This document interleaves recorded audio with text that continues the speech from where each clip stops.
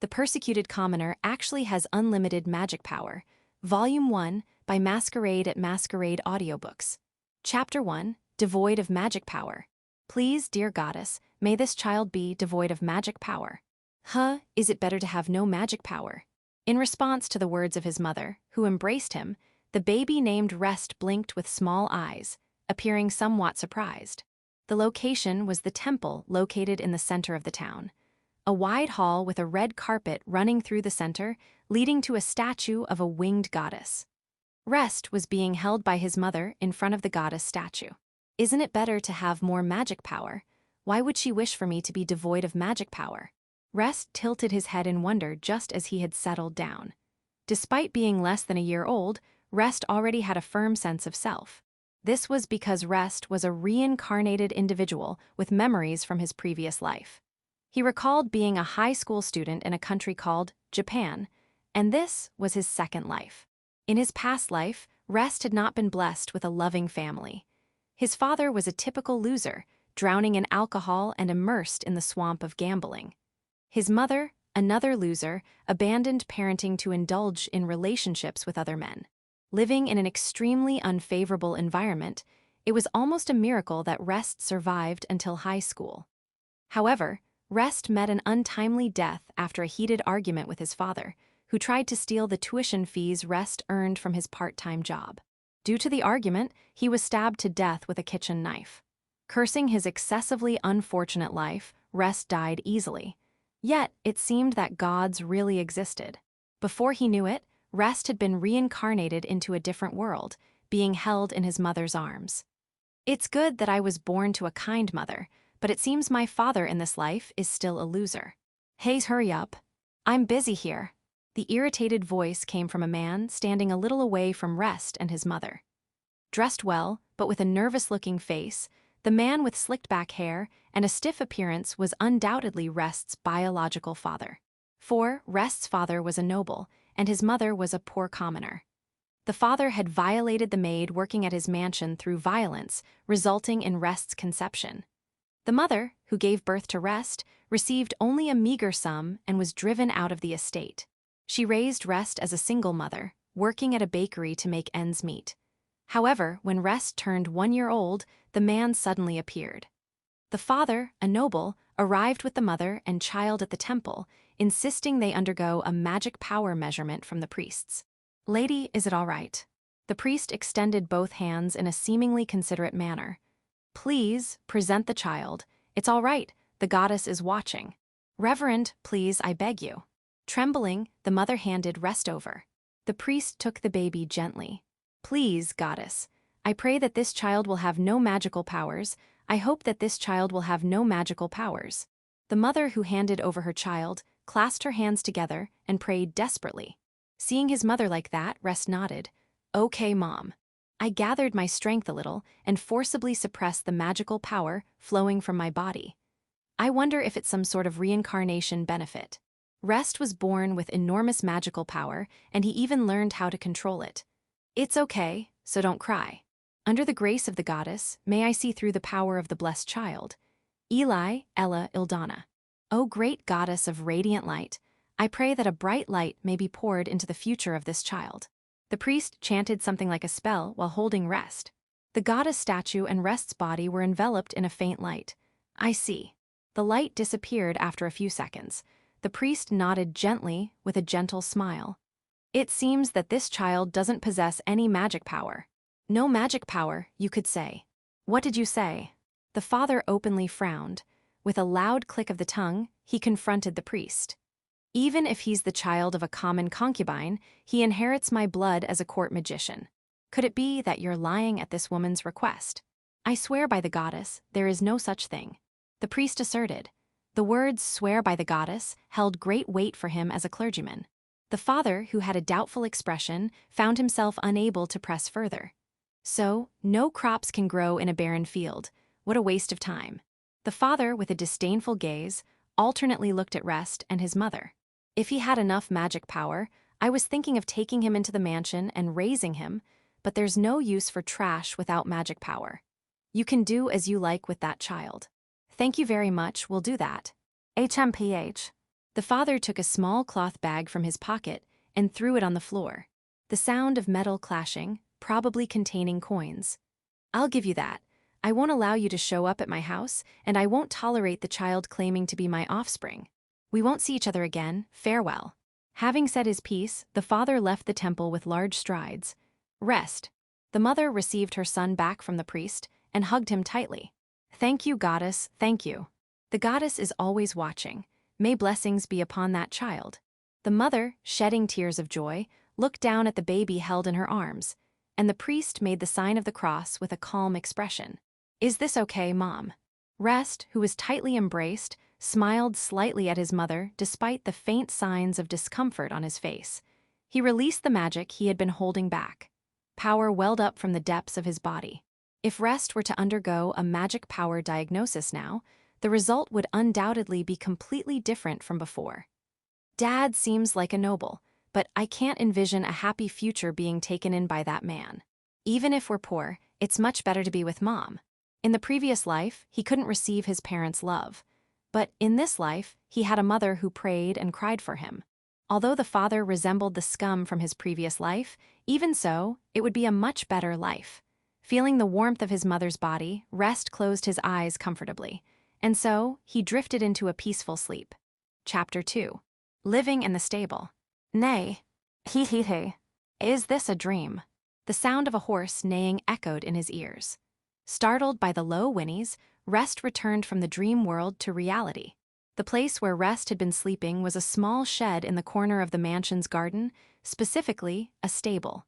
A horse inside the fence had bitten Rest's hair, which was buried in the feed, and pulled it. "I get it. I'll bring water right away." "Wait for me." Suppressing a yawn, Rest got up, brushed off the hay sticking to his body, and went about his usual routine of sleeping in the stable, waking up to horses, and taking care of them. It was his daily routine. He fed them, changed their water, and carefully cleaned the inside of the stable. Finally, brushing the horses' bodies, he heard the satisfying neighs. "Nay. You look beautiful and must feel good, Jenny." "Lucy. Hittens." "Ah, I feel good too. I had a dream about Mom for the first time in a while." Recalling his mother's soft smile, Rest smiled gently. It had been exactly 2 years since Rest's mother passed away. The cause was an epidemic. Rest had desperately gathered money to buy medicine, but it was too late. Until the very end, his mother worried about Rest. Thanks to the medicine, she was able to peacefully depart without suffering, which was fortunate in the midst of misfortune. Rest was 12 years old. He came to this mansion at the age of 10 after losing his mother. Since the age of 15 was considered adulthood in this country, he couldn't get a proper job. Therefore, according to the country's laws, he was taken in by his blood relative, namely, the father who had abandoned him and his mother. Well, that father probably didn't want to take me in. While raking the feed with farming tools, Rest squinted his eyes with a cold expression. He, too, didn't want to have anything to do with his father. If he had been an adult, he could have been independent, but minors couldn't do that. It seemed that his father was looking for a reason not to take Rest in, but he reluctantly accepted him into the mansion. Later, Rest learned that his father, an honorary viscount and a court magician, had political enemies, and they were pulling each other's legs. The king who ruled this country was known as a person of character. If a noble abandoned a child who had lost their parents, it would incur displeasure. To avoid giving his political enemies an opportunity, his father reluctantly took in Rest. Even so, you can tell how bad that man's personality is by letting me live in the stable. Well, maybe it's his wife's spiteful nature. Sigh, it's time again today. I'll be going. Hittens. Rest patted the horse's head with a tired face. Cleanse. As the finishing touch, he activated magic. Immediately, fresh air flowed into the stable, removing any remaining bacteria and odors. The 2 horses neighed happily. If he knew I could use magic, I wonder what kind of face that man would make. Well, I don't really care. Shrugging, Rest left the stable. Although the morning routine of taking care of the horses was over, there was still a much unpleasant routine left. Meeting his father, stepmother, and half-brother for the first time that day. It was time to greet the family that looked down on him. Section. His father, Lucas Ebern, an honorary viscount and a court magician, was the second generation of a rising noble family. The mansion he lived in wasn't particularly large for a noble, but compared to the stable, it was like the difference between the moon and a mud puddle. It was well maintained and had a neat appearance. There were about 10 servants working in the mansion. In the case of a large noble's mansion, the servants would be the sons and daughters of nobles, but since they were a rising noble family, the servants were commoners. For rest, they were much more familiar than blood-related family. Good morning. Morning, is it that thing again today? Yeah, well, I see, hold on, don't be discouraged. A male butler sympathetically patted Rest's shoulder. Entering the mansion and greeting the passing servants, Rest headed to the dining room. Knocking, he received permission to enter immediately. After letting out a big sigh, Rest opened the door. I apologize. Good morning, everyone. Take this. Ouch. As soon as he opened the door, something hard flew at him. What hit Rest's forehead and fell to the floor was a stone the size of a palm. Ahahaha, direct hit. I did it. Clapping his hands in delight was his half-brother, Cedric Ebern. Seated at the dining table, Cedric, who was sitting at the dining table, was full of smiles, mocking Rest, who was bleeding from the forehead. Even though they're brothers, Rest and Ebern are only different in age by 6 months. During the legitimate wife's pregnancy, Rest's father impregnated a maid, and that child is Rest. Well, even if they are the same age, the treatment is like night and day. Rest took out a handkerchief, or rather, a rag-like worn cloth, and wiped away the blood flowing from his forehead. There were 3 people in the room: the master of the mansion and his wife and child. The dining table was already set with food, and the 3 were in the midst of having breakfast. Good morning, master, madam, and Cedric Sama. HMPH. Without touching on the injury, Rest bowed and greeted the master of the mansion. His father, Lucas Ebern, the honorary viscount, did not scold his legitimate son, who had played a childish prank and sniffed in a bored manner. Oh dear, it's filthy again today. Just looking at it makes me feel like poverty is contagious. The one who spoke disdainfully was Lisa Ebern, Luca's wife and Cedric's mother, the lady of the honorary viscount family. Lisa directed a disdainful gaze at the trash, and as usual, she pointed her manicured fingers towards the floor. Children born from dirty bellies are better off eating like dogs. Go ahead and eat your meal, like the filthy blood you are. That's right, eat quickly, you tainted blood. Cedric, sitting defiantly in front of his mother, laughed heartily while repeatedly stomping on the floor. Though it was uncouth behavior during a meal, neither parent reprimanded him. Rest, looking down at the floor, saw a plate with something brown on it. This was their daily routine. The 3 were instructing Rest to crawl like a dog and eat his meal. I'll start. Rest, enduring the humiliation, got down on all 4s and began eating. The use of knives and forks was not allowed. If he didn't eat like a dog, he would be whipped on his back. Well, how ugly you are, wanting to eat so badly. It's no wonder the child becomes as lowly as the mother. Truly, a child born of a thief cat. Watching Rest eat the mysterious dish like a dog, Lisa remarked with displeasure. That woman, and this child, how unsightly. I can't stand having such lowly creatures in the same space. While saying she couldn't stand it, Lisa still called Rest to the breakfast table every morning. She hadn't forgiven her husband's infidelity.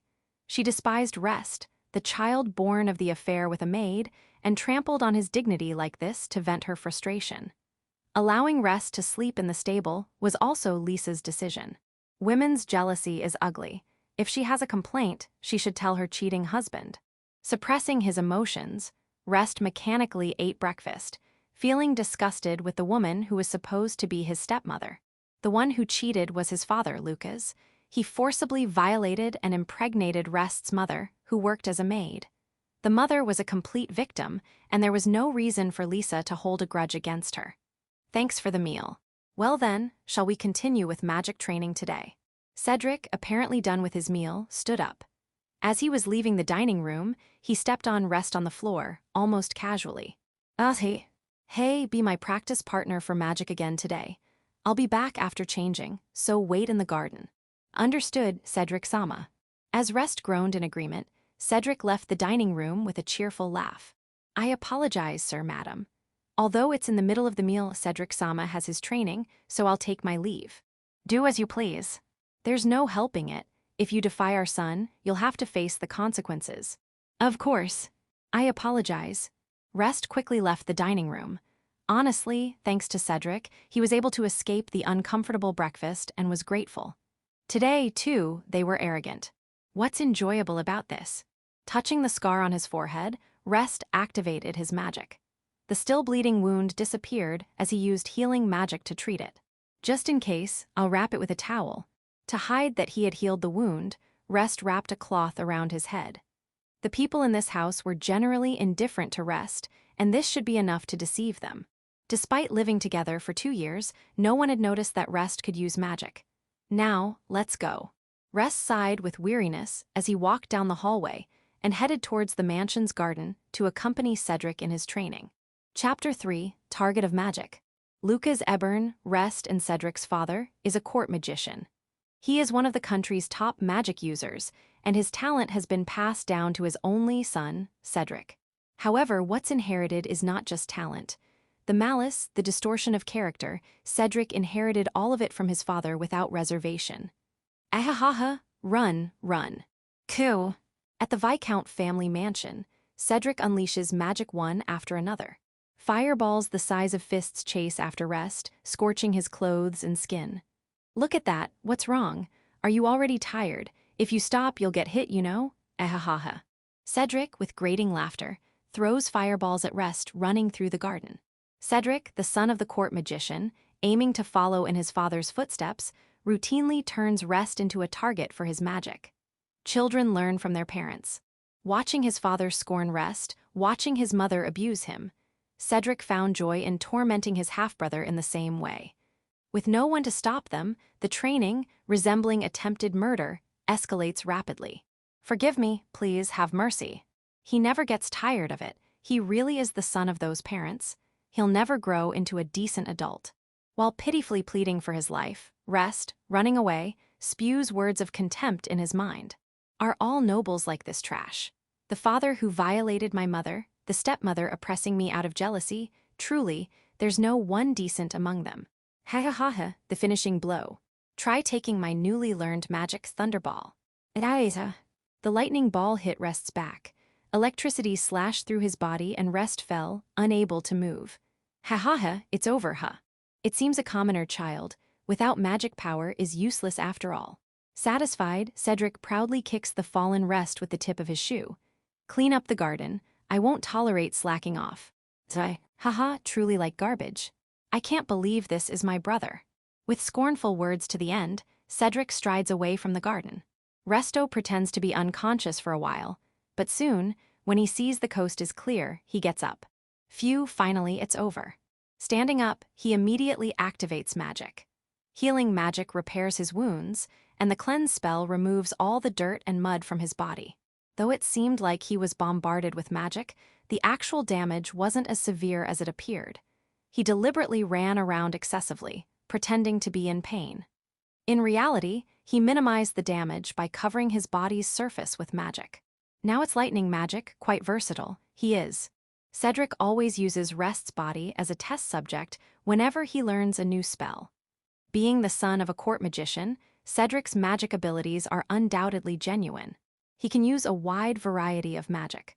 I don't know any other magic users of the same age besides him. He's probably exceptional. If only his personality were good, he could respect him as an older brother. However, the heavens, in their wisdom, bestowed only magic talent upon Cedric, neglecting to give him the kindness needed to use it for good. Thunderball. Molding magic power and releasing it outside his body, Rest creates a ball of lightning in his palm. It's the same magic Cedric used earlier, but Rest's version is a bit larger. As always, it's helpful that you showcase the magic you've learned. It's a learning experience. The reason Rest doesn't run away from Cedric's training is that he possesses endless magic power and the ability to replicate any magic he's seen. It's likely another perk from his reincarnation. Despite being discriminated against as a commoner's child, Rest hasn't been given the opportunity to learn magic through reading books or private tutors. However, thanks to Cedric using him as a magic guinea pig, he's been able to master many spells. If my foolish brother knew he's contributing to my growth, I wonder what kind of face he'd make. Cedric may be a magic prodigy, but Rest is confident that, in terms of talent alone, he surpasses him by far. To impress his father and change his treatment, he might have to flaunt this talent. But honestly, he has no desire to be acknowledged by that man. It's not over, it's still too early. I'll endure until I become an adult. Rest clenched his fist, reminding himself. Rest is still 12 years old. The age of adulthood in this country is 15, which means he has 3 more years to go. No matter how proficient he is in magic, he cannot hold a proper job as a minor. Instead, it seems more likely that he would be taken advantage of by unscrupulous adults, receiving little to no pay. Therefore, for now, he doesn't show his fangs. While it might be easy to kill his stepmother and Cedric, who persecute him, he chooses to hone his magic skills while enduring the one-sided torment. Someday, I will definitely surpass them. I will rise much higher than my father or Cedric. Money, status, power. In everything, he will surpass them. He will look down on and crush the members of the Ebern Viscount family, putting himself in a position where he can trample them. For that, I'll endure being a magic guinea pig or being treated like a dog. Now is the time to lie low. To endure patiently, to sleep in the chilly stable, to eat leftover food like a dog. With determination, Rest clenched his fist and began cleaning the garden.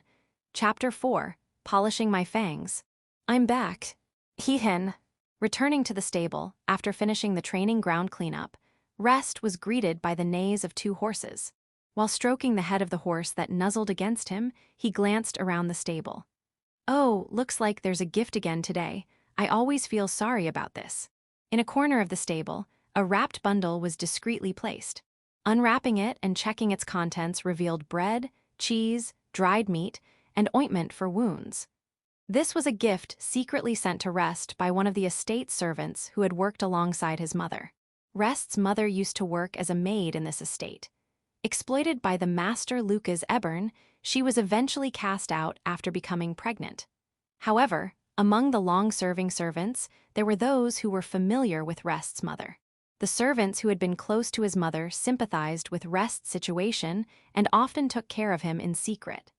He won't openly defend him in front of the master, but he quietly provides food like this. Well, it seems that Mom had good colleagues. Well, it looks like she wasn't blessed with a good employer in return. Delicious. Taking a bite of the bread and nibbling on the cheese, the flavors were simple but vastly superior to the leftovers served at the breakfast table. While enjoying his meal, Rest looked toward the mansion through the stable window. Light leaked through the mansion's windows, and it seemed warm inside. It was a stark contrast to the cold, drafty stable. They probably don't care if I freeze to death. Ignoring his stepmother and half-brother Cedric, who treated him unfairly, Rest wondered how his father Lucas could mistreat him to this extent. Despite being his blood-related son and the product of a forced encounter, Lucas seemed entirely unwilling to take responsibility. Is being a new noble really that great? They don't even have a territory, and they call themselves honorable viscounts. They're no different from commoners. Inwardly cursing, Rest knew that if he were to utter such words to his father, he would likely face a furious response and further punishment. Although the Ebern Viscount family was considered noble, they couldn't inherit their title. The title of Honorable Viscount was temporary and would be revoked if they stepped down from their position. Lucas obtained the title due to his role as the royal court magician. Lucas is a court magician who reports directly to the king, and by taking this position, he was given the status of Honorary Viscount. While they proudly flaunted their status as nobles, in reality, they were no different from commoners.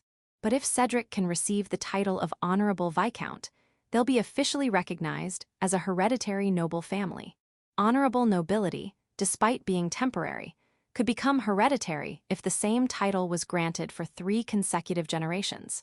The Ebern family, having produced royal court magicians for 2 generations, held the title of Honorable Viscount. If Cedric, the 3rd generation, could also become a royal court magician and receive the title of Honorable Viscount, they could officially be recognized as hereditary nobility. That's why they're showering praises on Cedric's high magic talent and allowing him to indulge in all sorts of whims. It's ridiculous. If Cedric were truly considered the heir, they should educate him to be more upright. When officially recognized as a Viscount, he would have more opportunities to enter high society. Without proper manners, he would only bring shame upon himself. Well, it doesn't concern me anyway. Whether Cedric makes a fool of himself or not is none of my business. Let's just focus on polishing my magic skills. Once he reached the age of 15, the age of adulthood, Rest planned to leave this estate and strive for success. Until then, he would hone his magic skills to become as strong as possible. Tonight, let's go to the forest again. Finishing the last piece of cheese, Rest muttered to himself. Rest resides in the estate of the Ebern Honorable Viscount family, located on the outskirts of the royal capital. Nearby, there is a forest inhabited by magic creatures, and Rest routinely ventures there. The purpose, of course, is to hunt magic creatures and train in magic. One day, he plans to leave home and establish himself through his own abilities. For that reason, he diligently sharpens his fangs like a tiger, hidden from his family's eyes, and patiently waits for the right moment to strike. Chapter 5, Fighting Monster. Now time to go. Midnight, taking advantage of the quiet moment when everyone in the mansion was asleep, Rest left the stable. The mansion's lights had already been extinguished. The only illumination for Resto's path was the light of the 3 moons, red, blue, and yellow, hanging in the night sky. Looking up at the 3 moons, Restoonce again felt the reality of being in a different world. Night vision. Activating the magic, his vision instantly brightened. The magic allowed him to see through the dark night, providing a clear view of the surroundings as if it were daytime. This magic was not taught by Cedric.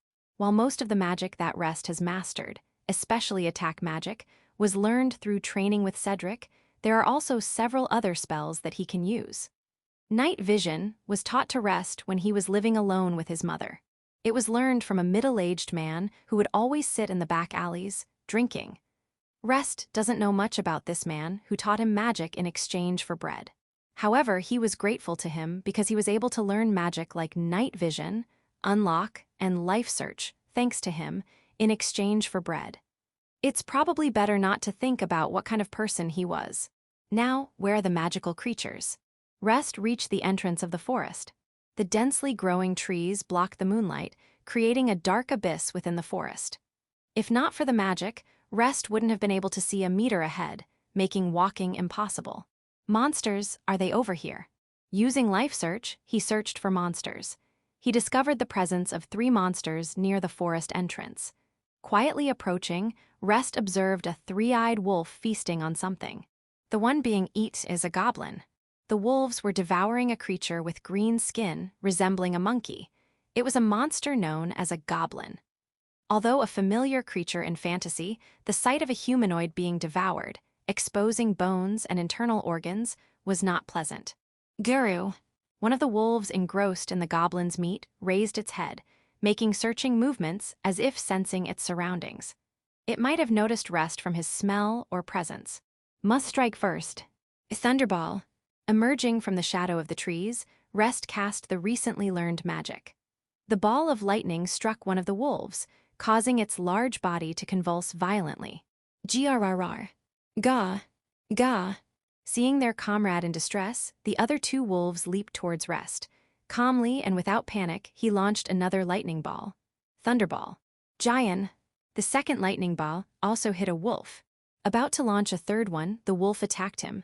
Ag. Ka. Reacting quickly, he dodged to the side, avoiding the claws, but a red line was etched on his arm.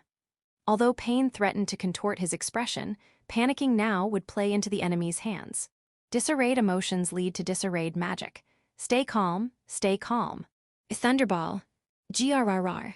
Calmly, he released the lightning, hitting the remaining wolf. Relieved, he exhaled and checked the 3 fallen wolves. Grrr else. Ah, they're still alive. It seemed that Thunderball wasn't a particularly lethal magic. The shocked wolves were immobilized, but all 3 were still alive. I'll finish them off, Wind Cutter. Sending blades of wind, Rest severed the necks of the 3 wolves. Blood gushed out, spreading on the ground. Thunderball has a pretty fast attack speed.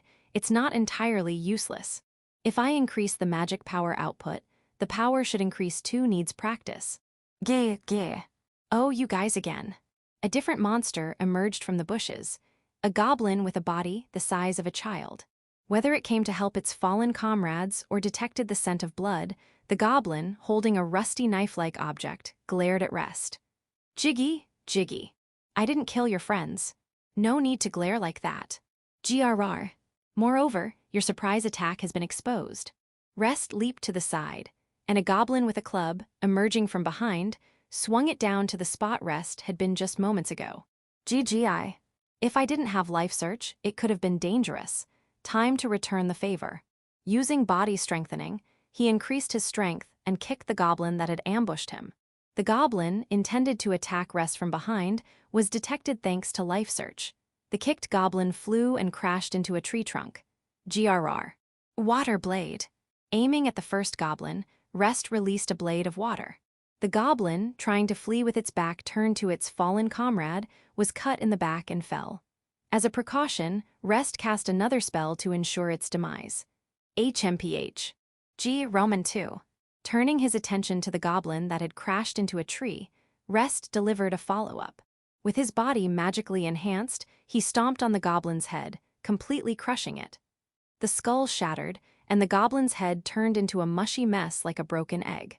It was a rather splatter-filled scene, but Rest was already accustomed to it. Goblins were monsters that attacked livestock and occasionally kidnapped human children to eat. There was no sympathy for them. Now the battle is finally over. Scanning for any remaining signs of creatures, there seemed to be no magic presence nearby. Rest used magic to heal the arm torn by the wolf. Healing. Wrapped in a faint green light, the wound closed. This magic, too, was not taught by Cedric. Before being taken in by the Ebern honorary Viscount family, he learned it from a temple priest. The priest, who diagnosed Rest with no magic power when he was still a baby, taught him healing magic. There are diseases that magic can't cure. Your mother has been called to the goddess's side. The priest, always caring for Rest and his mother, was the one who stayed with them until the end, witnessing Rest's mother's passing. When it was discovered that Rest, who was supposed to have no magic power, could use magic, there was no doubt or questioning. It was readily accepted as the will of the goddess. Furthermore, she taught him magic such as heal and cure, as well as cleanse. Even if it's tough, the goddess is always watching over us. Please live a righteous life, not straying from the path. If I hadn't met him, I might have used this power more recklessly. He might have acted out of anger, killing his stepmother or Cedric. He might have harbored hatred for the father who hurt and cast away his mother. Maybe, if he hadn't met him, he could have sought revenge more directly, with this magic power. Despite defeating 5 magic creatures with magic, Rest felt no depletion in his magic power. Indeed, he seemed to possess an almost bottomless well of magic power. But, if I seek revenge, it might sadden Mother and the priest. That's something I shouldn't do. Someone in his past life once said, "The greatest revenge is to find happiness." I won't resort to violent means for revenge. I'll achieve it through legitimate methods. Make his father, stepmother, and Cedric speechless, not through crime but through fair means. For that, I need to train my magic more and more. Rest used magic to sense his surroundings and continued searching for magic creatures in the night forest. Chapter 6. Aiming for enrollment in the academy. 2 years had passed since then. Rest had turned 14, but his treatment hadn't changed much. He still slept in the stable, and his meals consisted of one daily feeding, akin to a dog. While nutrition was lacking, some sympathetic servants, aware of Rest's situation, shared discarded bread and vegetables, preventing him from starving. Occasionally, he served as a test subject for magic experiments, allowing him to acquire new spells. Despite the mental damage, Rest endured the hardships, steadily growing. Next year, I'll turn 15, and adults 8. In the afternoon, after finishing tasks like caring for the horses, Rest sat on a pile of firewood beside the shed, reminiscing about the past. When I was 10, my mother died, and I've been taken into this mansion for 4 years. It was days of humiliation. But that's about to end. Once he turned 15, he could secure a proper job. He would leave this mansion, live freely, and escape the days of humiliation. But if I'm going to be free, I want to aim higher. Thanks to his half-brother, Rest could use intermediate-level magic in this world. Even now, he wouldn't struggle to find work in the commoner's district. However, merely avoiding hardships and ascending to a higher position were 2 different matters. I want to climb higher than those who have belittled and trampled on me. I want to aim for a position higher than my father, higher than a court sorcerer. climb above the humans who despised and trampled on Rest. Rest thought that this would be the best way to avenge the humiliation of the past 4 years. For that purpose, I would like to attend a school. Is there any way? The academy refers to the country's top educational institution, the Iwood Royal Academy. Iwood is the name of the country, and it is also the name of the royal family. Situated in the western part of the continent, it is a kingdom of moderate size, not a major power, but certainly not a small nation. Ordinary people can enroll in Iwood Academy. Upon graduation, whether aspiring to be a civil servant or a military officer, one can aim for high positions. On the flip side, obtaining a national position is difficult without graduating from this academy. The same applies to positions like the court magician. Father also graduated from the academy, and Cedric is currently studying to enter the academy. Probably due to the stress of studying, there is no doubt that the disciplinary measures against Rest have increased.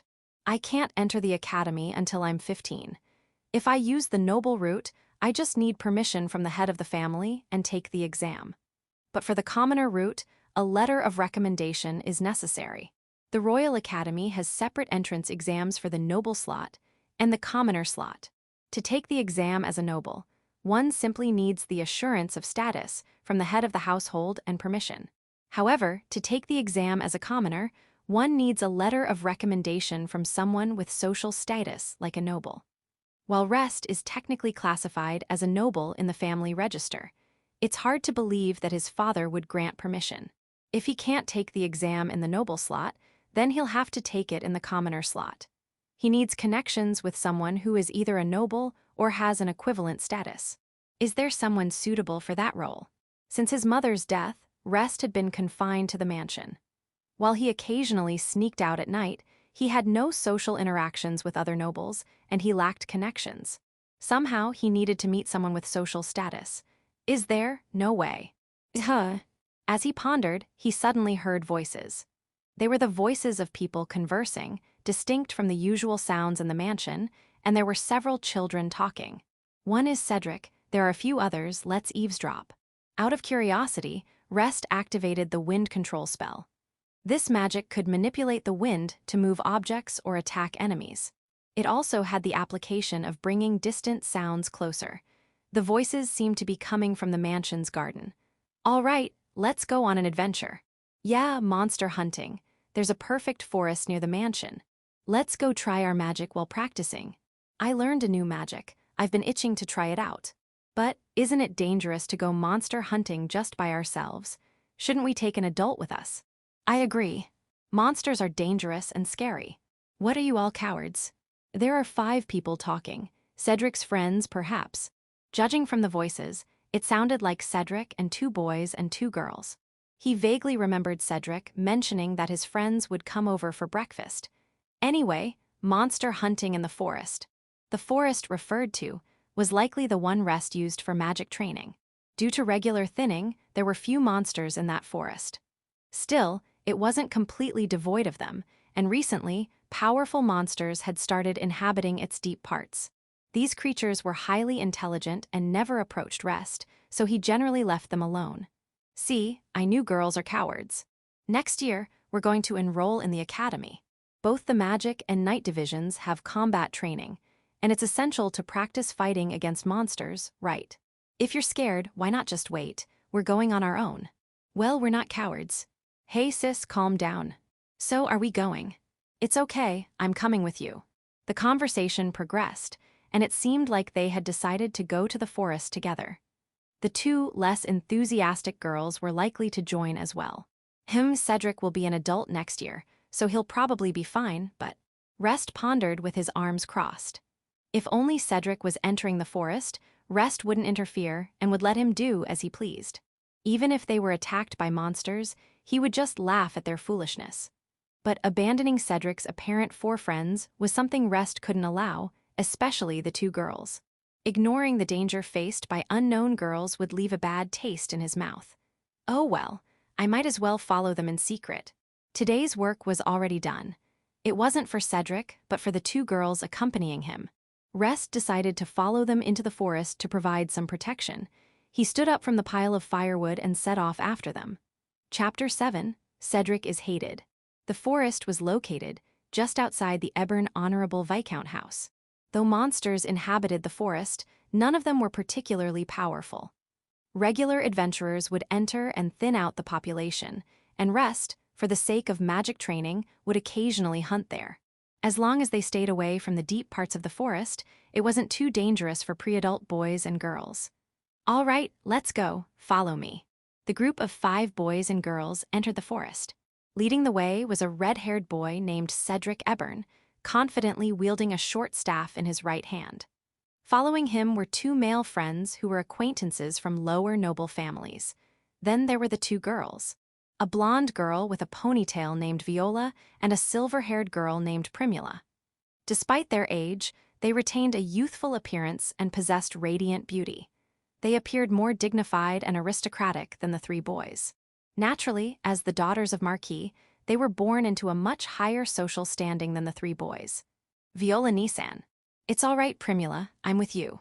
Viola, the blonde girl, and Primula, the silver-haired girl, were twin sisters born into the Rosemary Marquis family. They had visited the Ebern Honorable Viscount House with the aim of establishing a friendship with Cedric and others. Their father, Marquis Rosemary, served as the chief court magician and was the superior of both Rest and Cedric's father. With both the superior and subordinates having children of the same age, it was only natural to create opportunities for socializing before they entered the same academy next year. Cedric Ebern. I've heard he has incredible magic talent, but as a person, he's quite unpleasant. It's so obvious he's leering at Viola and me. Cedric-san is somehow scary. His gaze towards Viola and me is unsettling, and he keeps bragging about himself. I can't become friends with someone like him. However, as a result of this budding friendship, Cedric had become thoroughly disliked by the Rosemary sisters. Cedric had been instructed by his father to somehow charm one of the sisters. Marrying one of the daughters of the chief court magician would undoubtedly contribute to social advancement. Cedric himself was fond of the beautiful sisters at first sight and was considering ways to make them his own. Cedric's insistence on going into the forest with the 3 boys and 2 sisters, where monsters roamed, was part of this plan. He hoped to impress the sisters by elegantly defeating monsters with magic. Gee. Oh, goblins. All right, I'll take them down with my magic. As they walked through the forest, they encountered monsters. The creatures were small, humanoid beings with green skin, no hair, and a childlike physique goblins. Fireball. Jaya. Cedric pointed his staff at the goblin, casting a spell. A fist-sized ball of fire hit the goblin, engulfing its small body in flames. The goblin struggled and writhed on the ground, but soon succumbed to death. Ha, easy peasy with a goblin like that. I took it down with a single hit. As expected of Cedric Sama, amazing magic. We can't use magic like that at all. Cedric, triumphant, stepped on the charred corpse of the goblin. His 2 noble-born friends praised him. Meanwhile, Viola and Primula watched with slightly unimpressed expressions. Cedric glanced at the sisters from time to time, but Viola and Primula had cold expressions. Nissan, that guy's. I know, Primula, you mustn't trust him. The sisters whispered to each other. As daughters of the Marquis, they were often scrutinized with calculating and impure eyes, so they were sensitive to such malicious intentions. Both of them keenly felt that Cedric harbored unsavory feelings towards them. Let's inform father not to get involved with the Honorable Ebern Viscount House. It's better to maintain minimal contact even after entering the academy.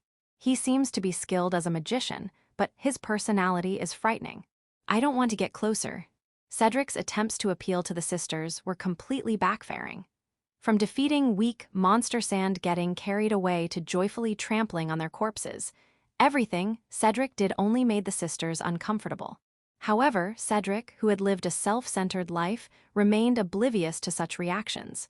Instead, he pointed deeper into the forest, suggesting that he needed to show off more. Goblins aren't even good practice. Let's go deeper. Well, even if this forest is peaceful, there might be stronger monsters deeper in, right? Why yes, Cedric-san, I think we've gone far enough. You're annoying. What's the point of defeating weak monsters over and over? Don't worry, I'm here, the genius magician.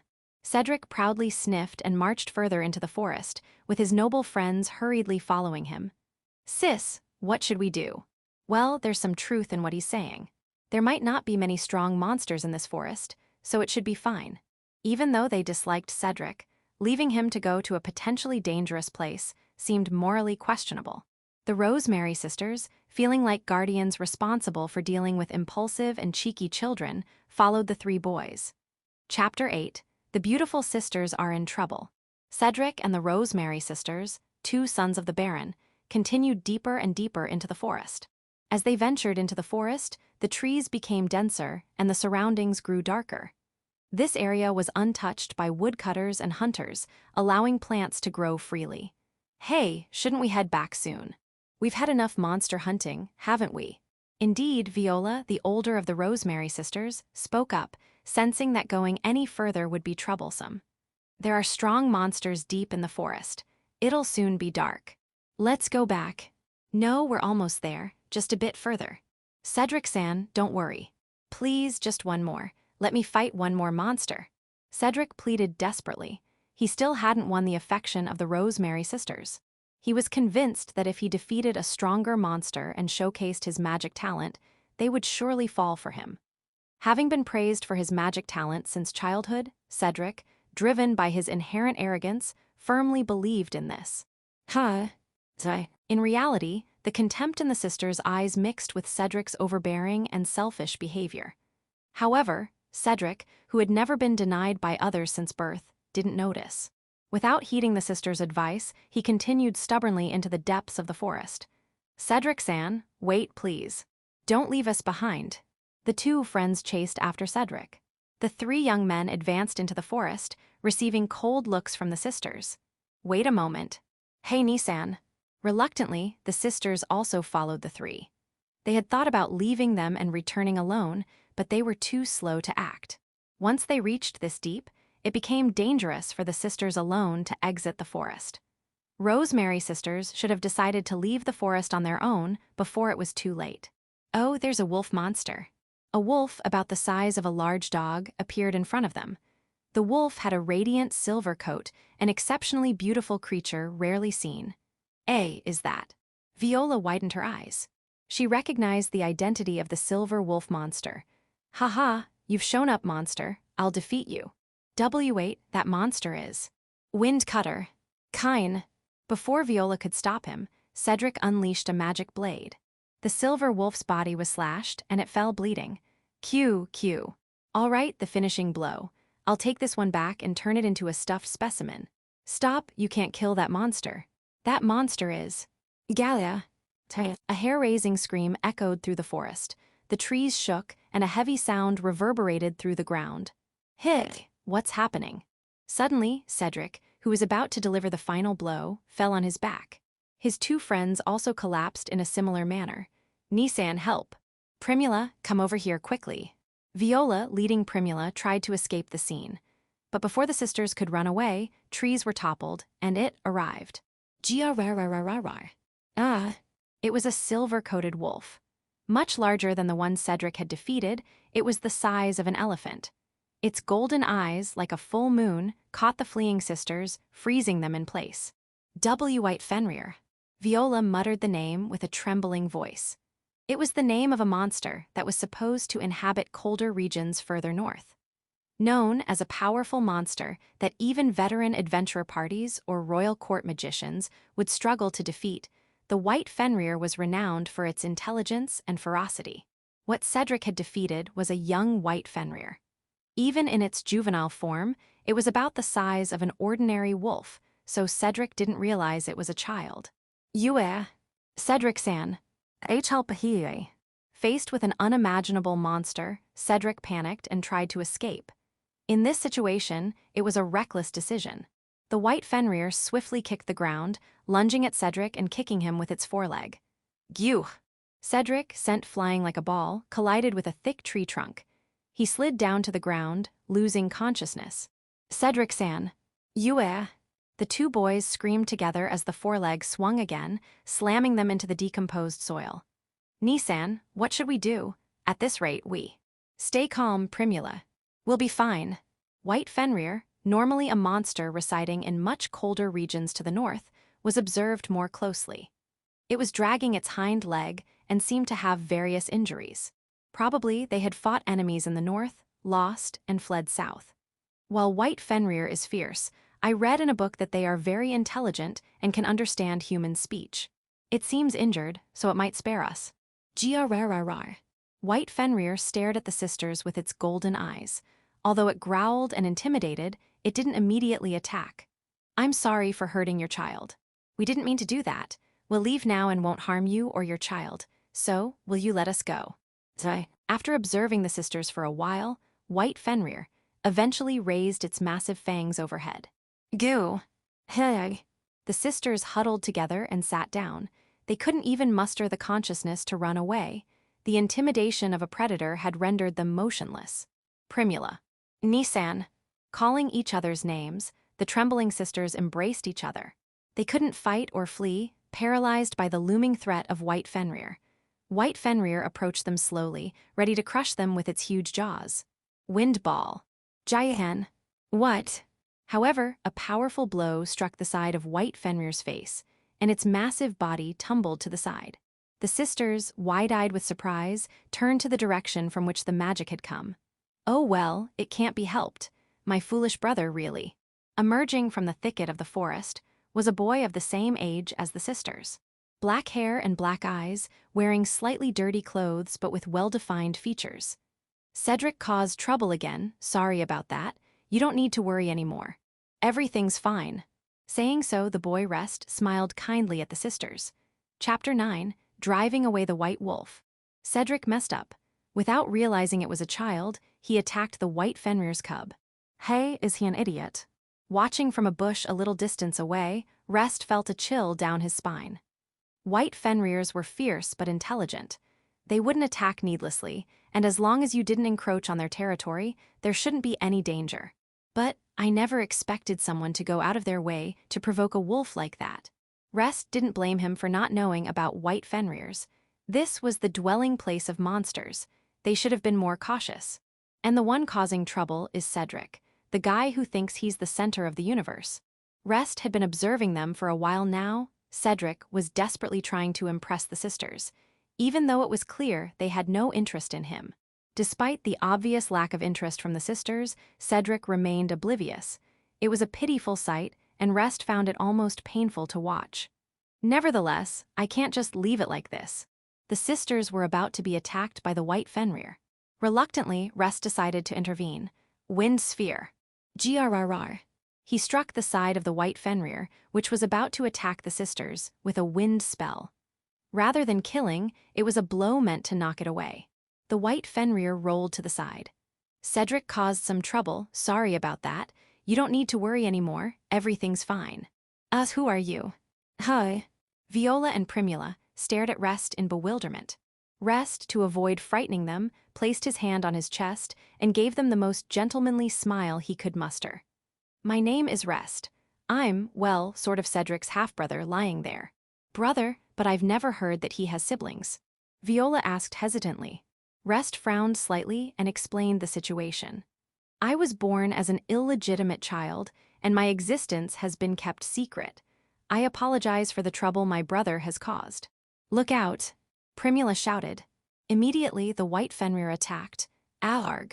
Oh, sorry, I forgot. Gah. Though the White Fenrir tried to bite Rest's shoulder, it was bounced back by an invisible barrier, the barrier magic. Apologies for intruding on your territory and hurting your child. This is my apology healing. Rest activated a healing magic aimed at the White Fenrir's body. The wounds, large and small, disappeared without a trace. What the? Viola couldn't help but exclaim, but Rest signaled her with his eyes that everything was fine. I'll heal your child too. Healing. Q. The cub, which had been slashed and lying down, was also treated with healing magic. The cub stood up with a strange look on its face, making a small whimpering sound. Shall we call it quits? I think we both don't want to get hurt, right? Grrrrs. The White Fenrir slowly backed away while growling, hesitating about whether to retreat or fight. If you won't back down, then I have no choice. Rest raised his hand, releasing his magic power. A vast aura of magic energy emanated from Rest's entire body. Like steam jetting from a heated pot, a blue magic energy erupted from Rest's body. Kaya. The White Fenrier was surprised and barked like a puppy. Originally, magic power is something that cannot be seen with the naked eye. Just like when measuring a person's magic power in a temple as a child, it is impossible to check a person's magic power without using a special item. However, Rest has an almost infinite amount of magic power. The magic power, which was too vast and too dense, had become visible. Kaya. The White Fenrier grabbed its cub in its mouth and fled in a panic. Scaring it like this should prevent it from coming down to the human settlement. Sorry, it must have been scary. Rest, who had deactivated his magic, turned to look at the cowering sisters. Viola and Primula had wide-open eyes, both staring at Rest. I'll escort you outside the forest. I apologize, but could you keep today's events a secret from our father and brother? Well, that's fine, but that magic was more amazing than our father, who is the chief court mage. Who are you exactly? Viola and Primula inquired, but Rest couldn't provide an explanation. Trying to overcome the situation with a smile, he smiled at them. I'm not even a noble, just a stable boy. Please don't worry about it. Afterward, Rest took the seemingly curious sisters and left the forest. Cedric and the two barons' sons were knocked out by the White Fenrier, but their injuries seemed to be no more than fractures, with no life-threatening conditions. Using a magic called floating, Rest levitated the three bodies and carried them out like luggage. Personally, he could have left them behind, but in front of the sisters, he held back. Thus, Rest, who had encountered the Rosemary sisters, did not end his association with them there. After that, he would deepen his relationship with the sisters, but he had not anticipated that at this point. Chapter 10. The Ebern couple goes mad. What have you done, that foolish son of mine? In the study of the Ebern Viscount house, Lucas Ebern, the head of the Honorable Ebern family, shouted in anger. His son, Cedric, had caused an unbelievable incident. He had taken the sisters of the Rosemary Marquis family, Viola and Primula, into the forest, putting them in a dangerous situation where they could have lost their lives. Luckily, the monsters attacking them left just in time, but it was a close call for the two. I specifically told you to treat those sisters with the utmost respect. Oh, my plans are ruined. Isn't our son more important right now? Cedric got injured, you know. Lucas's wife, Lisa Ebern, frowned at her agitated husband. That's not the time to talk about such things. At this rate, we'll lose our noble status. If Cedric loses his position as the court mage, we'll fall to commoners. What do you mean by losing our noble status? Lisa looked genuinely puzzled. Frustrated by his wife's lack of understanding, Lucas slammed his fist on the table. Viola and Primula-san, those two are the daughters of the Marquis Rosemary family. They are the daughters of the head court magician, who is my direct superior. The Ebern Viscount house was also a noble family, but their status was vastly different from the Rosemary Marquis house. The title of an honorary viscount was associated with a position and was considered a new nobility or pseudo-nobility, often looked down upon. Although Lucas had been granted a noble title temporarily due to his position as the court mage, once he retired, he would return to being a commoner.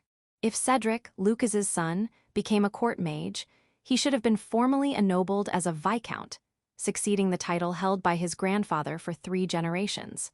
However, an incident that could shatter such a future had occurred.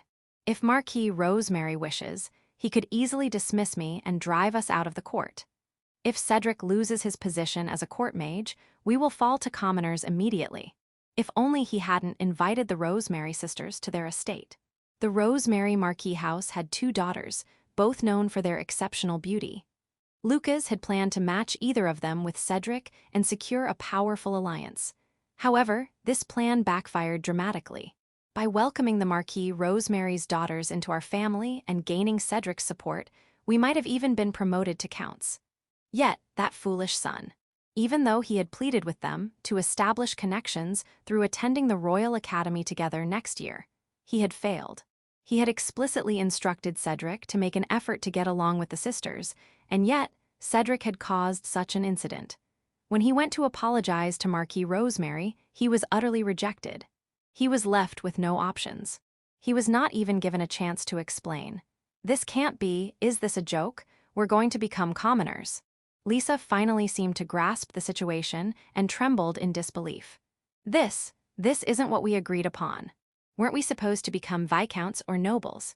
If Cedric had been more responsible, that might have happened. Where did I go wrong in his upbringing? That child is kind and a good boy.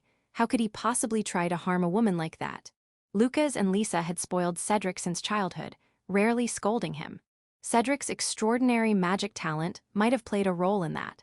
They had not even noticed Cedric's warped personality as he oppressed the weak and acted selfishly. I thought Cedric was different from that guy, that failure. Why did this happen? Excuse me, master. A butler knocked on the door and entered. We've received a letter from Marquis Rosemary's house. What? Bring it here. Lucas snatched the letter from the butler's hand and hurriedly opened the sealed envelope with wax. He unfolded the letter, read its contents, and then froze. What on earth is this? What is it? What did the letter say? Lisa, feeling anxious, asked her husband about the letter, but Lucas remained frozen with the letter in his hand. After a considerable amount of time passed like that, he suddenly lifted his head and informed his wife. That failure, he wants to invite Rest to the Marquis Rosemary's mansion. Cedric and I don't have to come, just invite him. What? In response to the unexpected contents of the letter, both Lucas and Lisa were left in a state of shock, contemplating the unexpected turn of events that was unfolding without Rest's knowledge. Chapter 11, Viola Rosemary's Infatuation. If I'm to marry, it has to be someone stronger than me. This had been Viola Rosemary's resolution for quite some time, being the eldest daughter of the Marquis Rosemary's family. Who is that boy anyway? Viola murmured while lying on the bed in her bedroom, her untied blonde hair spread out on the bed. Her thin negligee revealed her well-developed figure, making her appear older than her age. Rest Kun. He didn't mention his last name, but he's from the Ebern honorary Viscount family, right? The face of the young man who had saved her and her sister's lives a few days ago was still vivid in Viola's mind. Since then, she had found herself recalling that boy's face repeatedly, sighing each time. Viola's father, Marquis Rosemary, was the chief magician in the royal court. The chief magician served the royal family as a magician, ranking alongside the royal knights as a shield for the kingdom. The Rosemary family had a long lineage of magician, producing many outstanding magicians. Growing up as the eldest daughter of such a family, Viola had been learning magic from a young age and had achieved excellent results. Someday, I will marry and take over the Marquis Rosemary's family. I will uphold the great lineage of the family, known for its exceptional magicians. To achieve this, Viola had decided to marry someone who was not only a capable magician, but also stronger than her. At that moment, she heard about the talented son of the Ebern honorary Viscount, who happened to be the same age and planning to take the Royal Academy entrance exam next year. He seemed like the perfect match. Viola visited the Ebern honorary Viscount's mansion with her sister, hoping to meet this potential fiancé. However, her expectations were shattered upon meeting Cedric Ebern, the eldest son of the Ebern honorary Viscount.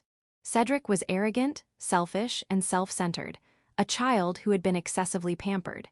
He looked down on everyone except himself, behaving as if he were the center of the world.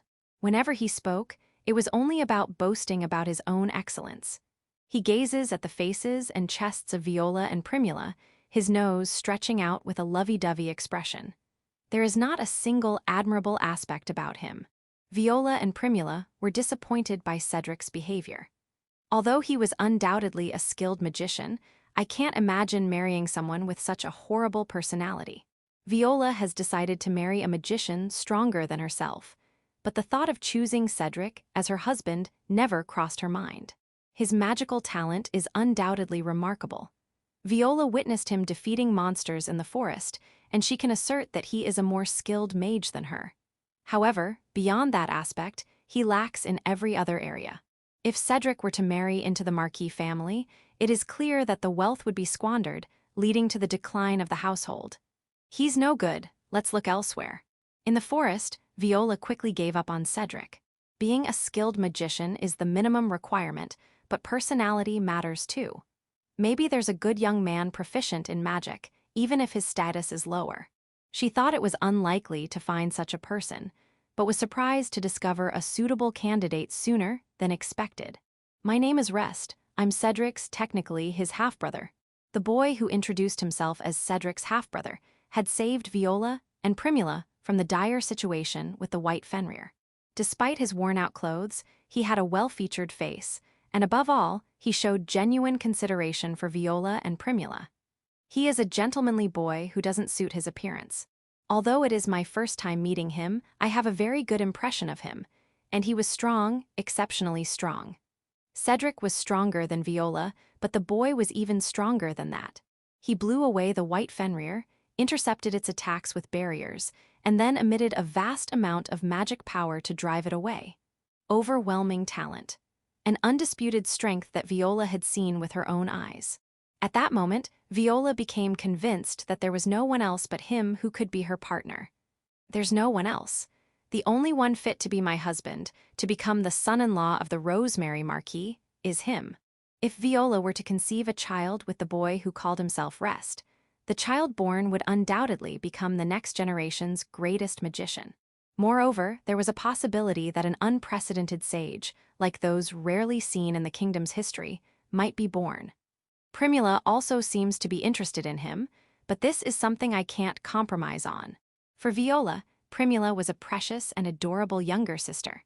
She would be willing to give valuable gems and dresses for Primula's sake, but Rest was someone she couldn't concede. There was no one else as suitable as him to be her partner. Honestly, I don't feel like competing with Primula. Maybe I should share him with Primula. Wait, what am I even thinking? Viola lay on the bed, hastily shaking her head.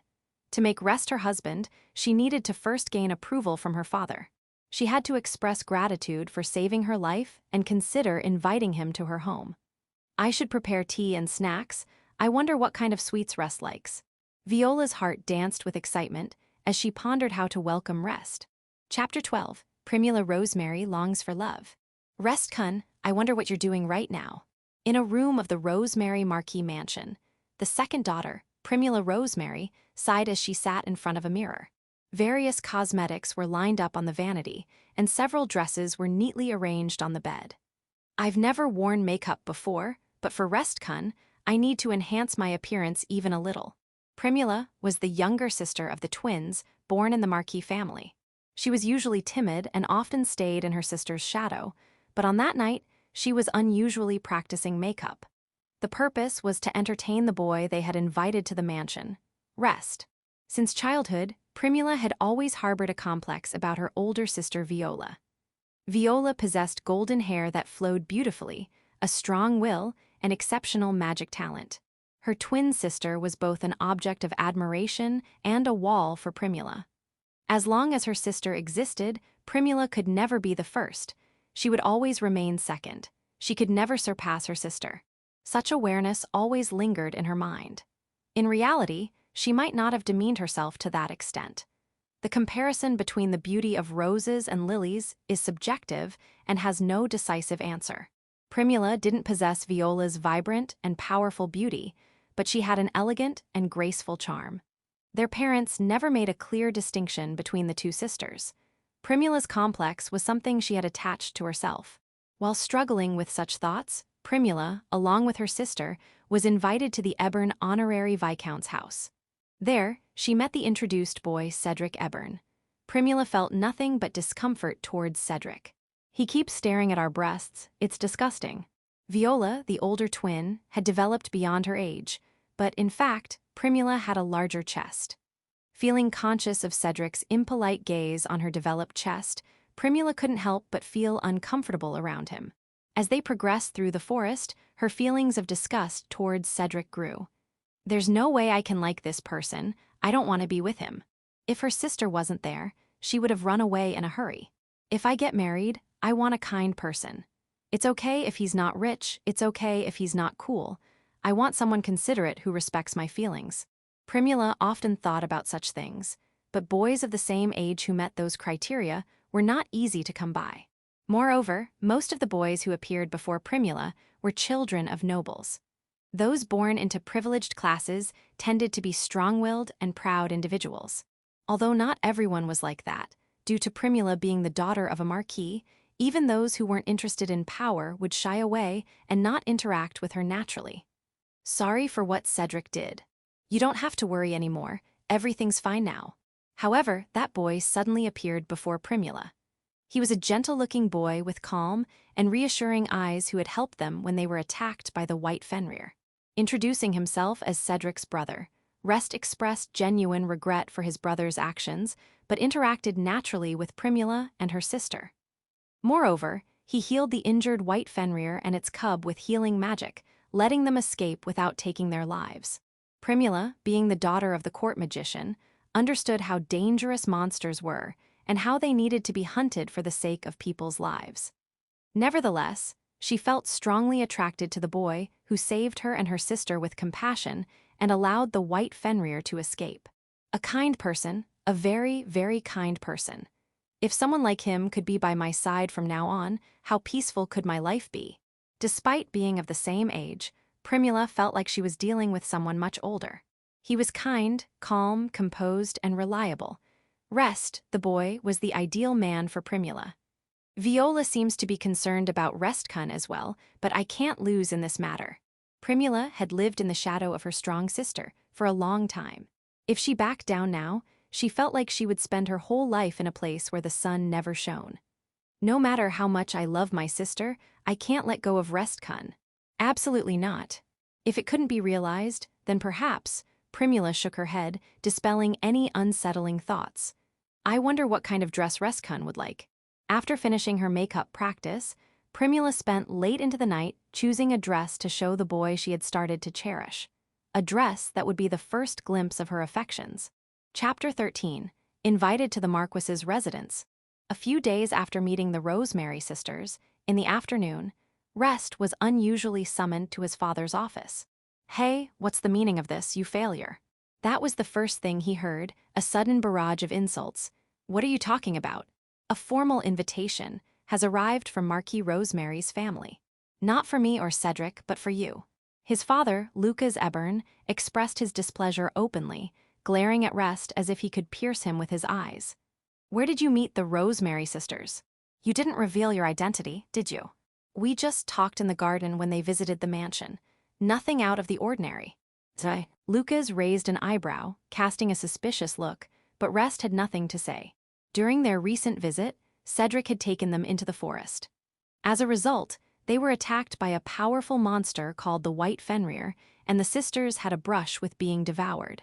Though they were rescued when they reached the edge of the forest. It seemed that the Marquis family was in conflict with the Ebern family for bringing the daughters into a dangerous situation. Even the usually lenient father was furious, and Cedric was still not released from his suspension.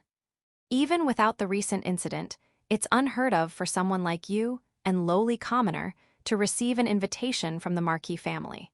However, we can't refuse the invitation from the Marquis family, even if the recent incident hadn't happened.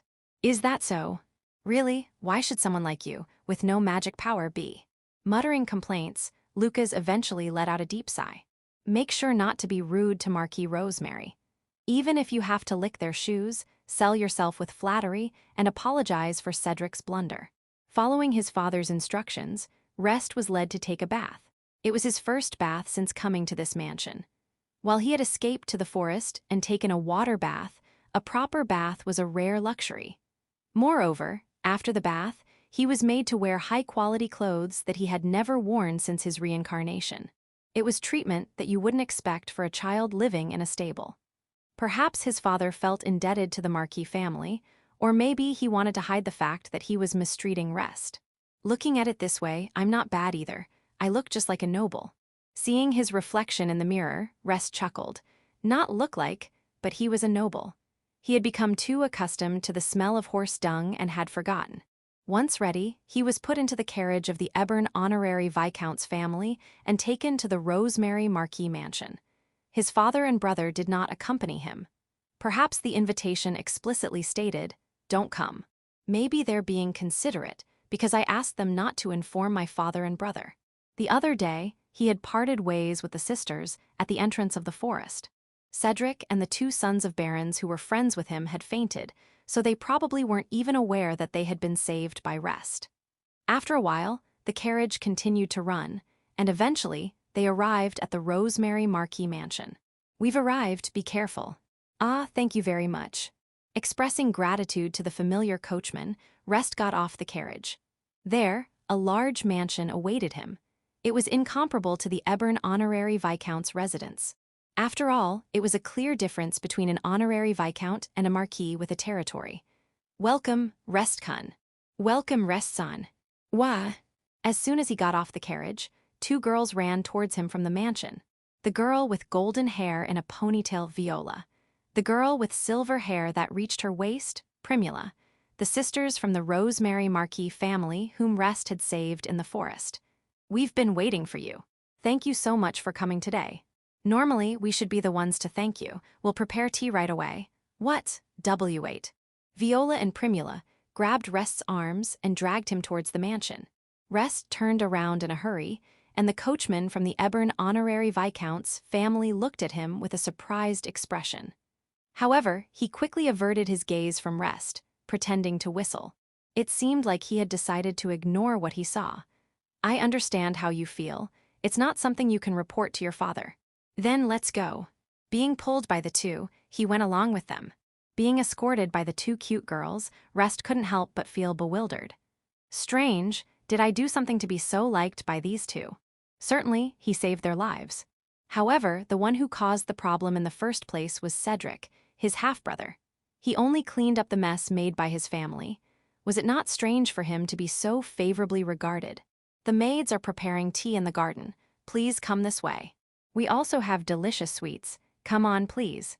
Ignoring Rest, who tilted his head in confusion, he was led into the garden by the two of them. In the spacious garden, seasonal flowers were in full bloom, offering a delightful array of vibrant colors.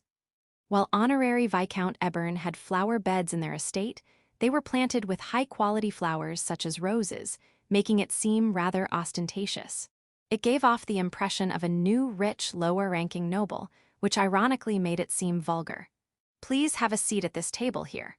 Prompted by Primula, he sat at the round table in the center of the garden. The sisters took their seats on either side, and a maid quickly prepared tea and cake. "The maids at our place are really good at making tea. The cakes here are also carefully crafted by our chef. It's our favorite. I hope you like it." "Tea, thank you." They were unnaturally close to him. Puzzled, Rest picked up the teacup. The rich aroma of black tea, even an amateur could tell it was a high-quality product. Had he ever smelled such a fragrant black tea in his past life or any other? He sipped, trying to savor the taste as much as possible. Honestly, he couldn't tell if it was delicious. Perhaps it was due to his unsophisticated palate or lack of familiarity with black tea. "How is it?" Primula anxiously inquired, and Viola stared at him. Uncertain about the correct reaction, Rest decided to express his honest opinion. "I haven't drunk much black tea, so I'm not sure, but at least I don't dislike it." "Is that so? I'm glad. Try the cake over here.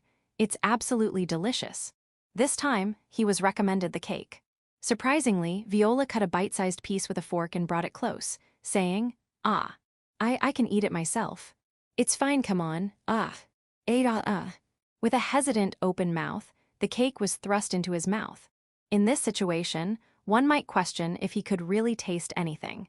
But the strawberry cake with plenty of cream was undeniably delicious. Since his reincarnation into this world, this might be the first time he's had a proper taste of sweetness. "It's delicious." "Ah, Viola, that's not fair." This time, Primula cut a piece of cake and offered it to Rest. "Please eat mine too." "Ah." "Yeah." Unable to refuse the earnest Primula, Rest opened his mouth. Sweet. It was delicious after all. "Okay, it's my turn now." "If that's the case, then me too." The sisters took turns feeding him cake. Despite the confusion, Rest couldn't reject the offered cake and ended up eating it. By the time he finished many pieces of cake, Rest was thoroughly experiencing heartburn, feeling like a nestling being cared for by its parent bird. Chapter 14. Meeting with the Marquis.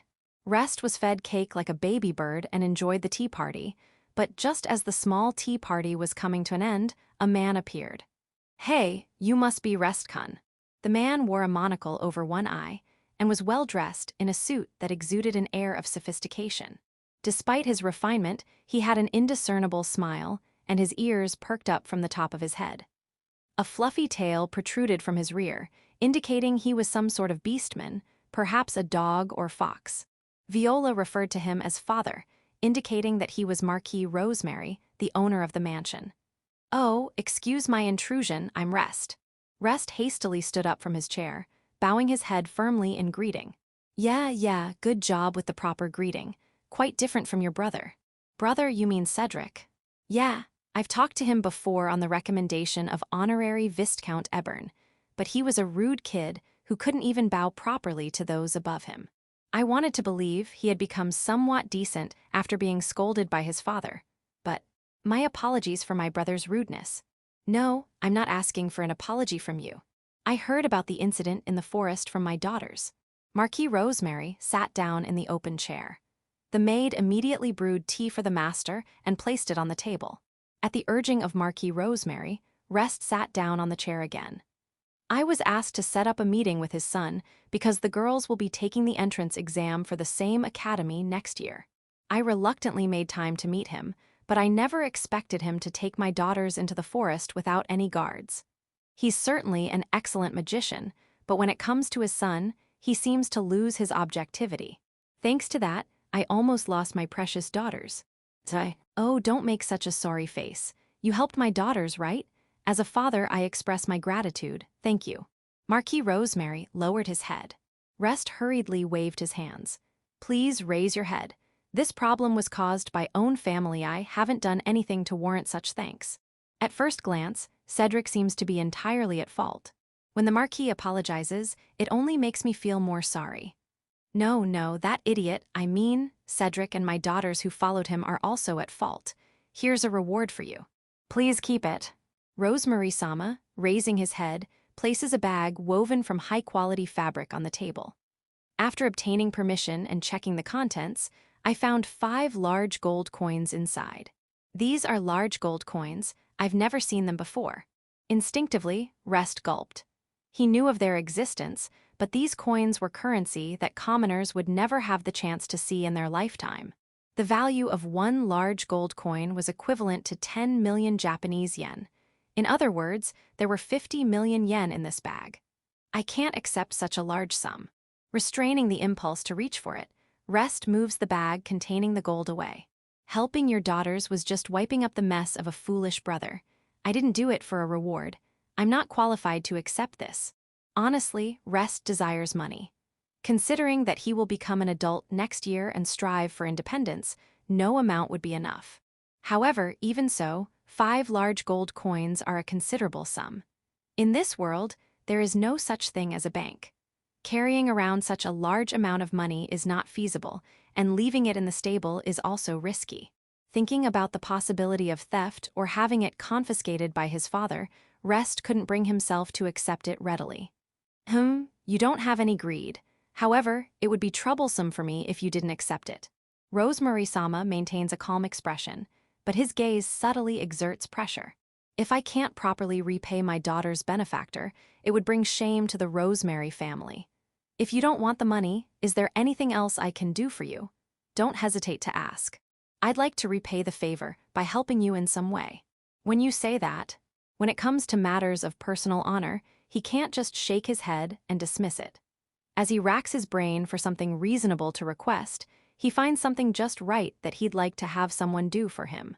Oh, is there something on your mind?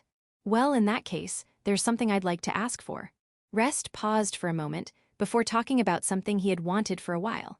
"Could you please write me a letter of recommendation for the Royal Academy of Magic? I would like to take the entrance exam next year, in the commoner category."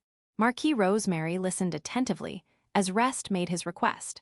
"I see, so you want a letter of recommendation for the Royal Magic Academy. But why a commoner?" "Yes, my father dislikes me and refuses to recognize me as part of the Ebern family, so I can't apply as a noble. If he had the backing of his father, he could take the exam as a nobleman. But if that was not possible, he would have no choice but to take the exam as a commoner with the recommendation of someone who had social credibility." I've looked into your background. You're the illegitimate child born to a maid, right? Yes. In that case, I can understand why Baron Ebern wouldn't want to acknowledge you as his son. Father, please don't say it like that. Restkun is not the one responsible. The sisters who were listening to the conversation cut in. No, I didn't mean to insult him. I just thought he might be capable of such a thing. After being criticized by the girls on both sides, Marquis Rosemary hurriedly tries to fix it. Baron Ebern is a new noble. He holds only a title without any territory, a noble obsessed with the authority of his status. Even though they are close to commoners themselves, they cling excessively to their noble status. They look down on bastards and desperately try to incorporate the blood of major nobles. Marquis Rosemary turned to rest and bowed his head again. I didn't intend to insult you or your mother. I just chose my words poorly. Please forgive me. No, it's fine. It's a fact that I'm the child of a maid. Is that so? Well then, regarding the recommendation letter.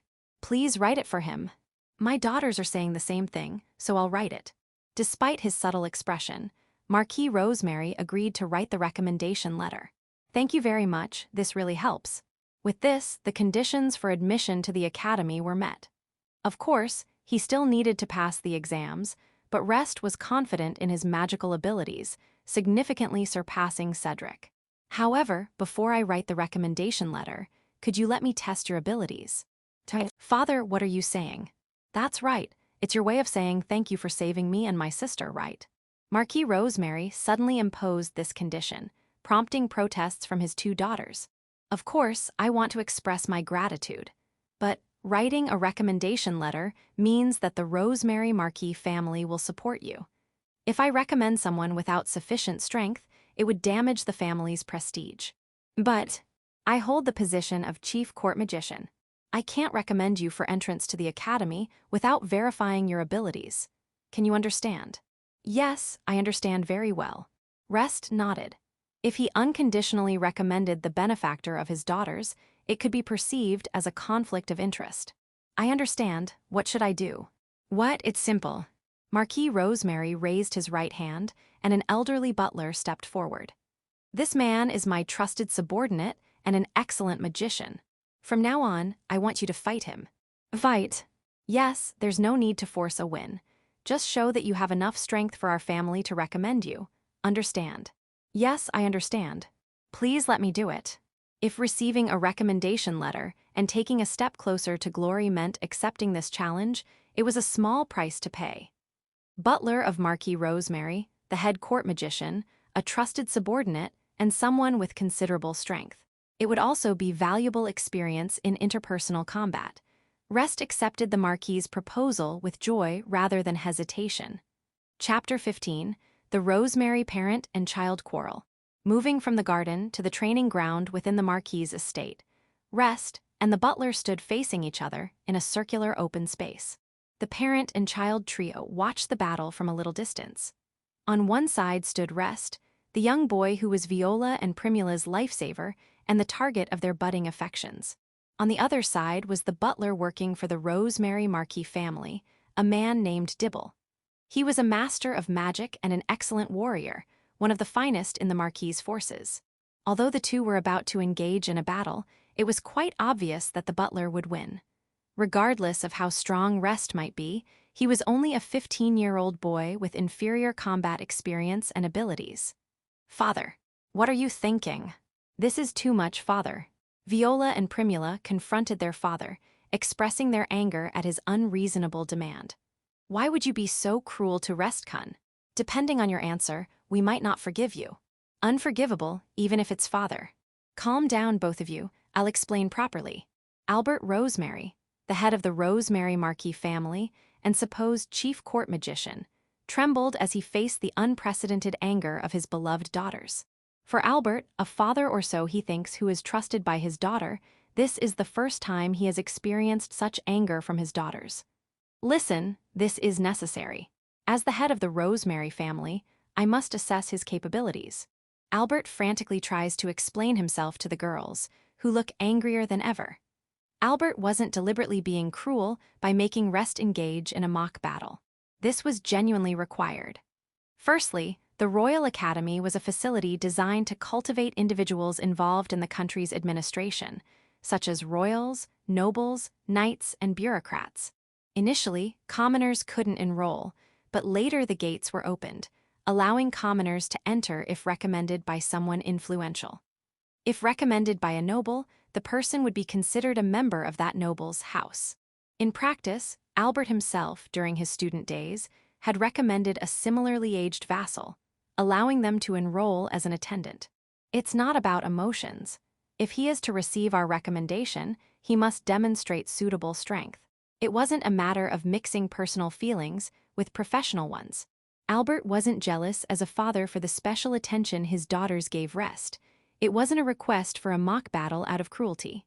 However, I didn't say he had to win. I just want to see if he has enough strength for our family's recommendation. If someone recommended by the Rosemary Marquis family were to fail the entrance exam, it would damage our family's prestige. Albert urged the dissatisfied girl in a strong tone. First and foremost, that butler is one of our household's top talents. He's a former court mage who retired and now serves our family.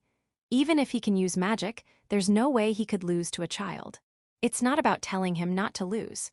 If he can put up a good fight, Albert would be delighted to recommend Rest.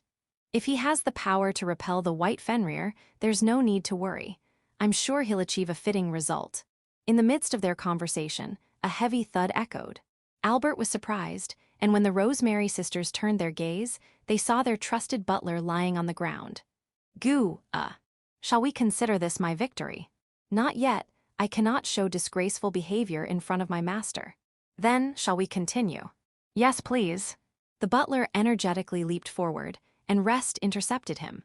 The Rosemary parent and child watched in astonishment as the intensifying battle unfolded. Unbelievable for Dibble to struggle. Who is that boy? As expected, he's strong. Restkun amazing. The Rosemary parent and child were dumbfounded, captivated by the fierce fight between the two. Chapter 16, A Mock Battle with the Veteran Butler. Rest kicked the ground. Using body reinforcement to enhance his power and speed, he moved around his opponent, confusing him with his agility. Since he was taken in by the honorary Viscount family at the age of 10, Rest had fought against monsters in the forest many times.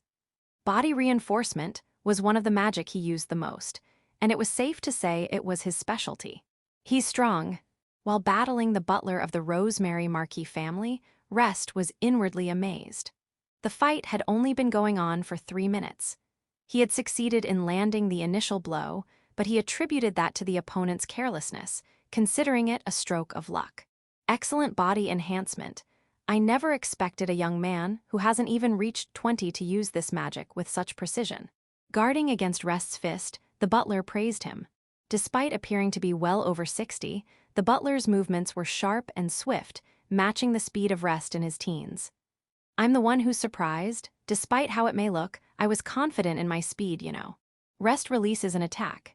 The butler lowered his stance to avoid the high kick that was fired towards his head. I also have the pride of an old soldier, moreover.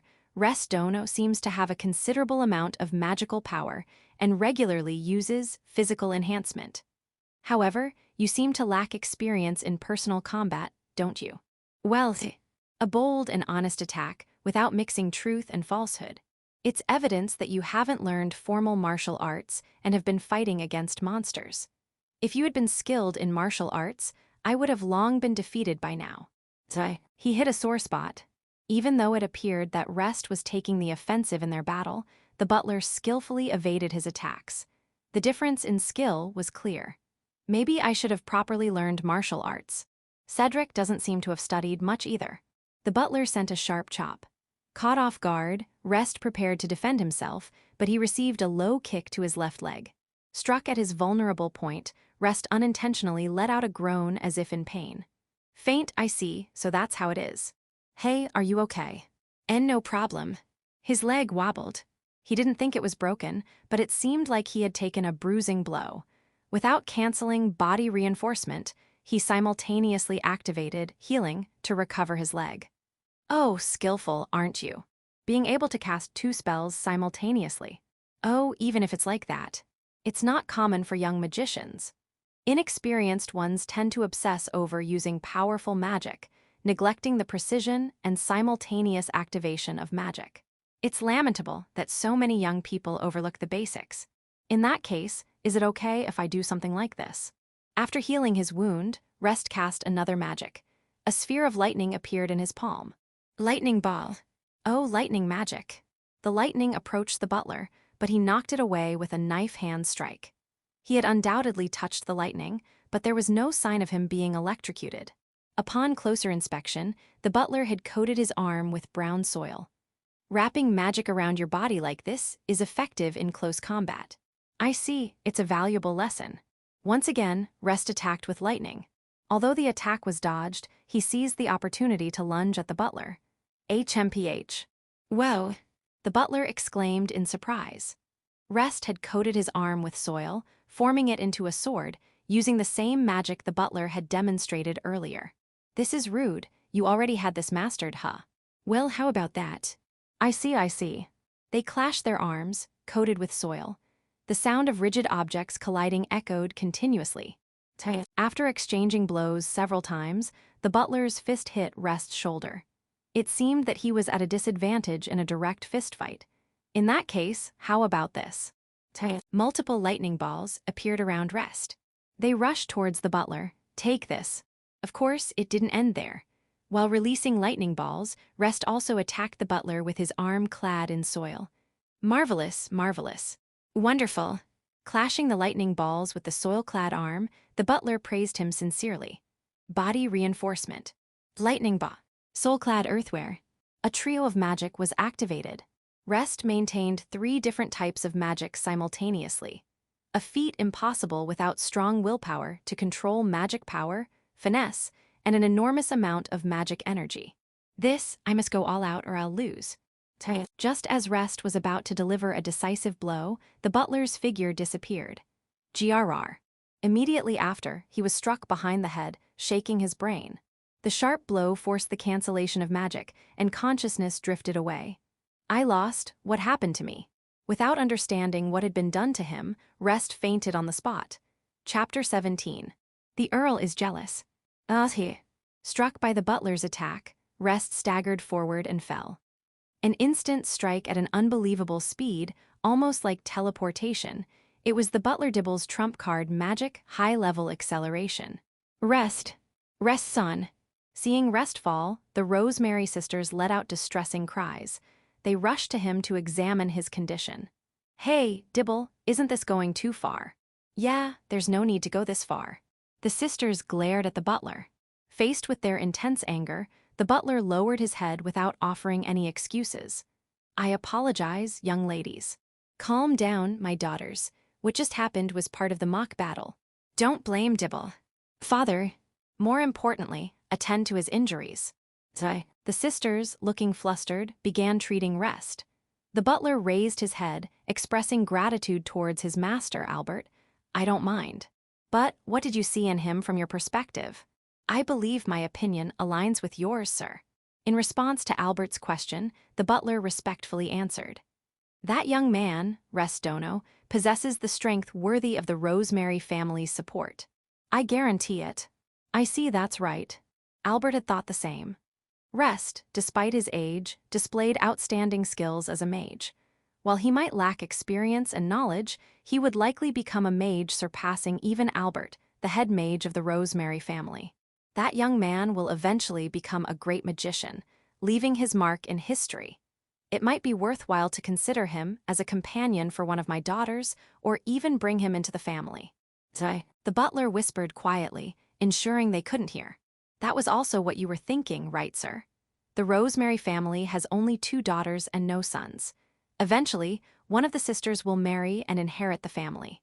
As a father who deeply loved his daughters, Albert wished for them to choose their partners freely, regardless of social status. If possible, he preferred someone with exceptional magic talent and had provided opportunities for interaction with mages like Cedric and other boys of the same age. But this young man, Restkun, would be an excellent choice. However, Rest was strong. Though still rough around the edges, he would undoubtedly flourish as a mage with accumulated experience and learning. asserting that he was undoubtedly someone to bring into the Marquis family. But despite these thoughts, there were parts that Albert found hard to accept. "It's okay, rest. I'll cast healing magic on you right away. We're here for you. It's okay, rest-san." Viola and Primula, Albert's beloved daughters, were offering unwavering support to the fallen Rest, nursing him devotedly. It was evident that both of them harbored affection for Rest. "Marrying him to one of my daughters, well, that's fine. But what if both of them end up falling for him?" Viola and Primula, despite having contrasting personalities, were close sisters. However, deep down, they both resembled Albert's wife. In other words, they were stubborn and determined, unwilling to yield on matters they deemed important. "Rest-kun, I acknowledge your talent. I'm grateful to you for helping my daughters, and I'll write you a recommendation letter for the school entrance exam. However, I never said I'll give both of my daughters away." In the midst of the scene, where the two daughters cared for Rest as if he were a beloved lover, the Rosemary Marquis uttered these words with tears streaming down his face. Chapter 18, Nursed by the Sisters. Be a kind child. This was just a short while before parting with his mother. As she lay on the bed, Rest's mother held his hand and spoke in a frail voice. "Be strong, be sturdy. Make lots of friends, be a happy child. Mom, I'm sorry I couldn't watch you grow until the end. Thank you for being my son, thank you for being born." Rest thought he should be the one expressing gratitude. In his previous life, Rest grew up without receiving parental love and was ultimately stabbed to death by the man who should have been his father. For Rest, the 10 years of receiving his mother's love were like radiant jewels. Even though he was an unwanted child, even though he was the child of that cold and irresponsible man, he had nothing but gratitude for his mother's love. "Thank you for giving birth to me. Thank you for loving me." Saying so, his mother smiled happily and passed away with that smile. "Rest-kun, don't harbor hatred toward the world," said the familiar priest to Rest, who had lost his mother. "From now on, you will face many trials. However, they are not meant to make you unhappy. The goddess only gives people trials they can overcome. So, live strongly and straightforwardly. Don't be consumed by hatred or resentment. Help others live with a smile. If you do that, people will gather around you. You'll forget loneliness in no time." At least half of the priest's words were true.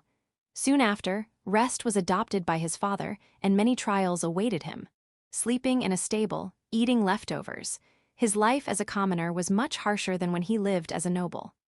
Honestly, it was a miracle that he managed to live without harboring hatred toward his father, stepmother, or Cedric. If he had made a wrong move, Rest would have surely become a vengeful demon, blaming them for his unjust life. But it didn't happen. It didn't happen. He managed to stop himself at the last moment. While he wanted to outdo his father, surpass his stepmother, and excel beyond Cedric, he didn't want to kill them. Probably because his mother and the priest would be saddened by such actions. To keep from causing grief to those who cherished him, and to proudly assert that their love for him was not misplaced, Rest decided to live his life upright. "Ah, you've awakened, Rest-kun. Rest-sama, do you have any painful areas?" It felt like he had just seen a nostalgic dream. When Rest opened his eyes, he saw an unfamiliar ceiling, and each of his hands was held by a different girl. Viola-san, Primula-san. Worriedly peering into Rest's face were the sisters of the Rosemary Marquis family. When he called their names, Viola and Primula smiled with tears in their eyes. "I'm sorry, Rest-kun, it seems our butler went too far. We invited you to our home to express our gratitude, and this is what happened. I'm truly sorry." "No, it's okay. I learned a lot from it." Releasing his hands from the two, Rest sat up. There was no pain, no visible injuries. Presumably, someone had cast healing magic on him while he slept. "I'll make sure to scold Dad and Dibble properly. Seriously, I won't forgive them. I won't forgive them." Viola, with a face burning like a raging fire, and Primula, with a chillingly cold expression like a witch from the frozen lands. The twin sisters, with nearly identical faces, displayed opposite expressions. Seeing them, Rest shivered. No, it's really okay. I don't have any pain at all. And it's true that I learned a lot. In fact, the battle with the Rosemary Marquis butler taught him many aspects of his own shortcomings. Lack of experience in personal combat, insufficient combat skills, these were areas he needed to improve. He felt lucky to have noticed these deficiencies early on and saw it as an opportunity for growth. But I lost. I wonder if I won't get that letter of recommendation now. What are you saying? Of course, we'll make sure the recommendation letter is written. That butler Dibble is a former court magician. There's no way you could have one from the beginning. Viola, placing her hand on her hip, asserted confidently. Indeed, Rest thought he felt the butler's strength, and it seemed he was indeed a veteran magician. Lack of experience in personal combat is my weakness. I don't know any other magicians except Cedric, so I don't know the standard of their strength. Our father promised to write the recommendation letter. From next year, you'll be in the same grade as us. Of course, that's assuming we both pass the exams. Primula smiled to reassure Rest, and Viola proudly puffed out her chest. I see, thank you. Thanks to you two, a path has opened for me. You saved our life, so it's only natural. But more importantly, while you'll undoubtedly pass the practical magic exam, have you been studying for the written exam? Oh, I haven't, I guess. In that case, we'll lend you our reference books. Is that okay? It seems like quite a bother. It's perfectly fine, right, Primula? Yes, besides, how about living here with us, Rest-sama? That way, we can help you with your studies by explaining anything you don't understand. That's a great idea. Good idea. Primula's suggestion made Viola snap her fingers. The conversation seemed to be taking an unexpected turn. Rest hurriedly raised his voice. And no, I can't trouble you that much. To live in a house with girls of your age, that's... Why not? Why not? Both our father and mother are here, and the butler and maids live here too, you know. There's no need to worry about such things. Indeed. If Rest-sama lives with us, it will surely be fun. It's nonsense to take the trouble of transporting the necessary reference books to the honorary Viscount's house. Viola and Primula spoke assertively, blocking any escape route for Rest. Rest-kun, you haven't received much care as a commoner's child, right? In that case, I don't think honorary Viscount Ebern would refuse. I don't want to go to the Ebern house just to meet Rest-sama. That unpleasant person is there. The unpleasant person was likely Cedric. It seemed he had become quite disliked by the sisters. All right, if the Marquis says it's okay, I'll accept your proposal, living together and all. In the end, pressured by the sisters, Rest agreed to their proposal. It was almost like he had handed over the persuasion to the Marquis. It's settled then, let's inform father about it. We also need to prepare the room. Oh, it's going to be busy. Viola and Primula rushed out of the room as if competing with each other. Left alone, Rest stared at the door in astonishment, feeling that his life had taken a significant turn in just one day. Chapter 19, The Ebern Couple Goes Mad, Part 2. In the study of the Ebern Honorary Viscount's residence, Rest's father, Lucas Ebern, angrily pounded his desk. Oh, for heaven's sake, that failure. What on earth is he doing? Recently, a letter arrived from the Rosemary Marquis' household. Given the recent incident where Cedric, the legitimate son, put the Marquis sisters in danger, Lucas nervously opened the letter, only to find an unexpected invitation. It was an invitation to bring Rest, the other son who is essentially treated no differently from a servant in the Ebern Honorary Viscount's household, to the Marquis' residence. Receiving this unexpected invitation, Lucas was genuinely perplexed. Despite being the second son of the Ebern Honorary Viscount, Rest is practically treated like a commoner. He is not allowed to live in the residence, forced to reside in the stable, and even given leftovers for meals. If he had magic talent, Lucas would have arranged a more decent treatment. However, a magic aptitude test conducted when Rest was a baby diagnosed him as non-magical. Without any political reasons, Lucas might not have taken him in at all. Where did that one come into contact with the Rosemary Marquis' household in the first place? A child with no magic abilities, living like a commoner, and escaping from the residence. Even if he managed to do that, it should be impossible for him to establish connections with the Marquis' household. Lucas didn't believe Rest's claim that he met them in the residence. Moreover, Rizzo is prohibited from entering the residence except during breakfast. The chance of him meeting the Marquis' sisters while Cedric and the Marquis were present should have been non-existent. After accepting the invitation and heading to the Rosemary Marquis' residence, Rest did not return even by nightfall.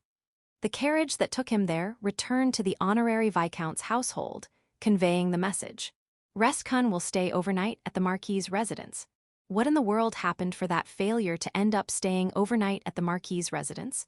I don't understand. What is going on? Despite his head pounding with questions, Rest did not return even the next day. Sensing that something was happening outside of his knowledge, Lucas was stressed, causing stomach pains. Damn. Why do I have to worry about that failure? I plan to kick him out next year.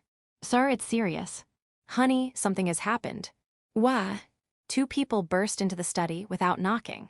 They were Lucas's wife, Lisa, and a butler working at the residence. What the hell is this sudden intrusion? You surprised me, you know. That's not the point now, dear. Yes, sir. What happened? Marquis-sama has come. Hi. What do you mean? Lucas leaned back after receiving the unexpected report. Section.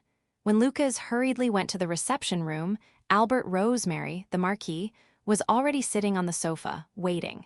A butler from the Marquis's household was standing behind him. If Lucas's memory served him right, the man's name was Dibble, a former court mage. Marquis Rosemary-sama, thank you very much for coming to my residence. Today's weather is favorable, and the flowers in the garden are in full bloom. Spare me the pleasantries, just sit down. The Marquis, Albert Rosemary, pointed to the sofa in front of him. Despite being in Lucas's residence, he assumed a self-assured attitude. Lucas, feeling sweat on his forehead, sat down on the sofa. I never expected the Marquis Rosemary himself to come. In the presence of an unexpected guest, Lucas's body seemed to tremble. For Lucas, Albert was once his superior as a court mage. He generally considered him a good superior. He did not wield the privileges of a higher noble arrogantly and did not behave tyrannically. He even assisted his subordinates in their consultations. Unless there was a major mistake, he did not scold them severely. Among the same court magicians, there are many who admire Albert and say that he is their ideal boss. However, Lucas knew that Albert had a soft spot for his family, doting on his wife and daughters. Lucas had tried to take advantage of this side of Albert, hoping to secure his backing by using Cedric to captivate his daughters and eventually marry one of them. If Cedric had managed to win over either of the sisters, our family would have become relatives of the Marquis Rosemary. We could have received the protection of the lenient Marquis as our kin. If that had happened, my rise as a court magician would have been within my grasp. Cedric's position, as someone who would eventually enroll in the Royal Academy and become a court magician, would have been solid. However, those expectations were splendidly backfired.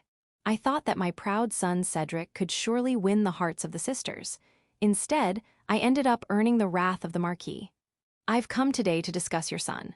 It's about Cedric, right? I deeply apologize for what happened the other day. Truly, please, I beg your forgiveness. Lucas bowed deeply to the floor, apologizing. He had done something inexcusable, and now all he could do was apologize. No, that's not it. I'm not here to reprimand you for that. It's about your other son. My garbage, Rest. Did that failure cause any discourtesy to Marquis-sama? Failure, garbage. I hope I'm mistaken, but are you treating your own flesh and blood that way? Not at all. Lucas turned pale at his unintentional remark. Trembling lips, he tried desperately to weave words of excuse. Well, never mind. I didn't come here today to criticize your character. Albert snorted and sat down on the sofa, crossing his legs. I came here to consult with you. My family would like to receive your son, Rest-kun. Is it about that one, going to the Marquis's family? Yes, I plan to have him work as an apprentice servant. Do you have any objections? It's perfectly fine, but why would the Marquis want? Especially when he's non-magical. I don't understand. Lucas was bewildered. If the Rosemary Marquis wanted Cedric, who was a magic genius, that would make sense. However, he couldn't comprehend why the Marquis would want a failure with no magic ability, whose only merit was taking care of horses. Am I obligated to explain that to you? And no. If that's what you want, I'd be happy to give him away. Please feel free to use him as you like. I see, I'm glad you understand. Our business here is done. Albert stood up, and immediately, the butler who had been waiting opened the door to the reception room. Marquis-sama. In exchange for him, let's forget about the blunder your proud son caused. I'll take my leave now. Thank you very much. Lucas once again prostrated himself. As he rubbed his forehead against the carpet, Albert's footsteps moved away. Was I spared. Fearfully, he lifted his head. Albert was no longer in sight. He had left the residence. That marquis was soft on his family. Considering Lucas could have been dismissed as a court mage, and Cedric's future could have been ruined, it was strange. Nevertheless, for some unknown reason, he was saved. That failure was useful for the first time. I have no idea what the Marquis liked about him. Could it be one of the Rosemary sisters fell in love with Rest? Such a thought crossed Lucas's mind, but he dismissed it with a laugh, thinking it was unlikely. It would be fine if it was Cedric, who is extremely talented. I don't think he would catch the attention of a noble girl. It's probably some kind of whim. Talent visible to the eye was the only criteria Lucas used, and he still refused to acknowledge Rest. Although he made a grave mistake this time, well, there's still a chance, since he'll be attending the same academy next year.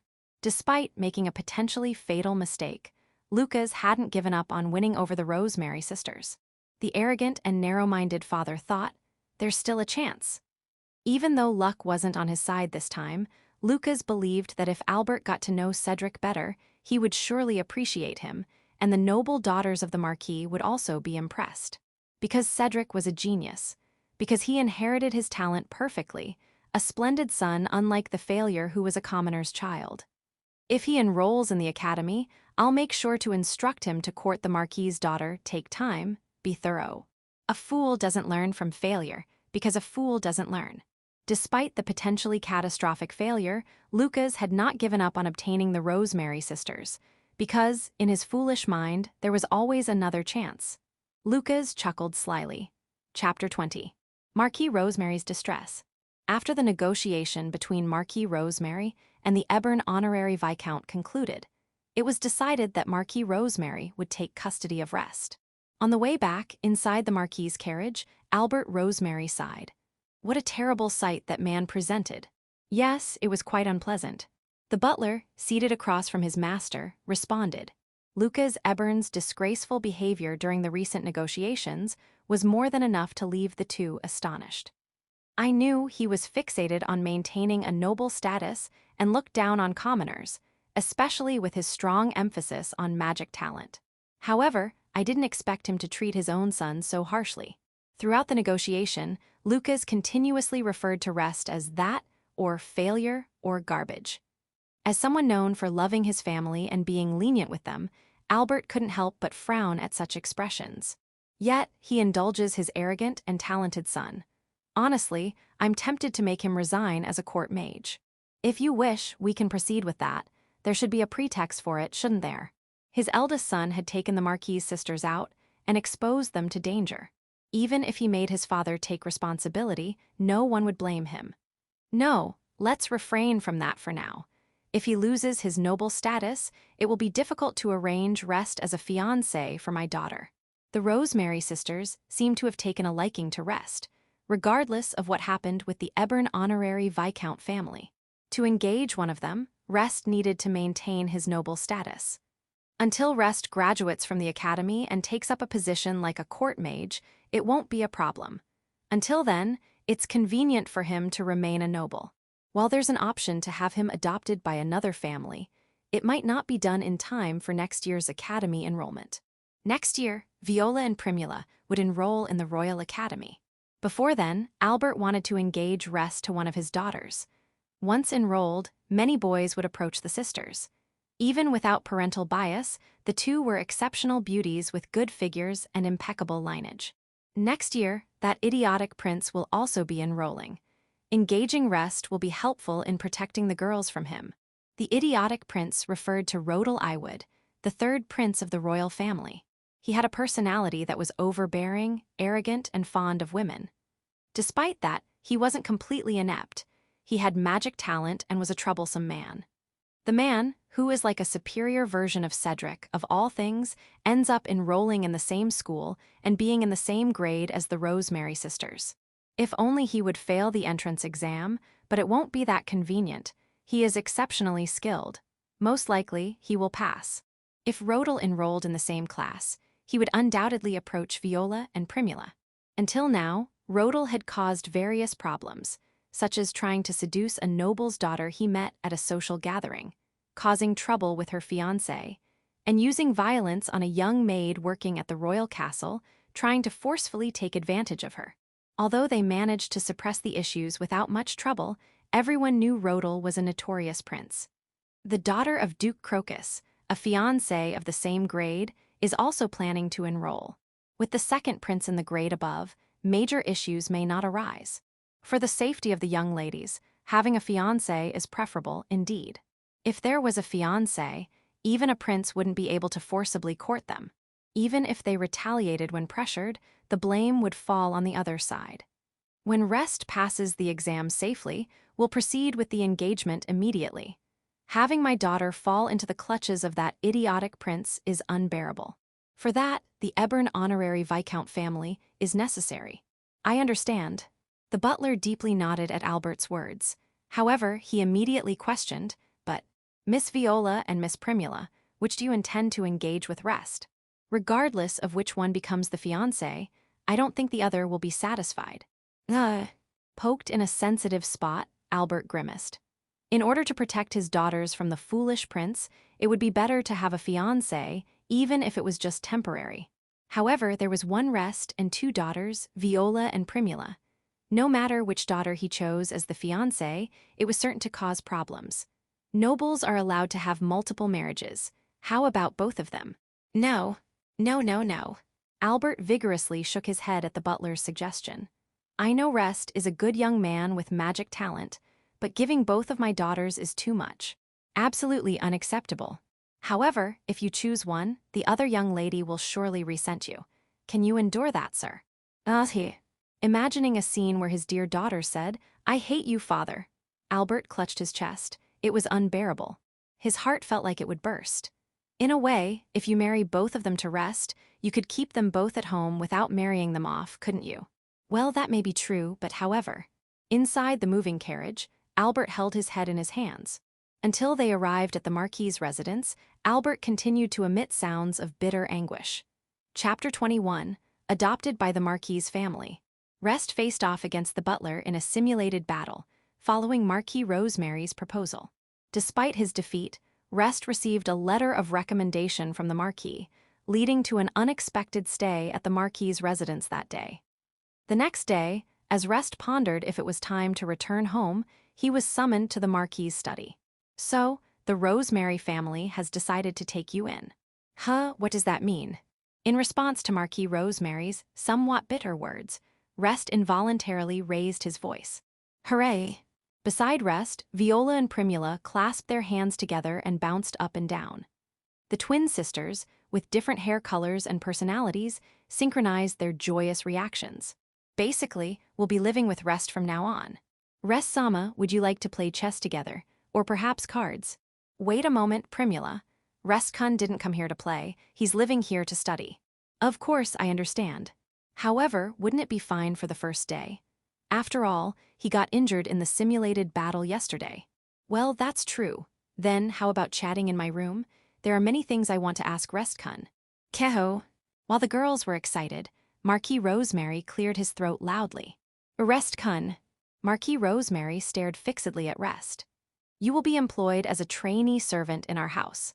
From now on, you will sleep and study in one of the rooms in the mansion as part of your occupational training. We cannot provide a salary, but in return, we'll take care of your room and board. Of course, that's fine, but is it really okay? I mean for me, not for me but myself. You saved my daughter's lives, it's the least I can do. Besides, since you'll be taking the entrance exam with our recommendation, I wouldn't want you to fail. That's right, Rest-kun, don't hesitate. We are truly grateful to Rest-sama. This is not enough to repay you. Viola and Primula added their support. The other party was one of the kingdom's top aristocrats. It should be easy for them to accommodate a single servant in their mansion. If you have any other requests, I'll do my best to fulfill them. However, I won't entertain requests like, I want to sleep in the same room as your daughters. I won't say that, nothing like that. Rest frantically waved his hands. He was being welcomed into the mansion from living in a stable, and they were even supporting him until the entrance exam. There was no further wish he could have. Suddenly, one wish came to mind. Marquis Rosemary, with a monocle gleaming, looked at the entrance of the room. The butler standing there nodded deeply. It seems there's something. Speak up. Well, if it's possible, I'd like to learn how to fight from that butler. Ahem. Learn how to fight. Yes, I noticed during the mock battle the other day that I lack experience in fighting people. I'd like the butler to teach me about that. Ahem. Marquis Rosemary shifted his gaze to the butler, standing beside the door. The butler nodded deeply in agreement.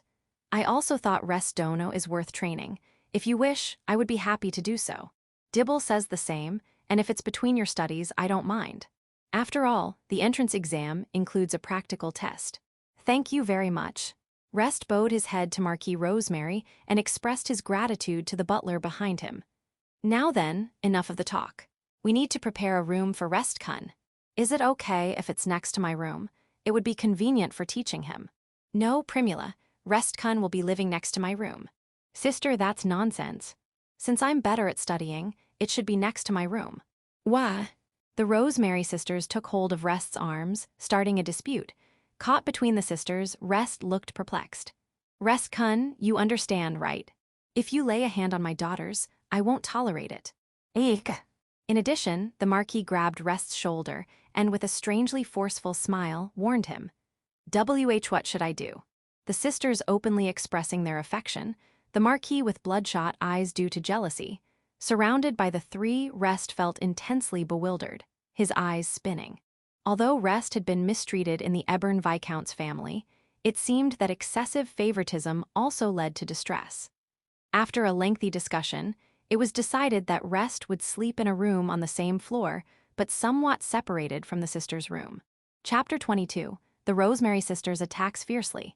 Thus, Rest ended up sleeping at Marquis Rosemary's house. He lived as a commoner until he was 10 years old and lived in a stable for 4 years after his mother died. Living in a Marquis house was something I wasn't used to, and I thought it would be a difficult life. However, when I actually lived there, I found it very comfortable. You could say it was too good. Rest-kun, is there anything you don't understand? Rest-sama, this is how you solve this problem. In a room that seemed too old for a servant apprentice. Rest was studying for the exam while being sandwiched between Viola and Primula. Viola is on the right side of Rest at the desk, and Primula is on the left side. The two of them got their bodies closer together than necessary and peered into Rest's hands. Since they were inside the mansion, the two were dressed in what looked like loungewear. A nightdress, or maybe it's more familiar to call it a nightgown. The clothes were a little too thin to be worn in front of a man of his age, and Viola's was yellow, and Primula's was light blue, perhaps matching the color of her hair. What? Why are you teaching me to study in such sensational clothes? Rest desperately focused on the problem, but in the back of his mind, he couldn't help but think about the sisters. However, this is inside the mansion of Marquis Rosemary family. It doesn't matter what clothes the sisters wear. Rest has no right to interfere. By the way, I remember reading in some manga that people from the upper class don't feel anything even if they are seen by lower class individuals. Is it because I'm not conscious of it at all that I'm okay with it? I solved it. Yes, that's correct. As expected of you, Rest-kun, I'd like to give you a reward. Rest-sama has a very good memory. At this rate, you'll be able to make it in time for the exam with plenty of time. The sisters lean close to each other. The scent of flowers is fragrant. There are no shampoos or body soaps in this world, but what kind of scent is this? Pressing against both arms is a warm, gentle sensation. Due to the thin clothing, the firmness is clearly discernible. Rest is not a child enough to not know what that feeling is. My face naturally turns red, and I can't even move my tongue properly. Oh, my lady, that's right, I'm not a young lady. Please call me Viola. It's Primula Rest-sama. The two of them pressed the swell of their chest even more. The sensation of the soft and changing shape of the breasts is a memory that I have never experienced with anyone other than my mother, even considering my past life. No way I'm dealing with kids like this. Rest's body trembled as a mysterious sensation ran down his spine. In the previous life, Rest met his end at the age of 17. The Rosemary sisters, who are now 14, would be considered middle school students from Rest's perspective. However, unfortunately, all the people in this country have a Western appearance. Although it is said that Japanese people appear younger globally, in Rest's eyes, the sisters look like adult women, at least high school age or older. If you include my age in my previous life, I'm already an old man, but I can't believe I'm at the mercy of girls like this. Rest-kun. Rest-sama. Ku Viola-sama, Primula-sama, you're too close. Please move away a little. I don't need sama, but that's fine. Yes, I'll forgive you today. The sisters laughed mischievously and moved away from him. The feeling of happiness has gone away, and I feel a sense of relief and regret. Okay then, let's move on to this problem. This is an application of the problem from earlier. I believe Rest-sama can solve it. I'll do my best. Concentrate, yes, concentrate on the problem. Don't think about the two of them anymore. Rest tries to focus all his attention on the study material on the desk so as not to be conscious of the sisters. I'm a machine that just mindlessly solves problems. I don't know anything else. Solve problems, solve, don't think. Feel it, the feel of their breasts, no. Rest finished all the problems while grumbling to himself in his head. Oh, it's finished. Yes, thank you for your hard work. Thank you for your hard work. Ha ha, thank you very much. In many ways, his mental strength has been used up, and Rest becomes disappointed and dazed. The sisters were grading the questions with such rest in their eyes. Ah, they lamented in unison. Primula, there's a mistake here. That's true, Nissan. Besides, it was a beginner's mistake, wasn't it? When Rest hurriedly checked, he found that he had given an incorrect answer to one of the questions. It shouldn't have been a difficult problem, but the reason I got it wrong was simple lack of attention and carelessness. What a shame. I was thinking of giving you a reward if you had answered all the questions correctly. Yes, I'm very sorry. The two of them spoke in unison and looked slightly depressed. What is this reward? I am very curious about its contents. It's a shame that I didn't get a reward. Still, I felt relieved. It's a strange feeling that I can't describe. I'm sorry, even though you two taught me this. I'll be careful not to let anything like this happen in the future. Ah, then, Nissan, how about giving him a punishment instead of a reward? Primula puts her hands together as if it's a good idea and says that. That's good. Primula, you said something nice. Wait, both of you. Don't resist, don't move, Rest-kun. That's right, this is a penalty for getting a simple question wrong. The two of them approached with their faces looking happy. Once again, a soft bulge pressed against Rest's arm. Hi. Well then, it's your punishment. Let's go. Rest-sama, please prepare yourself. Wah. In response to the punishment from the sisters, Rest's voice turns inside out and he lets out a strange scream. Oh young ladies, you're too bold. By the way, in the corner of the room, the sister's maid was standing with her face bright red. Even though they were just studying, the maid was in the same room as a young man and women. Thinking that it would be unpleasant for her to be in the same room, but as she was a beginner and of her age, she was not strong enough to restrain the sisters' actions. Chapter 23, Viola Rosemary is confused.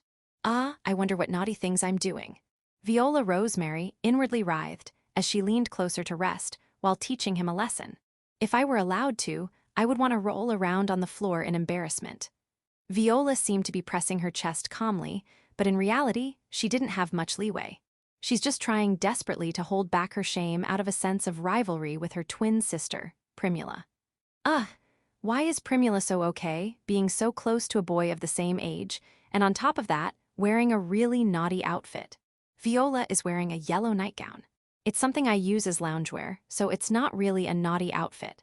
However, her cleavage, which has recently become more prominent, is clearly visible, and the fabric is thin. It was fine if it was a family member or someone of the same sex, but it was not a good look to appear in front of men of the same generation. I wasn't actually planning on wearing this kind of clothes, but it was because Primula was wearing them. Viola was supposed to teach Rest some lessons starting today, but she had no intention of doing it in a nightgown. I was planning on wearing the casual dress I usually wear, but my younger sister Primula came out wearing a light blue nightgown. Primula smiled triumphantly at Viola, who blushed at her sister's boldness. Viola was filled with competitive spirit and immediately changed into a nightgown she had purchased in a different color. Rest-sama, this problem will be easier to understand if you read this reference book, right? Is this okay? Excellent. Wonderful. When Rest solves the problem, Primula hugs him while praising him.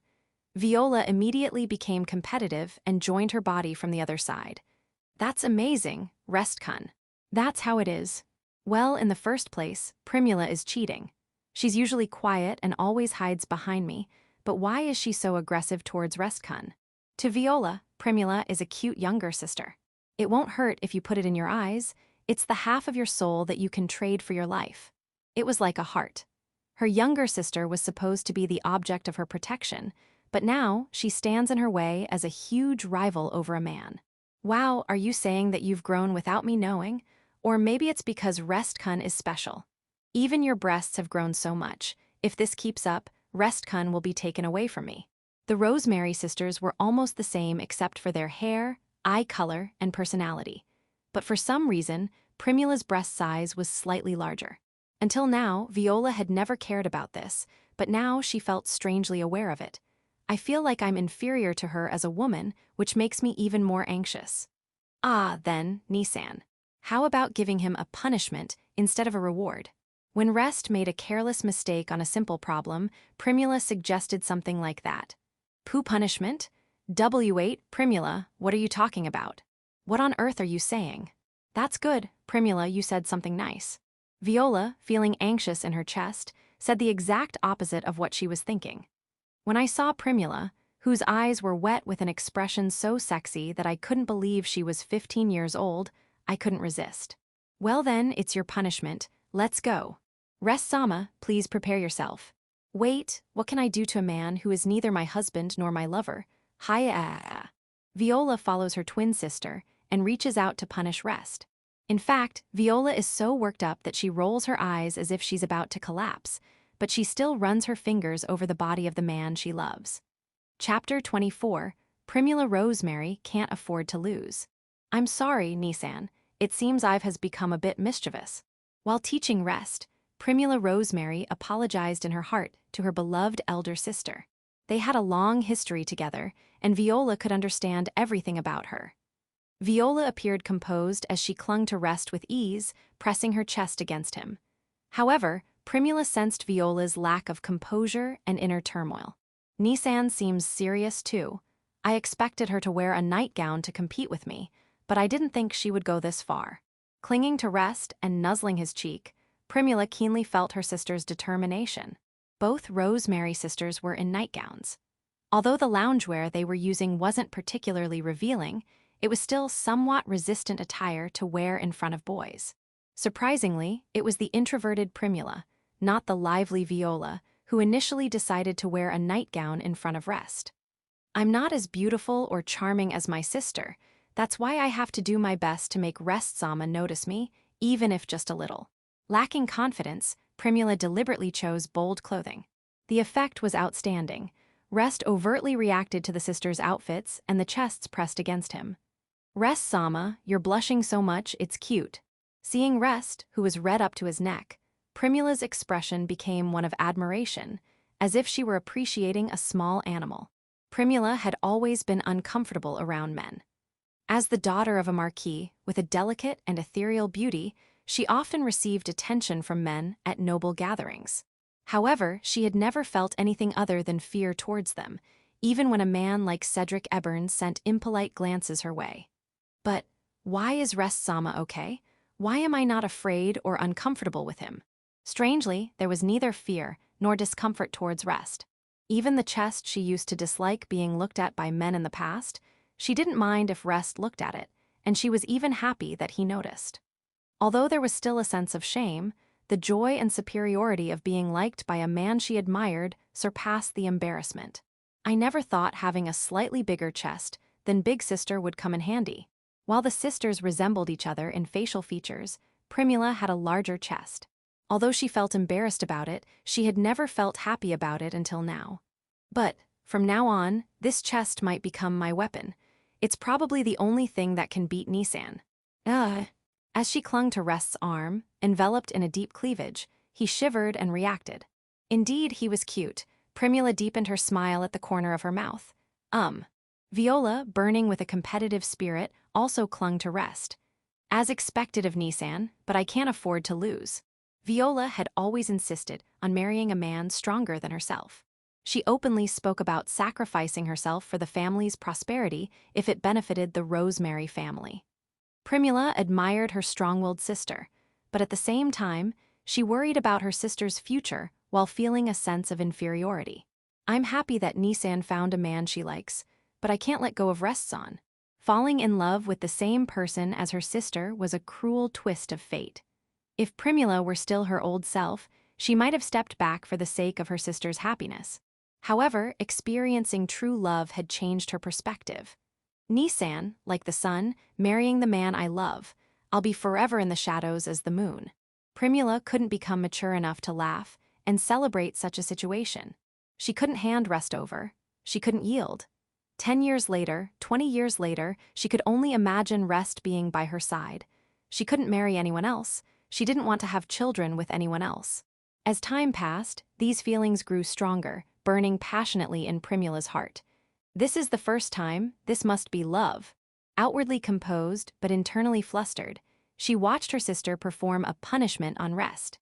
Rest was precious to her, and at the same time, so was Viola. It might have been unfortunate to fall for the same man, but Primula felt proud of it. I won't outsmart Nisan. I love Restson, just like I love my sister. She couldn't yield to her sister. She couldn't hurt her sister. In that case, there was only one choice to make. I don't mind being the second wife. Welcoming Rest-sama together wouldn't be a bad idea. Having and raising children with Rest-sama together sounds like fun. Thinking about something that could potentially confuse and even make her sister faint if she found out. Primula pressed her ample chest against Rest's arm and let her fingers glide over the beloved man's body. Chapter 25, Learning the Art of Combat. Now, after studying, it's time for some physical activity. Yes, thank you very much. In the training ground of the Rosemary estate, Rest and the elderly butler stand facing each other. The purpose is training for combat. The butler is set to teach Rest the art of fighting. Now, as per Rest Dono's request, we will engage in personal combat training. But what happened? You seem quite worn out. For some reason, Rest looks visibly exhausted, lacking vitality in his eyes. If you're not feeling well, we can postpone the training to another day. No, please proceed. I actually feel like moving my body and letting off some steam. The butler looks puzzled, then nods, saying, very well. Before we begin the training, let me reintroduce myself. My name is Dibble. I used to be a court mage and now serve as a butler. I'm Rest. You were a court mage, so why become a butler? Due to an injury, I had to retire from my post. The Lord kindly took me in. Injury? It's nothing serious now. In fact, the effects of aging are more troublesome. The butler, Dibble, maintains a gentle expression as he casually rotates his shoulder. Now, before we start the personal combat training, take a look over there. Dibble points in the opposite direction. When Rest gazes over, he is struck with a sudden impact to his abdomen. Excuse me, I wanted you to look at my legs. Dibble struck Rest's abdomen with his heel, causing him to kneel down and cough violently, expelling the contents of his stomach. What? Basic principle in personal combat, never let your guard down. You don't know what kind of means your opponent might use. An ambush might come your way. They could be hiding a weapon. They might approach in disguise, take hostages. You need to anticipate every possible method and be prepared for any contingency. Dibble extends his hand. Rest tries to grab it but stops just in time. Yes, that's the correct response. Dibble reveals a small needle he had hidden in his hand. If Rest had grabbed it, he would have been pricked by the needle. This is just an ordinary sewing needle, but an enemy with ill intentions might use a poisoned needle. If you're the only one risking danger due to carelessness, that's fine. You'll only lose your life. However, in actual combat, often by dying, you end up costing the lives of those you were trying to protect. Protecting someone. There is no one like that. Rest is about to mutter, but he remains silent. The people who went out of their way to help him. The people who took him away from that house and provided an environment to carve out a future. Viola, Primula. The faces of the Rosemary sisters come to Rest's mind. If asked whether he harbors love or romance for them, he would shake his head. However, if asked about someone he absolutely does not want to see hurt, their faces are the first to come to his mind. Protecting someone means you cannot afford to lose.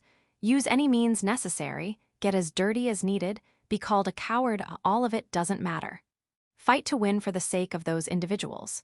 There's no need for a magician to adhere to chivalry. If you don't win, it's all meaningless. Understood. Good, now for the upcoming training. Earth Sphere. Seated on the ground, Dibble activates magic just as he turns around. Although it was a spell aimed at the back of his head, Dibble tilts his head to avoid Rest's surprise attack. Very good, that was excellent. Dibble turns around and applauds. With his face adorned with a romantic gray beard and deep wrinkles, he praises Rest's surprise attack. Even if it means becoming a dog or a beast for victory, that is the proper way for a magician. You have great potential. Thank you. Rest, who was praised, scowls. He failed to land a surprise attack. No matter how much he's praised, it's meaningless if he doesn't win. That's Dibble's teaching. Hee hee. Dibble deepens his smile at Rest's frustrated expression. Now, for the upcoming training, there are 2 things you need to do. Dibble raises 2 fingers and bends them in order. The first is mastering magic. I will teach you magic useful in personal combat, so remember and learn them. Yes. And the second, you will engage in mock battles with me endlessly. Not just unrestricted combat, but also physical combat without magic, battles where you can only use specific magic, and fights with restricted limbs or senses. Experience a variety of scenarios. Unfortunately, my martial arts are more like a personal style, so I can't teach you any specific forms or techniques. Learn on your own. Steel techniques, is that it? Rest nods and finally stands up. Thinking it's personal combat training, he had expected practices like sparring and learning defensive moves similar to karate or judo. The reality is different, but Dibble's approach is more practical. If I can beat Dibble, I will undoubtedly become stronger. He might be able to defeat Cedric and even his father, who is an active court mage. Now, let's start with mastering magic. The first one you'll learn is a spell called Acceleration. I'll demonstrate it for you, so make sure not to miss it. Yes, please teach me, sensei. With a determined voice, Rest bows his head to the man who has become his mentor. Chapter 26, Butler Dibble is astonished. What a sense and owner of sight this person has. Is he not a manifestation of talent? While teaching magic to Rest, the butler serving the Marquis Rosemary household, Dibble marveled inwardly. In front of Dibble's gaze, Rest is trying out the magic he just taught. Ever since the mock battle in front of the master, I thought he was a young man with potential. I knew he was promising. However, to this extent. Is this okay? Am I doing it right? Yes, there's no problem. You're activating it properly. Thank you. I'll try it again, so please watch. It has been an hour since they started personal combat training for Rest. After lecturing on the essentials of when a magician fights, scolding him, and then imparting magic useful for fighting against humans, they began training. To be honest, I didn't expect it to go so smoothly. Even if he is a talented magician, it usually takes about a week to acquire new magic. For advanced magic, it's not uncommon for it to take several months to years. Therefore, magicians often choose to devote themselves to learning magic of their preferred attribute. But how is this person able to learn magic with just one look? Now that's fine. Rest activates the newly learned magic. He disappears with the magic of invisibility, a magic often favored by spies and assassins. Many court magicians avoid learning it, dismissing it as the magic of lowly thieves, but it is very useful in personal combat. In addition to this magic, Rest has already mastered Acceleration, Smoke Screen, Darkness, and Amplification. He remembers each of these spells after just one look, and Dibble can barely contain his expression. I must not let this person escape. I must somehow bring him into the Rosemary Marquis household. Since the simulated battle, Dibble had been in favor of Rest, becoming the son-in-law of the Marquis. He thought of him as a talented young man and wanted him to be bound to the young ladies he dotes on like a grandchild. However, seeing Rest's true strength changed his mind. Rest was not just a talent that would be welcome in the Rosemary Marquis household. He was an absolutely indispensable talent that must be brought in at any cost. Dibble-sensei, what should I do next? Oh well, Dibble ponders. With such good memory, the magic he can teach will disappear in no time. That's fine in itself, but there was something else that caught his attention. Come to think of it, I've let him use magic many times since earlier, but there's no sign of his magic power decreasing. I wonder how much magic power he has. Should I have it measured beforehand? Please use the body-strengthening magic. Make it as strong as possible. Like this. Rest activates body strengthening as instructed. You can understand by looking at what should be seen, something like a magical membrane coats Rest's body. In personal combat, body strengthening is not only fundamental, but also a secret technique. To prevent the magic from being dispelled, try to maintain that state for as long as possible. So, it means not to let my concentration waver, right? Understood, sensei. While maintaining the activation of body strengthening, Rest assumes a fighting stance with clenched fists. A flawless and beautiful strengthening magic. Even novice magicians can maintain body strengthening for less than 5 minutes. Among court magicians, few can sustain it for more than 30 minutes. Well, let's see how long he can maintain his magic power and concentration. Dibble observes Rest, who continues to use magic. The result is, Rest dispels body strengthening after about an hour. Moreover, it's not because of running out of magic power, but because he lost concentration. Rest's magic power doesn't seem to have decreased at all, and instead of marveling, Dibble finds himself in a state of utter disbelief, as if his very core has been extracted. Chapter 27. Marquis Rosemary resigns himself. Several days have passed since Rest came to the Rosemary household. His exam preparation is progressing smoothly.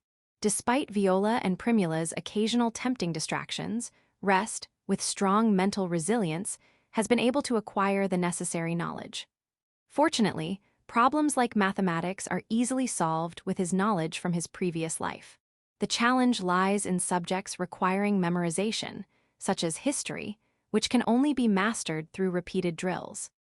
Rest not only studies during the dedicated time with the sisters, but also flips through borrowed reference books in the intervals of his daily life, diligently absorbing the required knowledge. It seems like he's going to face some challenges, but with reference books and people to teach him, it appears much easier than the high school entrance exams in his previous life. Combat training is also going well. Since learning magic was easier and quicker than expected, he has more time for simulated battles. By sparring with the butler Dibble, he steadily gains experience in personal combat. So far, there are no problems. At least not for Rest. My daughters aren't here. Inside the Rosemary Marquis mansion, in the dining room, Albert Rosemary muttered. It was dinner time, and in front of Albert was a spread of dishes. Lamb sauté, fish meunière, salad, soup, all exquisite and elaborate, befitting the Marquis household. However, Albert's expression was dark. The daughters who should have been here are absent. The young ladies are having their meal with Rest Dono. Butler Dibble, standing nearby, spoke. Albert's expression turned bitter. Lately, Viola and Primula, whom Albert dearly loves, have been completely attached to Rest. Unless they have other matters to attend to, they never leave Rest's side. As a result, Albert finds himself eating alone more often. It pains him that his doted-upon daughters are not only associating closely with another man, but also seemingly neglecting him. Why not invite Rest Dono to the dining table? If he's here, the young ladies might have their meals in the dining room too. And no, that's not possible. Albert firmly rejected Dibble's suggestion with a strong tone. Even if he's the favorite of my daughters, Restkun is nothing more than an apprentice servant. It would be inappropriate for him to sit at the table with the master. Although it might be a bit late to mention this, the servants already understand that Rest Dono is receiving special treatment, don't they? Dibble's expression showed a slight sense of exasperation. Rest officially lives in the Marquis household as an apprentice servant. However, nobody perceives him as a mere servant. Viola and Primula, overtly taking care of Rest and treating him with a woman's touch, lead many maids and butlers to recognize Rest as a prospective son-in-law of the sisters. Some of the servants even address him with honorifics, anticipating that this young man might become the future master. While some among the staff were initially envious of the special treatment Rest Dono received, once they witnessed his magic training, they quieted down immediately. Is his combat training progressing? Almost too smoothly. Dibble nodded in response to the master's question. Then, in an unusually strong tone, he asserted to Albert. In terms of combat skills and sense, he is slightly above average, but Rest Dono is undoubtedly a magic genius. By any means necessary. Even if it means offering him to the young ladies, I strongly recommend incorporating him into the Rosemary Marquis family as an essential talent. Is it really that crucial? Yes. The eye that allows one to master magic with just a single glance and a sense for it. An inexhaustible magic power that never seems to run out no matter how much magic is used. He already possesses abilities close to those of a court mage. Although I currently surpass him as a magician, he will likely surpass me in a year or so. Dibble is a person who knows his place as a butler. It's rare for him to express his opinions so strongly. It just goes to show how valuable of a talent Rest is. I previously argued that both young ladies should be betrothed to Rest Dono. It was out of respect for their opinions. However, my stance has changed. I now believe that marrying both daughters to Rest Dono, having them bear his children, will lead to the prosperity of the Rosemary Marquis household. I see, if you say so, then perhaps my daughters have a discerning eye. At the latest, it would be wise to have the young ladies engaged to Rest Dono before they enter the academy. Once Lord Rest enrolls, his talent will undoubtedly become widely known. A struggle for his attention might even begin. The Royal Academy serves not only as an educational institution, but also as a field for talent discovery. It's a place where royalty and nobility scout for aides and subordinates, and where noble ladies seek prospective marriage partners. Individuals like Rest, with good character and overflowing talent, are not easily overlooked by the aristocracy. Fine, if you insist to that extent, let's consider an engagement with the two. Albert sighed in resignation. The situation was becoming increasingly unfavorable. At this point, he couldn't find a reason to reject the proposal. However, it's only if he can successfully enroll in the Royal Academy. If he fails the exams, it's all for naught. The likelihood of that happening is extremely low, sir. Also, we don't even know if my wife will approve of Rest. Eilish will return soon, and we don't know how she'll treat Rest. Thinking of his wife, Eilish Rosemary, Albert's expression darkened slightly. Eilish, the mother of the sisters, had a rather unique personality. She spoils those she likes to no end, but treats those she dislikes like mere rubbish. Whether Rest can win the favor of the beautiful sisters ultimately depends on whether Eilish likes him or not. On the flip side, if Madame approves, there's nothing the master can say. That's the tough part about being an adopted son-in-law. You can't speak strongly against your wife. Albert Rosemary, also an adopted son-in-law of the Rosemary Marquis family, found himself unable to assert himself against his wife. Chapter 28, The Lady of the House has returned. Madame Eilish. Yes, the Rosemary Marchioness, the lady of the house and the mother of the two young ladies, will be returning soon. She should be arriving at the mansion shortly. One morning, Butler Dibble came to Rest's room and shared this information. Come to think of it, I haven't seen the lady of the house. Where has she been? Madame went on an official visit to a neighboring country as an attendant to the Queen. Madame is also a highly skilled mage, and she has been friends with the Queen since their student days. Dibble answered Rest's inquiry. From what he heard, the rightful successor to the Rosemary Marquis family is the lady of the house, and Albert, the Marquis, seems to be more like an adopted son-in-law. The Rosemary Marquis family, being a family of magicians, has a tradition of bringing in talented individuals from outside to enhance their magical prowess.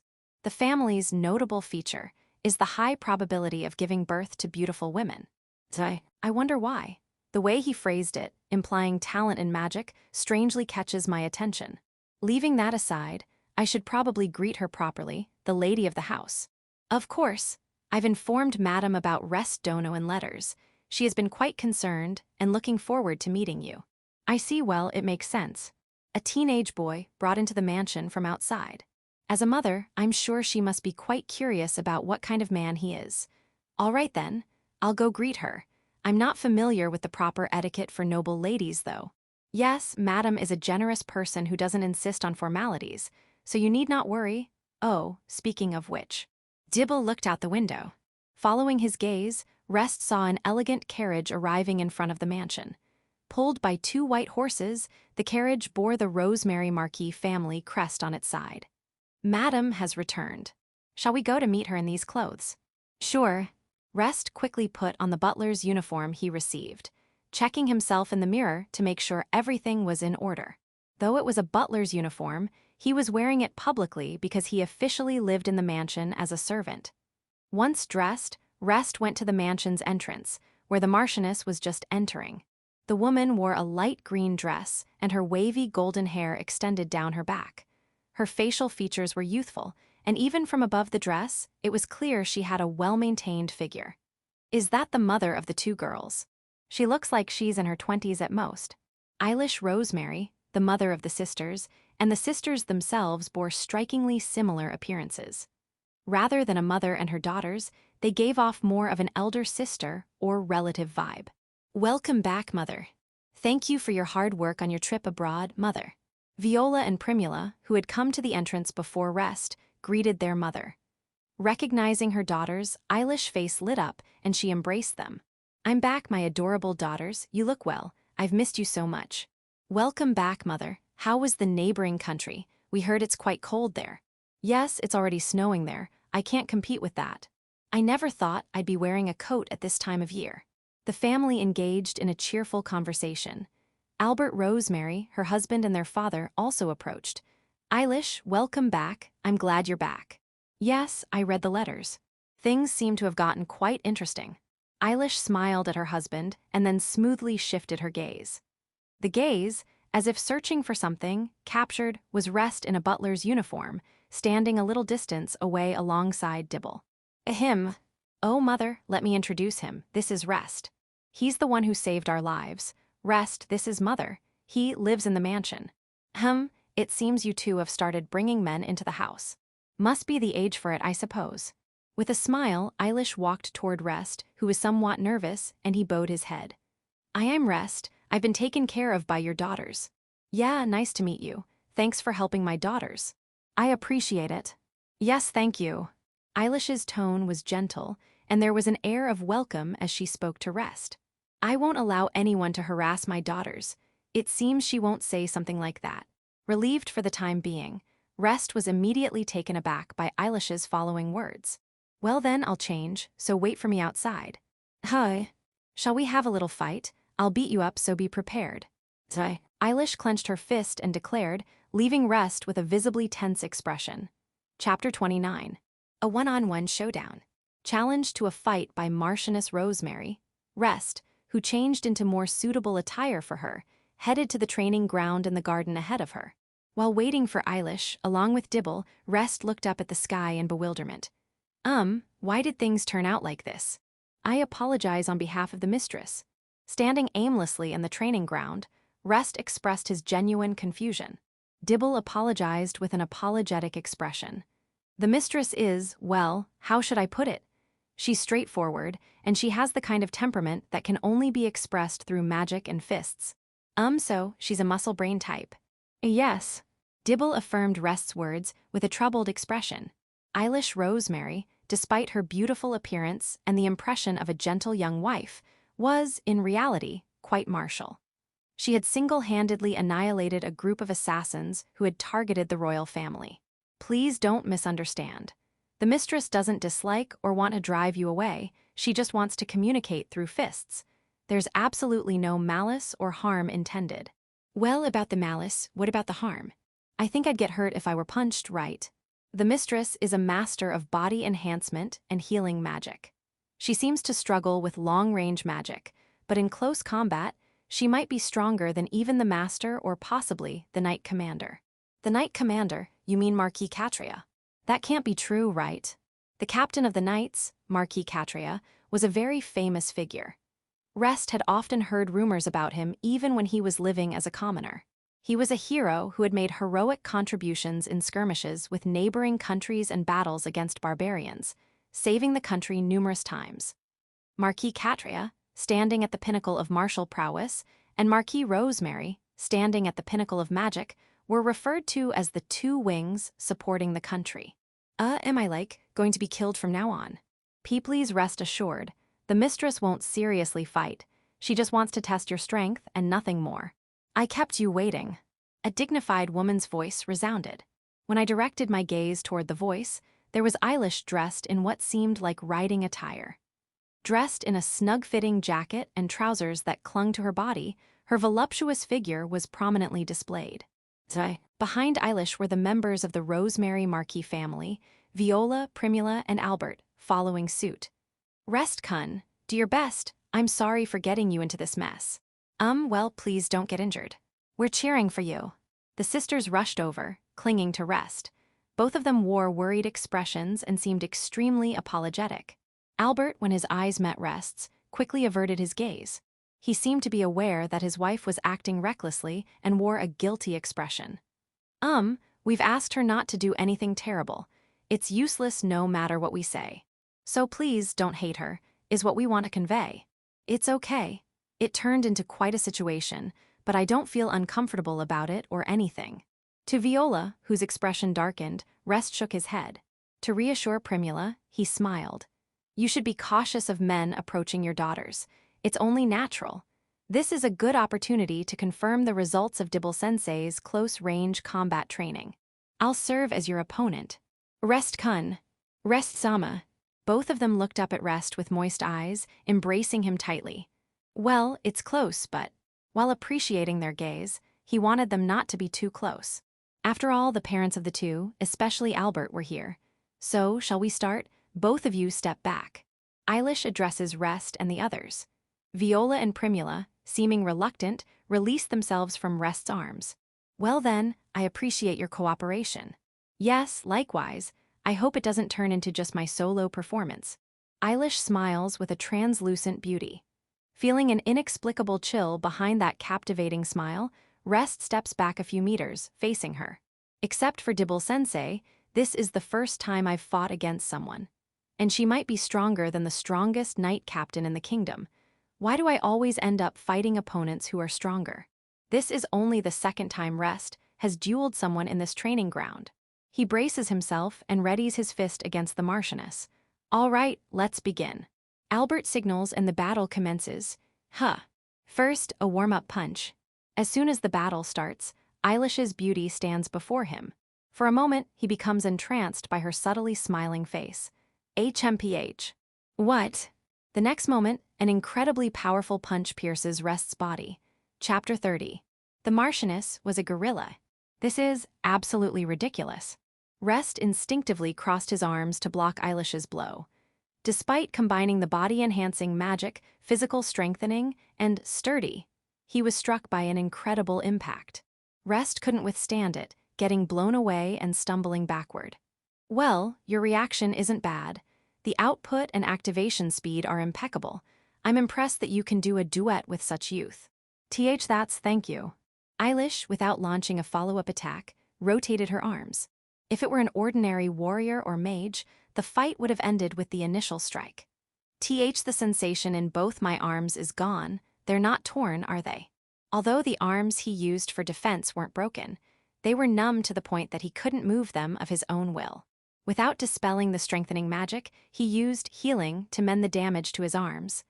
Oh, a trio of maneuvers is also possible. Quite remarkable.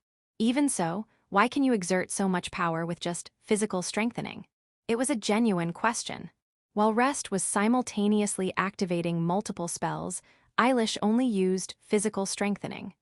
Rest used physical strengthening as well, but there was a clear difference in their abilities. I naturally have a high magic output.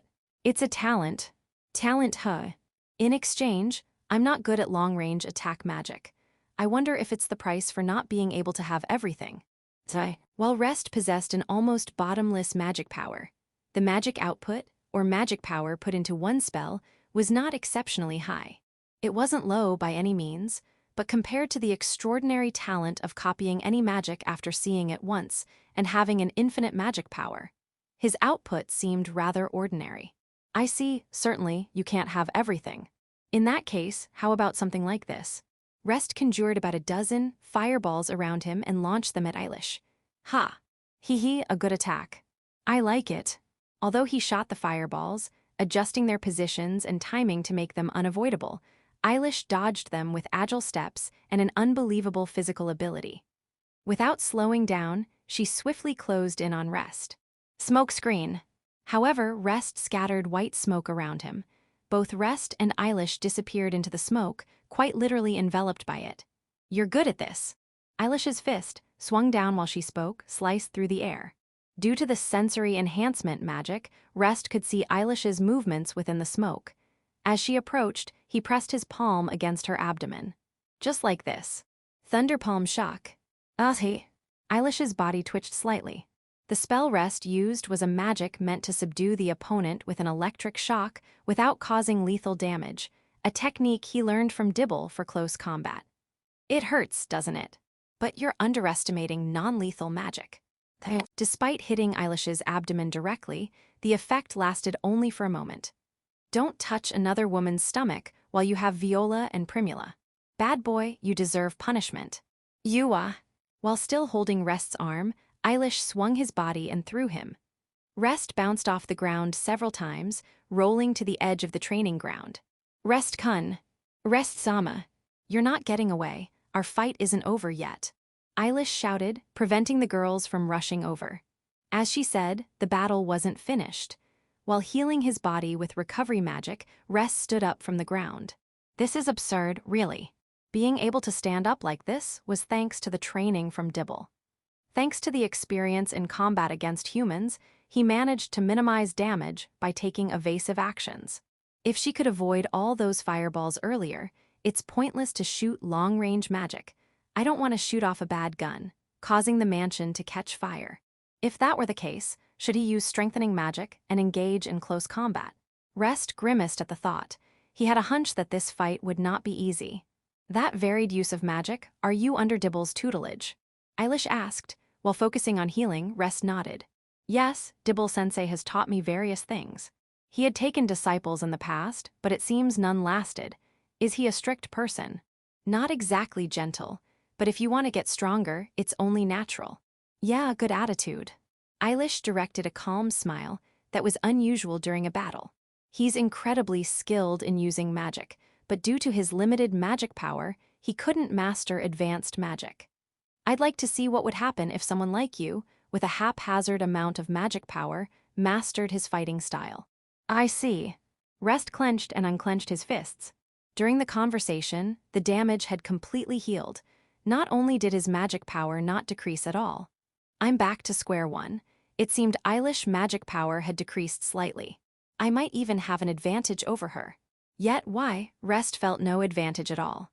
On the contrary, he sensed that he was the one being cornered, causing him to break into a cold sweat. Engaging in mock battles with Dibble every day had made him capable of fighting on advantageous terms, even if he couldn't win outright. However, he still felt Eilish was too distant. Is this the force standing at the top of the country? He was once again deeply shocked. Stronger than Dibble-sensei than me too. Rest Kun. Rest Sama. Still, I can't give up, because there are these girls cheering for me. Viola and Primula raised their voices, supporting Rest. He couldn't show them an embarrassing sight.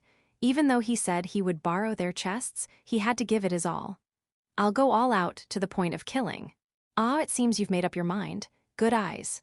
Those eyes, similar to my husband in his youth, whom I liked so much. Eilish lifted the corners of her lips in an amusing manner. Come, I'll embrace you. I'm coming. Physical strengthening. Sturdy. Acceleration. Earth armor. A quartet of magic activated. Coating his entire body with an earthy armor, Rest assumed a crouching start-like stance. Quartet, amazing. Launch fire. As Eilish exclaimed in admiration, she kicked the ground and sprinted. Unbelievable speed despite wearing a coat of earth armor. The force and weight were like a large motorcycle charging at over 100 kilometers per hour. Running straight, she intended to collide with Rest, who was attempting to strike her torso while wrapped in a riding outfit. Yeah, that's good. It's genuinely good. However, such an attack was intercepted. In addition to physical strengthening, Eilish had used Sturdy to further fortify her body. Despite the fact that physical strengthening alone was overwhelming, the blow from the quartet proved ineffective against Eilish, who had reinforced her body by overlapping magic. A reward for you. I'll embrace you as promised. Kate. Eilish arms embraced Rest. The earth armor shattered with a loud crack, and he was squeezed in a vice-like grip resembling a mackerel fold. My waist is broken. Drifting away from consciousness, Rest fainted on the spot. The second duel in the training ground. Once again, Rest suffered defeat and fainted just like the previous time. Chapter 31. Rosemary Marquis Family Meeting. Rest, who had been thoroughly defeated by Eilish in the training ground, was immediately carried to his room for treatment. He was on the verge of a broken spine and ruptured internal organs, but fortunately, his life was not in immediate danger. Rather, it seemed that he had been accurately tormented just before healing magic could barely fix him. Rest-kun. Rest-sama. Viola and Primula, the Rosemary sisters, approached Rest, nursing him. It was a situation reminiscent of a redo, but what differed was what happened next. The sisters, who were taking care of Rest, were summoned by their mother and headed to the discussion room inside the mansion. "What do you need, mothers?" "Moo." The two who arrived at the discussion room glared at their mother. Eilish, meeting her beloved daughter's resentful gazes, chuckled awkwardly and crossed her legs on the sofa. "Don't give me such a look. My dear daughters." "But mother, to go that far, it's terrible. I intended to go easy. If I had embraced him seriously, his organs would have been blown away." "It's a joke. Don't glare at your mother like that." Eilish tried to reassure her daughters, but Viola and Primula's gazes remained stern. They were evidently upset about Rest's injuries. "Both of you just sit down." Interrupting from the side was the father, Albert, who was present. "I called you here for a reason. Sit down." "Excuse us." With a slightly cautious demeanor, the sisters sat on the facing sofas where their parents were seated. After making sure the daughters had settled, Eilish began to speak. "Now, I'm not good at decorating words, so I'll be straightforward. Viola, Primula bear Rest's children." "Hey, you. Could you phrase it differently?" Viola and Primula were dumbfounded by the bombshell dropped by their mother. Albert hastily stood up. "More like, wrap it in more delicate terms. It's faster to get straight to the point. I've decided to welcome him as the son-in-law of the Rosemary Marquis family. Both of you will marry him, have at least 3 or more children. Mother, are you really okay with this?" Primula, who asked timidly, was met with a question. Viola's mouth fell open, and her face froze in amazement. "Welcoming Rest-sama as a son-in-law, that I'm happy about, but is it really okay for sister and me to accept him so easily?" Eilish's proposal was actually what she desired. Primula had decided to marry Rest, and she expected her sister would do the same. That's why it felt too convenient, and she found herself doubting. "Don't worry, there's no ulterior motive. I just intend to integrate his talents into the Rosemary Marquis family. Originally, I planned for Viola to take a husband, inherit the house, and have Primula marry into another family to make connections. However, if we find such a prodigy, the situation changes. Rather than forming connections outside, having children who inherit his blood will contribute to the prosperity of the Rosemary Marquis family and this country. Mother, you seem to be quite fond of Rest-sama. If you exchange fists, you can understand most things." Eilish shrugged. "Once, my mother fought against a magician known as the Celestial Emperor, the chairman of the Wise Men's Council, and the world's strongest magician. Rest-san still has noticeable areas of immaturity and inexperience, but I felt something in him that resonates with that emperor. Tente, if we can incorporate a magician with qualities equal to him, it's a bargain to have both my daughters as wives. Even if you were to resist and cry, I would have tied you up and offered you to him." "Hey." Albert frowned at Eilish's statement, unsure if it was a joke or serious. "We were lucky it didn't come to that. If both of you like him, it's settled. As soon as the entrance exam for the Royal Academy is over, you 3 will be engaged. Then, after graduation, you'll marry. Let's start making children right away." Eilish continued with the conversation on her own, pointing her finger sharply at the sisters. "I don't mind premarital sex, but be mindful of contraception. Children born before marriage won't be recognized for inheritance rights, causing unnecessary trouble. I won't allow premarital sex." The mother's easygoing attitude and the father's muttered resentment clashed. As the conversation progressed to that point, Viola, who had been dazed until now, finally spoke up. Is it okay? Can we really marry him together?" "That's what I explained. Then, after graduation, I can always be with Rest and Primula. Nisan. I'm so happy. Viola smiled like a blooming rose and hugged her sister. Primula, also drawn in, smiled and gently stroked her sister's back. Even though they were close twin sisters, they wouldn't be together forever. Eventually, they would choose separate paths and go their separate ways. However, by having a man named Rest between them, they could walk through life together. It was as joyful as being able to marry the man they loved. Primula. Nisan. The emotional sisters embraced each other with tearful smiles. Albert, who had been displeased about losing his daughters, sighed and dropped his shoulders at the sight of the two, saying, "I can't help it." The discussion room was filled with a warm and happy atmosphere. I forgot to mention something. However, Eilish, as if suddenly remembering, uttered words that shattered the peaceful atmosphere. He will impregnate several other women as well. Pick suitable girls from branch families or vassal houses, and in some cases, gather mistresses from friendly families. Make sure to get along well with them too.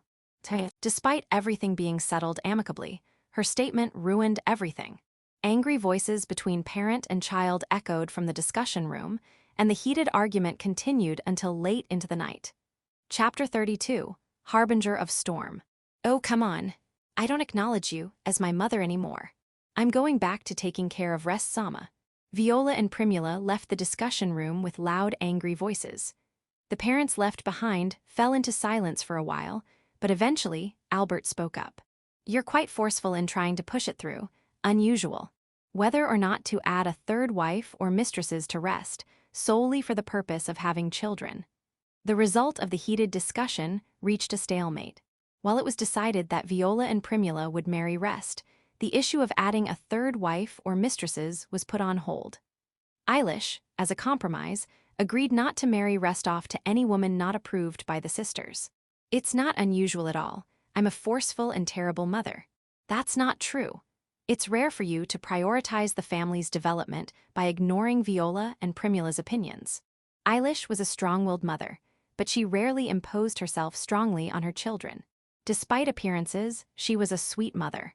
Assigning another woman to Rest, especially one not approved by the sisters, was something she wouldn't normally do. Is it related to your health? Oh, you noticed. Because you're my wife. Did something happen in the neighboring country? During Rest and Eilish's battle earlier, Albert had sensed something unusual about his wife's body. Her movements were slower than usual, and the flow of magic seemed stagnant. He suspected that something might be wrong with her body. It seems that the world situation is changing moment by moment. It won't be resolved immediately. However, in 10 or 20 years, our country and the neighboring country are likely to go to war. What? It seemed impossible. The relationship between this country, the Iwood Kingdom, and the Geisel Empire next door was excellent. They had been allies for many years, and the emperor, known for his moderate nature, played a mediating role in eliminating conflicts among surrounding countries. That's only if the current emperor is alive, right? What? It seems that the current emperor is suffering from an illness. It's been about 5 years now. If the emperor dies, a succession struggle is likely to occur. There's no guarantee that the next emperor will be as moderate. If a belligerent person who liked war became the next ruler, they might declare war on surrounding countries. Even if they weren't the immediate target, there was no guarantee that this country wouldn't be affected. Even if direct warfare doesn't break out, the weakening of the empire may lead to other countries taking action. Our country has maintained peace along the border because of our alliance with the empire. If that alliance weakens, other countries may move as well. So our country is not entirely safe. In recent years, the northern barbarians have shown suspicious movements. Also, fools have proliferated within our country. There are even those trying to push that idiot prince forward. Internal and external problems, I see. That's why you were thinking about the next generation and tried to give Rest a mistress. There's no guarantee that the war will end in 10 or 20 years. It's better to have many potential heroes for the next generation, don't you think? Albert fell silent. He didn't necessarily think his wife's approach was correct, but there was no denying that the world situation was moving in an unfavorable direction. Perhaps a massive storm involving the entire continent was approaching. The appearance of a rare magic talent like Restkun might be a precursor to that. The emergence of an eccentric figure who would stand at the center of the impending chaos. Well, it's probably just an overthought tale. It wasn't some hero's saga. Albert dismissed the silly imagination that popped into his head and began to contemplate the path the Rosemary Marquis family should take. Chapter 33. Rosemary sisters launch a fierce attack. After various twists and turns, Rest was officially accepted into the Rosemary Marquis family as the son-in-law, thanks to Eilish recognizing him. Albert, the father and head of the family, reluctantly accepted Rest marrying the sisters, and their relationship was officially acknowledged within the household. However, there was a problem.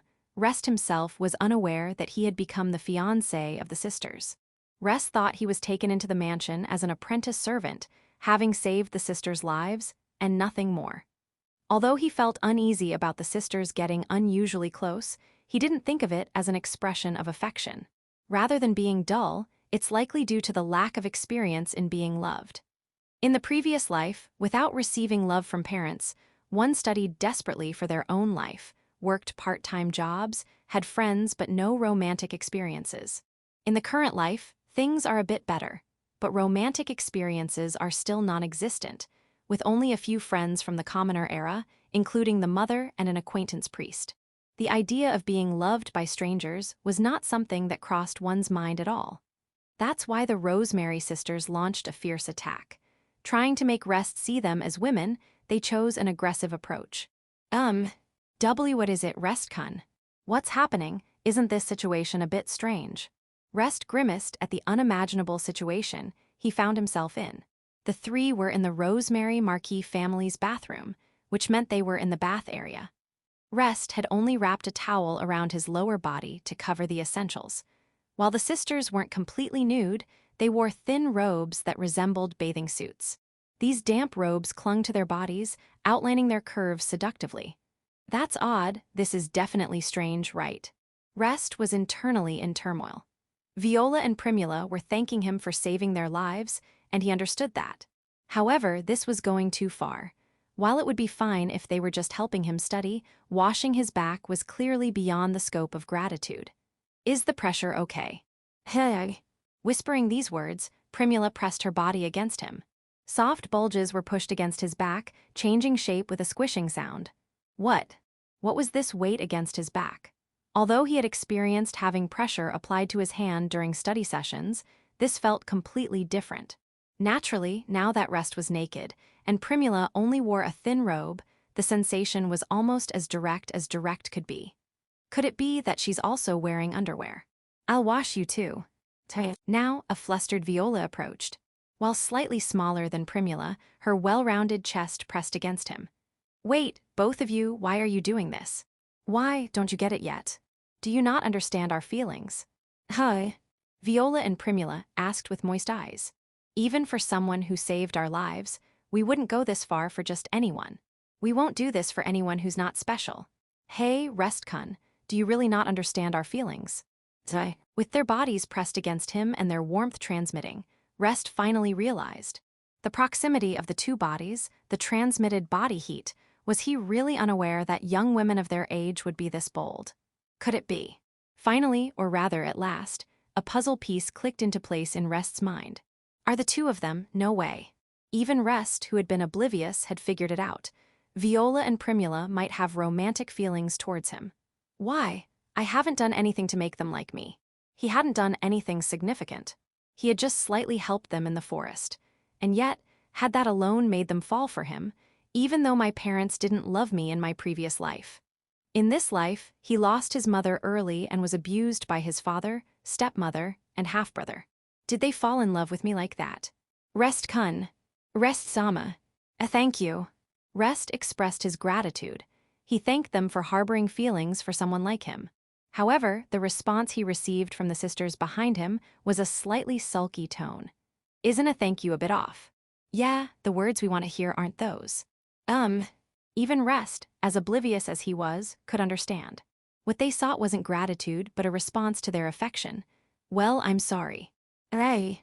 Oh no, it's not a rejection. Rest hastily tried to clarify as the sisters made a sad sound. I'm really happy about your feelings. Seriously, I'm over the moon. But I don't know what words to say in response to your feelings. Until now, Rest had been desperately striving to change his circumstances, to get back at his father, stepmother, and to make his brother speechless. In the midst of putting in effort to change the life that had been trampled and oppressed, he had no room to spare for matters of love. So, could you give me some time? Properly, when the right time comes, I'll give you an answer. Definitely. Fine, I'll wait, because you're special. Yeah, anyway, the conversation won't progress unless you pass the entrance exam. The two consoled Rest, snuggled up to him, and accepted the rather pathetic response of postponing the answer. Thank you. Rest expressed his sincere gratitude. There was no reason for him to dislike the two. However, he wanted to have the confidence to respond to their feelings. I will become stronger. I'll ascend higher and higher. Once I can protect the two firmly, that's when. With a firm vow in his heart to respond to their feelings, Rest pondered how to divert his attention from the warmth transmitted through the two's skin. Chapter 34. All licenses were transferred. 1 year had passed. Rest dedicated himself to exam preparation for school admission. He went through reference books multiple times, not only seeking help from the sisters, but also conducting research in the library for areas he didn't understand.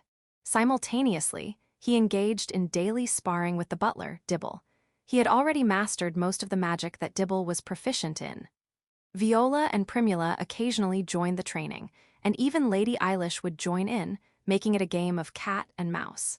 Accumulating sufficient practical experience, Rest had reached a point where he could win against Dibble every other time, though he was still not adept in martial arts. He had surpassed Dibble in simple magic skills. I was given the stamp of approval that I would be able to succeed even if I became a court magician right away. With the current Restone, passing the entrance exam should be no problem. However, beware when things are going well. Don't let your guard down when you have the luxury to. No matter how weak the opponent, never let your guard down, right, Dibble-sensei? Galilea. Rest's muttering was drowned out by a scream. Several grotesque humanoid figures emerged from the forest, their ashen skin, smooth, bald heads, and bodies swollen like balloons covered with thick muscular armor. They were not human, they were monsters known as ogres. Ogres, emerging one after another from the forest, let out fierce roars as they charged towards Rest, who was ready for them. Shall we fight? Fully prepared and with motivated adversaries, there was no reason to wait. Rest activated his magic and kicked off the ground. Physical boost and accelerator. Enhancing his physical abilities and simultaneously increasing his speed, Rest ran at an incredible speed, closing in on the leading ogre. Gyue. Wind blade. Launching wind blades at point-blank range, Rest severed the ogre's head, making it dance through the air. Witnessing the demise of their comrade, another ogre swung a club down. Gala. Earth shield. Without panicking, Rest activated his magic. A wall of earth surged up and intercepted the club swung by the ogre. Earth spear. Touching the earth wall that protected him, Rest cast another spell. Sharp spikes emerged from the opposite side of the wall, piercing the attacking ogre. Fire bolt, ice cannon, thunderbolt. For the ogres at a distance, Rest used long-range magic. Red, blue, and yellow flashes shot out one after another, piercing through the ogres' bodies. Gaia. Realizing they couldn't win individually, several ogres simultaneously pounced on Rest, attempting to crush him with overwhelming weight. Smoke screen. Without hesitation, Rest activated his magic. White smoke enveloped him, concealing his form. Gaia. Similarly, the ogres wrapped in smoke cried out in confusion. They swung their clubs wildly, accidentally attacking each other. Fu. Taking advantage of the chaos, Rest, in a low posture, dashed forward. With the magic, Life Search, allowing him to grasp the enemy even within the smokescreen, Rest efficiently disposed of each ogre one by one. Soon, most of the ogres emerging from the forest had been defeated. Is it over? Doesn't seem like it. Gallia. A particularly large ogre, at least 2 sizes larger than those defeated earlier, emerged, knocking down trees in its path. Its red-colored body indicated it was probably a mutated variant, a monster known as an ogre general. This is a higher-level monster than White Fenrier. If it appeared in a human settlement, 1 or 2 villages might vanish. If it was Rest who had just been taken in by the Rosemary Marquis family, he might not have been able to win. However, the current Rest was different. Without showing a hint of impatience, he focused his magic power, eyeing the Ogre General. Physical enhancement and power boost. Magic that enhanced physical abilities and strengthened arm strength. Earth coat. Magic that coated the body with earth. He covered the part of his right arm from the elbow down with earth, creating a giant glove with spikes at the tip, enhancing its power. Accelerate. And magic to increase speed. In an instant, he stepped into the Ogre General's range, swung his right arm. The spiked glove pierced the Ogre General's thick torso, and the sound of bones breaking reverberated. The Ogre General screamed. Rest, who was supposed to be in a distant place, had approached in the blink of an eye and delivered an attack. The Ogre General probably couldn't comprehend what had just happened. It still has the energy to scream. Fire cannon. A finishing blow, flames erupted from the tip of the embedded fist. This should finish it. The Ogre General roared, but its movements gradually weakened until it finally fell silent. From the mouth, nose, and eye sockets of the Ogre General, flames erupted, a silent scream. The Ogre General fell backward, its body burning from the inside. I won. As a precaution, Rest used the presence detection magic to confirm his surroundings. Aside from Rest, there was only one other sign of life present. It seemed all the ogres had breathed their last. Well done. Applause echoed, and a presence hidden in the shadows behind the trees revealed itself. Your battle performance was splendid. This deserves a passing grade. Thank you, Dibble-sensei. The one who appeared was a man in a butler's uniform, none other than Dibble, Rest's martial arts instructor. Though it was a group of ogres that had burst out of the forest, it was Dibble who had driven them out and outside. For some time now, Rest had been engaging in combat with monsters accompanied by Dibble as practical training.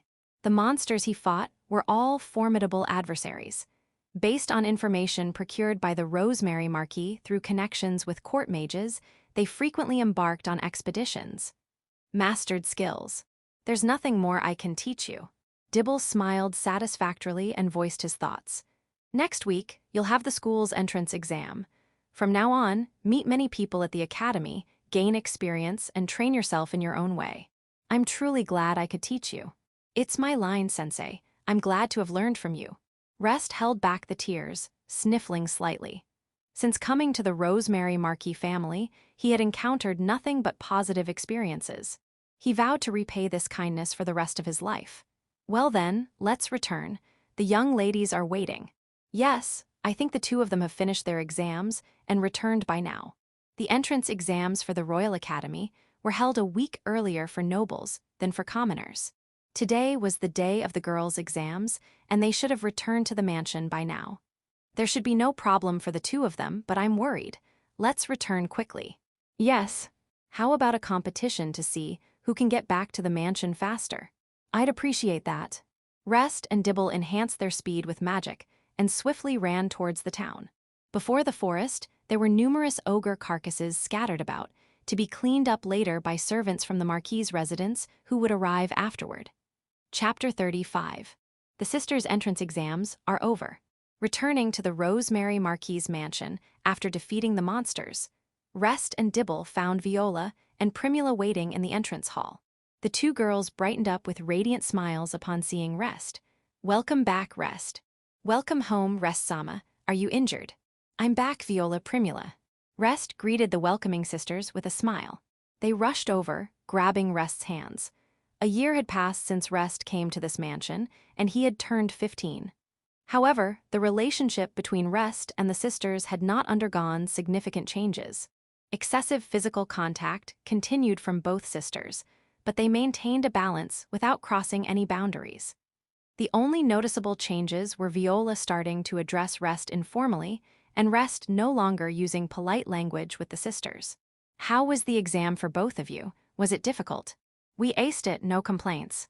No problems, we're probably going to pass. That's great, I was worried, so I'm relieved. Next is Rest's turn. If you fail, I won't accept it. Of course not, I'll definitely pass. Rest emphatically nodded in response to Viola's insistence. Naturally, he had no intention of failing. The exams were a crucial point in his life, and he was determined to pass. The entrance exams for the Royal Academy were divided into Noble Category and Commoner Category, with the Commoners' exams held a week after the Nobles. The Academy had 5 departments: Magic, Knights, Civil Officials, Clergy, and Arts. Rest and the sisters took the exam for the Magic department. The exam content was the same as last year. There was a common written test for all departments first, followed by practical exams for each department. The Magic department's exam was the usual target shooting. Primula explained the exam details. Target shooting was a common method to measure a mage's proficiency. It involved shooting magic into a target, and the power was measured using special magic items. It seemed the Magic department's exam followed the usual format. Oh, by the way, I saw your brother at the exam venue. Cedric. Yes, he seemed like he wanted to talk to us, but I ignored him. Viola's words made Rest raise his eyebrows slightly.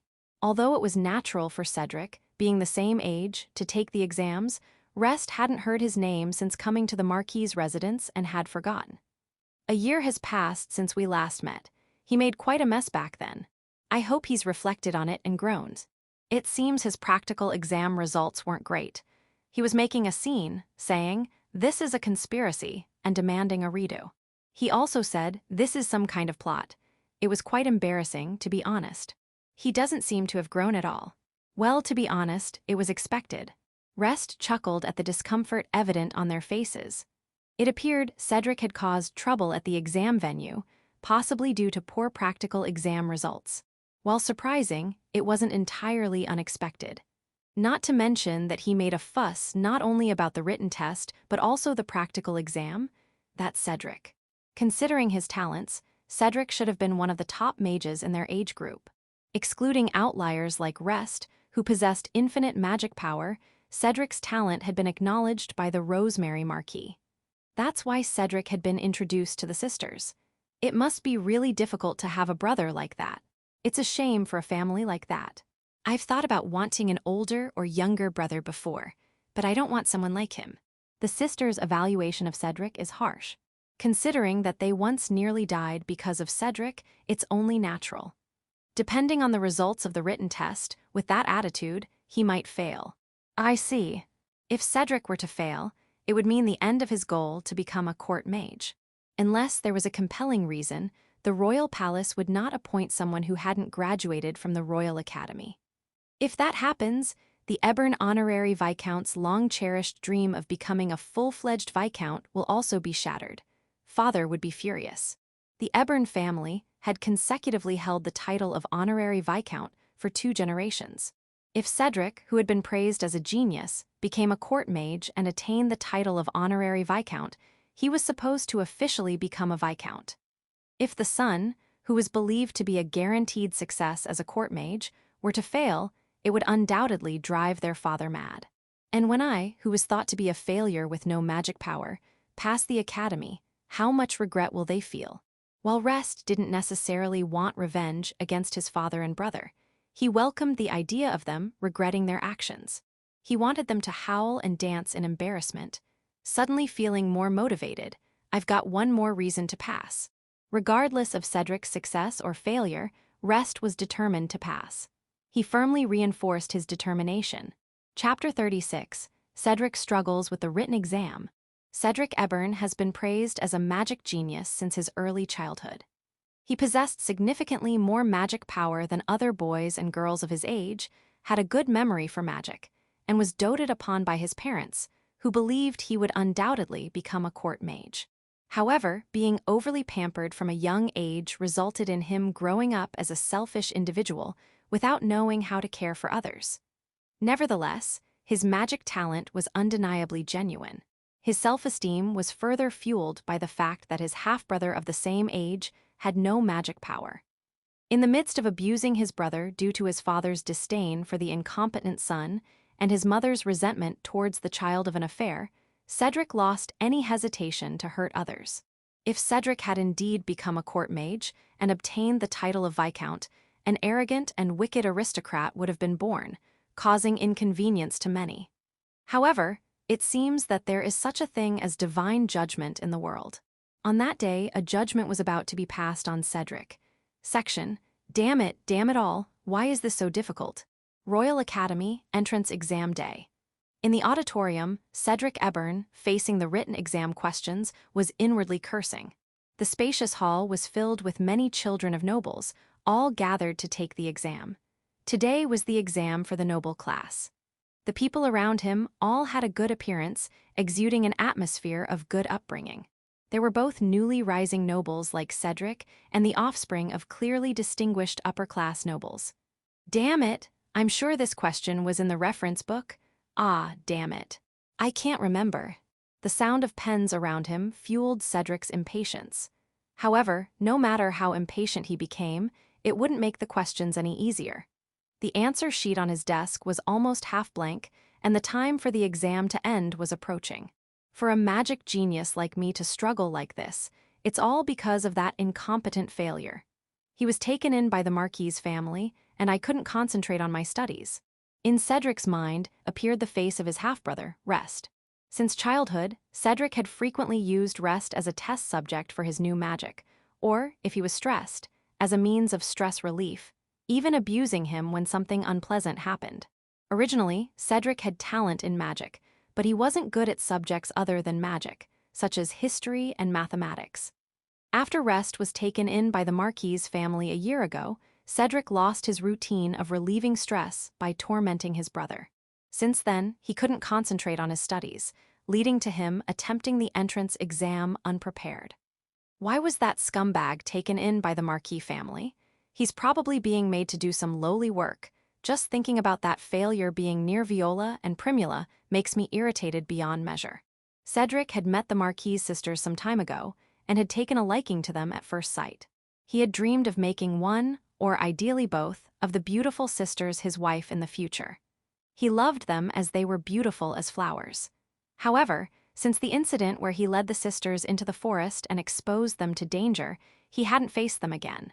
Even when he requested to meet them to apologize, his request was flatly rejected. If you enroll in the academy, you plus might meet them again. Don't rush, his parents said. That's right. You're a chosen one, different from that stray dog.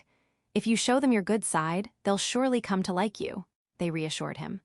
However, even with their reassuring words, just thinking that Rest was so close to the lovely sisters stirred up irritation in Cedric. Since then, he couldn't concentrate on his studies. Even during the moment of taking the exam, the face of his brother flashed in his mind, and an intense feeling of anger continued to boil. You have 5 minutes left until the end of the exam. Damn it, damn it, damn it, damn it, damn it, damn it, damn it, damn it, damn it. Upon hearing the exam proctor's voice, Cedric contorted his expression and desperately tried to solve the problems. In the end, Cedric was only able to answer about 70% of the entire exam paper properly. There was no guarantee that all of that 70% was correct. It had been mentioned beforehand that the minimum passing line for the written exam was getting over 60% correct. Cedric had barely crossed this line, making the first half of the exam extremely precarious. Chapter 37. Cedric despairs in the practical exam. Cedric, concluding the written exam with unsatisfactory results, had no time to relieve his frustration or anger before moving on to the practical exam. Separated by academic disciplines, Cedric, taking the magic exam, followed the instructions of the exam supervisor and proceeded to the field. As Cedric stepped onto the field, he couldn't help but notice the figures of 2 young women. A beautiful girl with golden hair in a ponytail and an elegant girl with silver hair flowing down her back. These were the Rosemary sisters. It's been a year. They've become even more beautiful since then. Cedric swallowed hard at the sight. Viola Rosemary and Primula Rosemary had matured into more sophisticated figures than he remembered, exuding a feminine charm with soft curves in their chest and waist. Gulped. Cedric swallowed once more, sensing that the men around him were clearly also attracted to the 2 sisters. They were stealing glances at the Rosemary sisters, searching for an opportunity to strike up a conversation. Hey, don't you dare look, those are my women. A strange possessiveness sprouted in Cedric's heart. Those girls were his. They must be, they had to be.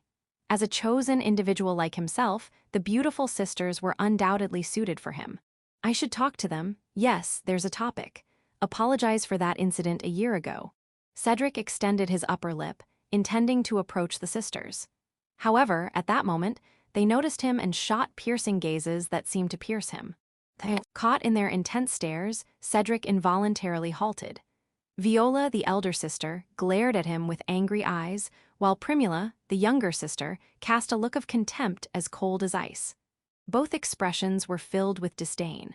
Even though Cedric is a self-confident man with an unnecessarily high self-esteem, when someone looks at him like this, he knows he's being rejected. Hey, what's this about? What did I do? Certainly, a year ago, he had taken them out and exposed them to danger. But in the end, nothing happened to them. Undoubtedly, the wolf had fled in fear of Cedric's genius. Thanks to him being there, everything ended without a hitch. However, being looked at with such resentment was unexpected and felt undeserved. Crap, they're narrow-minded despite their looks. If it's come to this, I need to show them that I'm a more exceptional person than anyone else. Abandoning the idea of talking to the sisters, Cedric was not ready to give up on having them in his hands. Though they seemed to dislike him due to a minor accident, he hadn't given up on capturing their hearts. As Cedric ignited the flames of determination within him, the female exam supervisor stepped forward and began explaining the practical exam. Now, shoot magic at that target one by one. The target is equipped with a special magic device that measures the power of the magic applied. You are allowed to use only one magic shot at a time. However, if you fail to hit the target, you may use multiple spell. Cedric tilted his head at the confusing explanation, but the sense of discomfort quickly vanished from his mind. If I'm going to shoot, it should be an advanced magic. I'll use my newly acquired top-tier magic and astonish everyone here. Especially since his scores on the written exam were not as desired, he needed to earn a high score in the practical exam to compensate. After they witness my magnificent magic, Viola and Primula will undoubtedly change their attitudes. Then, please come to the front in order of examinee number. First, Baron Jean Quest's son. Yes. As the called student approached, various types of magic were fired at the target: flames, lightning, ice, wind. A variety of spells hit the target, displaying different numbers. HMPH, an average of 80 points, I suppose. These guys are trash. Indeed, they were nobles, and their scores were relatively high. However, all of them were casting intermediate and lower-tier spells. There was no examinee who could cast advanced magic. Fire Cannon Fire Bolt, Ice Cannon Ice Bolt. The turn for the Rosemary sisters had also come. Viola, the older sister, scored 137, and Primula, the younger sister, scored 129. Both achieved scores exceeding 100. HMPH, since they are going to be my wives, they should perform at this level. Well, it's a shame that they are limited to intermediate magic, but that's precisely what makes my magic stand out. As of now, the scores of the Rosemary sisters were the highest among the examinees present. As a side note, among the examinees here, there is no one from a higher-ranking family than a marquis. Members of the royal family or the duke's family take the exams separately due to security concerns and are not present at the examination venue. If they had the genius third Prince Rodel or the renowned Prodigy Crocus, the duke's daughter, taking the exam, it might have been a different story. But in this exam, Viola and Primula will likely have the highest scores. Of course, excluding himself from the assessment. Cedric chuckled inwardly. Next is Cedric Ebern, honorary Viscount's son. Yes. Called by name, Cedric confidently stepped forward. Under the gazes of the other students, he walked up to the line drawn on the field, focusing on the target 10 meters away. You mediocre fools, take a good look. Witness the overwhelming talent of someone like me. Thunderstorm. Activated was an advanced magic that Cedric had recently learned. A thundercloud formed over the target, releasing a rain of lightning over a wide area. Advanced magic, huh? Incredible. Is this a joke, to be able to use such magic? As expected of Cedric Ebern, the son of the court magician, a true genius. How about that? Witness the power of a genius. While the other students behind him were expressing their amazement and admiration, Cedric looked towards Viola and Primula. Surprisingly, the two sisters were indeed looking at Cedric. However, their eyes were cold, distant, and full of scorn. They were also smiles of mockery. It was a different reaction than he expected. He didn't understand what it means to be looked at like that. Cedric Ebern, 86 points. Immediately after, Cedric was surprised by the words of the exam supervisor. Turning around hastily, he saw the number 86 floating above the target. The score was slightly above the average of the previous examinees. All right, you can step down. What? This is a lie. There's no way my score is this low. This has to be nonsense. Cedric raised his voice and confronted the female exam supervisor. He had cast advanced magic, so there was no way he could have a lower score than the Rosemary sisters, who used intermediate magic. This has to be a mistake. I demand a redo. You can only shoot magic at the target once. No redos. That's the target malfunctioned. No, this is a conspiracy. Someone is envious of my talent and trying to set me up. Blinded by anger, Cedric attempted to grab the exam supervisor by her collar. However, she immediately cast a spell to restrain Cedric. Earthbind. Whoa. Bound by black earth ropes emerging from the ground, Cedric crawled on the ground like a caterpillar. Using violence against the exam supervisor results in a deduction. Cedric Ebern. Damn it, this is. It seems you're not satisfied with the results, but with that magic, it's only natural. Looking down at the bound Cedric, the exam supervisor sighed in exasperation. It seems your understanding of magic is lacking. Thunderstorm is a magic that simultaneously attacks a wide area. Its power against a single target is not particularly high. It's not suitable for the target shooting exam, where you need to attack a single target. That's. Reaching advanced magic at your age is impressive, but I'll record the score as it is. Don't take it too badly. Cedric felt despair. His performance in the written exam was already lacking. If he couldn't earn a sufficient score in the practical exam and even received a deduction for violence, he would fall into the failing range. Is this a lie? Could I, of all people, be failing? How do I report this to father and mother? You messed up big time. Embarrassing. Is this guy even a noble? Even if praised as a genius, he's just at this level. This is what happens when a newly rich noble gets carried away. What a disgrace. Voices of mockery from the surrounding examinees reached Cedric. He had no memory beyond this point. After the practical exam, he felt like he was made to do something individually, but his consciousness, drowned in despair, did not retain those memories. Cedric returned home to the Ebern Viscount family estate in a state of utter dejection. Chapter 38, It's the day of the exam, but there's been an accident. All right, let's go. And finally, it was the day of the entrance exam. Whether or not Rest could enter the Royal Academy would significantly impact his future life plan. It's not an exaggeration to say that today, Rest's life will be decided, and he will either be a winner or a loser. Rest, do your best, I believe in you. If it's Rest-sama, you'll definitely pass. Good luck. Viola and Primula came out to the front door, encouraging Rest with words and even giving him a hug. The warm glances from the servants around made it somewhat uncomfortable. Thank you, I'll definitely pass for both of you. The two of them had taken Rest out of the Ebern honorary Viscount family. They provided study materials, taught him, and even gave him mentors for magic and combat techniques. To live up to the expectations of these two, who had given him the opportunity to learn in the best environment, he absolutely had to pass. Well, do your best. Go without being too nervous. The Rosemary Marquis couple also saw him off. Albert had a subtle expression, and Eilish had a soft yet powerful smile. Albert had offered to send a carriage, but Rest chose to walk on purpose. At this point, Rest was still just a servant of the Marquis family. He wasn't in a position to be so reliant as to request a carriage. Even now, it's different to just accept everything given. Honestly, walking is faster than waiting for a carriage. All right, let's go. He shouldered the bag, checked his belongings multiple times, left the mansion at a time sufficient for the exam, and headed towards the Royal Academy at a brisk pace. If he used the body enhancement magic to run, he could arrive in plenty of time without taking much. Huff, huff, huff. Moving his limbs while maintaining a steady breathing rhythm, he ran towards the academy, changing the surrounding scenery with the wind. He didn't make any foolish mistakes like getting lost on the way. He had scouted the location of the academy in advance, and the route was firmly engraved in his mind. Since he left the mansion early in the morning, there weren't many people on the main street of the royal capital yet. He paid attention to his speed, slightly slowing down to avoid collisions, and moved straight ahead. I've studied enough for the exam.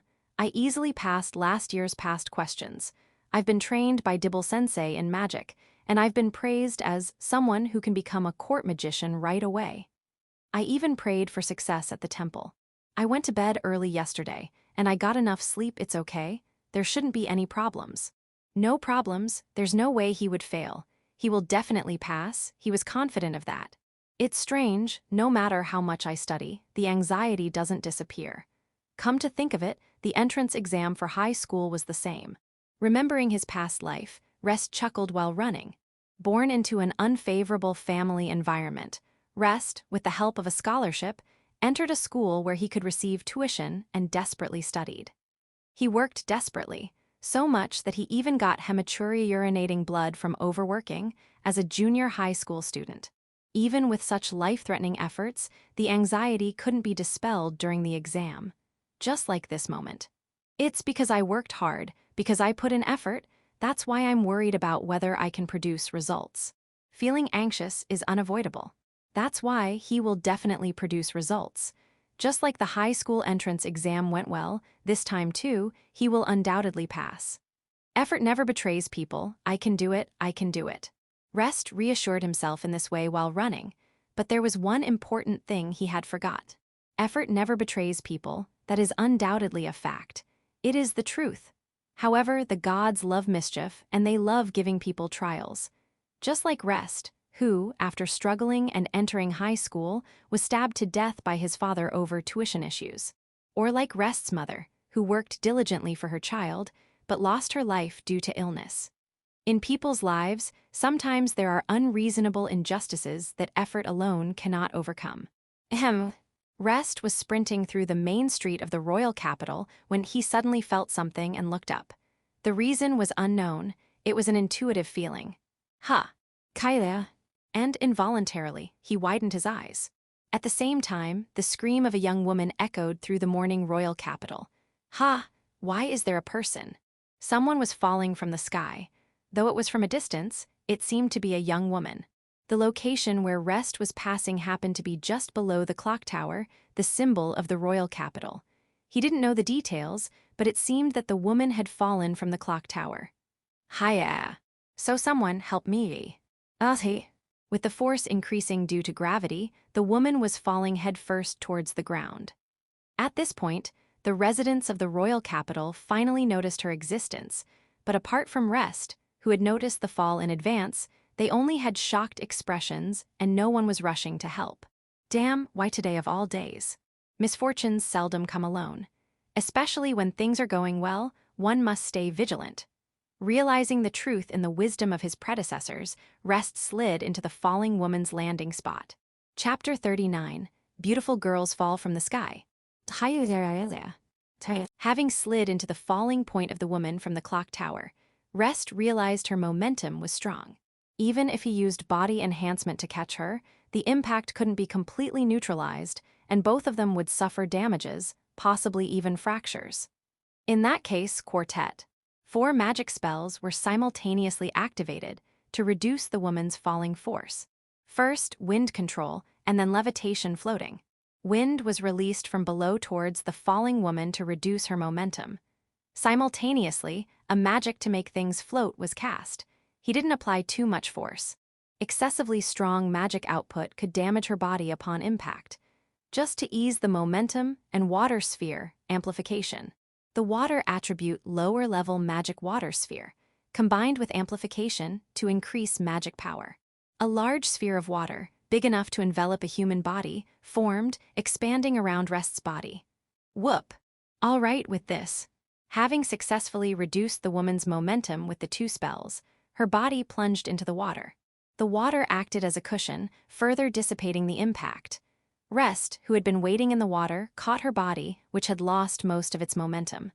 Buku. It worked well. She seems to be uninjured. Successfully catching her with almost no sense of impact, Rest immediately cancelled Water Sphere and let the water flow away. Puha. Ha ha, what on earth? The woman, having escaped from the water, raised a perplexed voice in Rest's arms. Upon a closer look, she seemed to be around the same age as him. Red short hair, dressed in pants and a shirt, her soaked clothes accentuated the contours of her well-shaped body. Although her white shirt was translucent, revealing her underwear, Rest promptly activated dry magic. Hiya. Is this okay now, miss? You are. I apologize for the intrusion, but I had to touch you to catch you in this emergency. Please forgive me. Rest gently placed the woman's body on the ground and bowed lightly. Regardless of the reason, he had soaked the woman and pressed their bodies together. As a gentleman, he decided to apologize politely. All right, I fell from the clock tower. Then I'll take my leave now. Although he was curious about why the red-haired woman fell from the clock tower, he honestly didn't want to get involved. With the entrance exam approaching, and with no need to reveal his identity, he chose to leave promptly. Hey, wait. Although the woman called out to him, Rest ignored her and activated body enhancement. He continued running. Wait up, you saved me, didn't you? Thank you, I owe you. The woman ran up alongside Rest, expressing her gratitude. Even though Rest should have been using body enhancement, the woman was running next to him at the same speed. Even if I'm not going all out, keeping up with my speed, no, more importantly, what was terrifying was that the woman wasn't using magic. Rest couldn't sense any magic presence from her. In other words, she was keeping up with Rest's speed with just her natural physical abilities. She caught up with pure leg strength. Is she a monster? My name is Yuri Katreya. Won't you tell me your name? I'm Rest. I don't have a last name, just Rest. I see, Rest-kun. Nice to meet you. The red-haired woman, Yuri, smiled and introduced herself while running alongside Rest. Given that they were in the middle of the city, they were keeping their speed modest. Running side by side with ease, as if casually jogging, Yuri's presence made Rest feel a slight sense of fear. Well, actually, I just arrived in the royal capital a moment ago. I got lost on the way here. So I climbed the clock tower to look around, but I slipped and fell. You're my lifesaver. I'll definitely repay this debt. Is that so? While grateful for the thanks, Rest wished she wouldn't stick around. Despite this, Yuri continued running alongside him. Wait, please. The woman called out again, but Rest, with a face twisted in confusion, suddenly remembered something. Katreya, could it be? Are you related to the Katreya Marquis family? Marquis Katreya. That refers to the captain of the royal guard who serves His Majesty the King. While Marquis Rosemary holds the position of chief court magician, standing at the top of the country's magicians, Marquis Katreya is the leader of the knights. In the court, he was considered one half of the king's wings. No, well, my father, well, you see. Why are you so flustered? And no. I'm not flustered. I haven't run away from home. It seems she's running away from home. While making excuses, her eyes are wandering all over the place. If you want to hide your status, don't mention your family name. Should I point that out? Wouldn't that be admitting defeat? I see, so you're a runaway girl who got lost. Yeah, well, not a runaway, but I am lost. Yes, I see. By the way, I have somewhere to go, so is it all right if I take my leave? For some reason, he didn't want to get involved in anything troublesome, like accompanying a knight captain's daughter and a marquis's daughter. There's an important exam coming up, and he didn't want to get dragged into unnecessary trouble. I'm sorry about that. By the way, where are you heading? Royal Academy.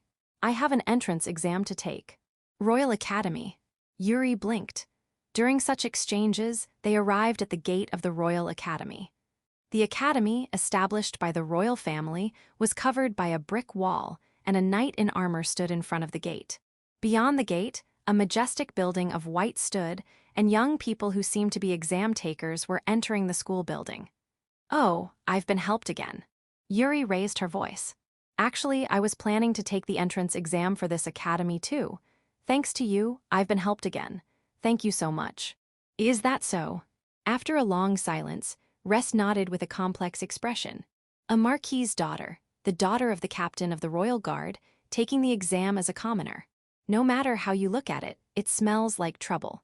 Yuri, who was smiling with a friendly smile, like a kind-hearted large dog, made Rest feel a chill. Section Audiobook by Masquerade Audiobooks. Chapter 40, Taking the Written Exam. At the entrance of the school building, Rest presented his examination ticket and received permission to enter the examination room. He entered the assigned classroom according to his exam number and took his seat. It was the entrance exam for the Royal Academy, Commoner Division, and the first part was the written exam. The examinees, divided into 10 classrooms based on their exam numbers, filled up their respective seats. Despite the exam starting in 30 minutes, half of the seats in the classroom were already occupied. 30 people in one classroom, so around 300 examinees. According to the information he had gathered beforehand, the number of successful commoner applicants varied each year. First, the nobility took their exams, and those who reached a certain threshold were all admitted. Then, the remaining slots were allocated to commoner applicants. The number of commoner examinees, around 300, is consistent with previous years. I think about 100 of them are expected to pass. Although all the commoner examinees were recommended for the entrance exam, most of them were expected to fail. The low pass rate was due to lower-ranking nobles recommending their servants to take the exam, resulting in numerous lower-quality recommendations. Higher-ranking nobles could ensure the quality of their servants, ensuring a high chance of success. However, lower-ranking nobles face challenges in achieving the same success rate, hence the term shotgun. Rest placed the writing tools, including the backup ones, on the desk and took several deep breaths to calm his nerves. While waiting, a robed woman appeared through the door at the front of the classroom, presumably for preventing cheating. A male instructor-like figure also appeared at the back of the classroom. From now on, we will begin the Royal Academy entrance exam for the Commoner Division. Seemingly, the exam was about to start. Rest straightened his spine in tension. The first part is the written exam. The written exam is common to all departments, and the time is 3 hours. Anyone caught cheating will be disqualified without exception. Answer sheets with the blank side facing up were distributed to everyone. On the desks were writing tools brought from the mansion. Everything was ready. Now, let the exam begin. Turn your answer sheets over and start answering. All examinees, simultaneously, turned their answer sheets over. With a writing tool in hand, Rest began solving the problems. The first is a history question. List the names of the 5 generals who contributed to the founding of the Iwood Kingdom. I studied this. He immediately filled in the answers. The questions lined up on the answer sheet were all answerable with the knowledge he had acquired while studying with the Rosemary sisters. Thanks to Viola and Primula, this is a magic question. List all the members of the 12 wise men who have held their position for more than 100 years. The answer is Van Wally, Nuada Kedis, and Kainhira Ikijo. It was a question in his field of expertise.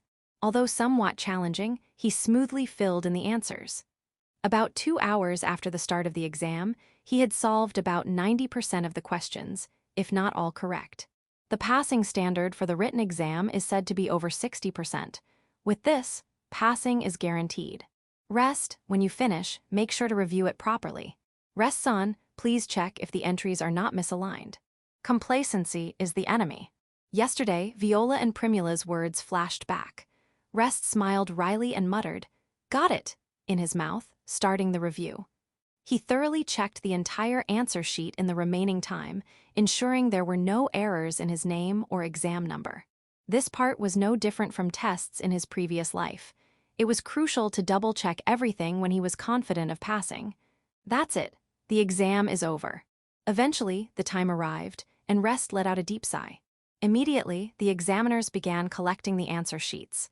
Wait a moment, just a bit more, just a bit more. Come on, submit it quickly.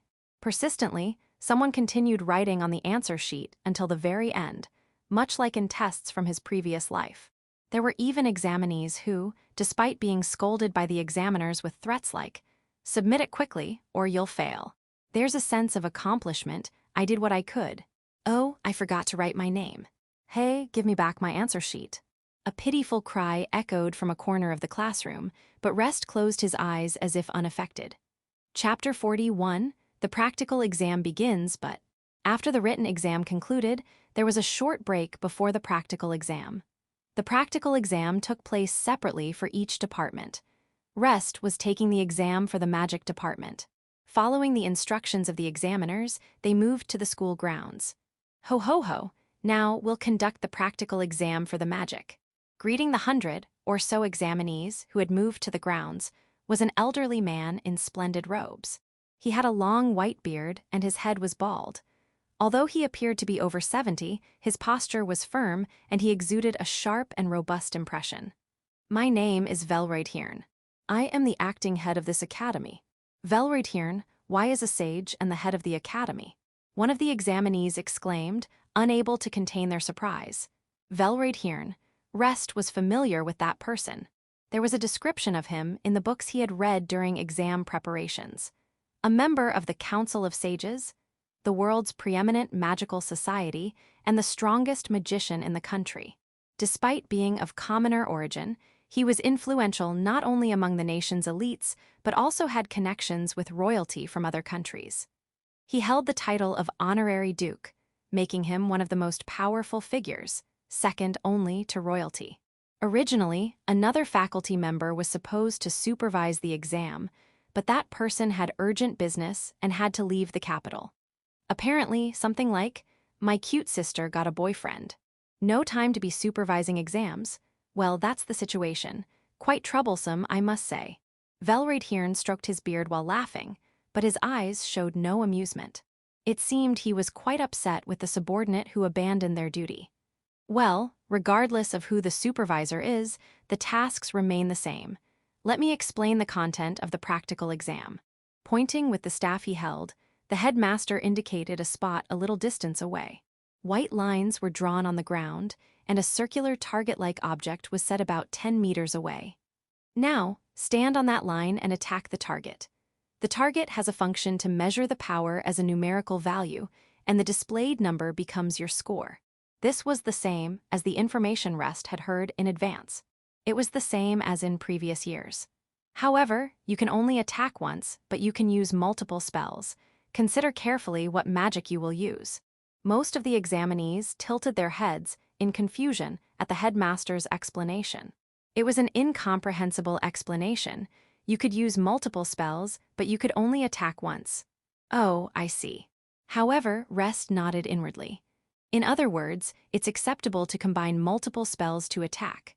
Combining multiple spells to perform compound magic was an advanced magic technique. It was said that even among court magicians, there were many who couldn't accomplish this. In the first place, performing multiple spells simultaneously was challenging. It was a difficult skill to master. But, as Dibble-sensei mentioned, even with lower-level magic, the power could surpass higher-level magic depending on how it's combined. Dibble, Rest's mentor, had also mentioned that he couldn't use high-level magic. Dibble became a court magician because he was exceptionally skilled in using magic, particularly in combining multiple spells. Of course, Rest had been taught how to use compound magic during his year of training. It's a perfect fit for this exam. Having an excellent mentor is truly invaluable.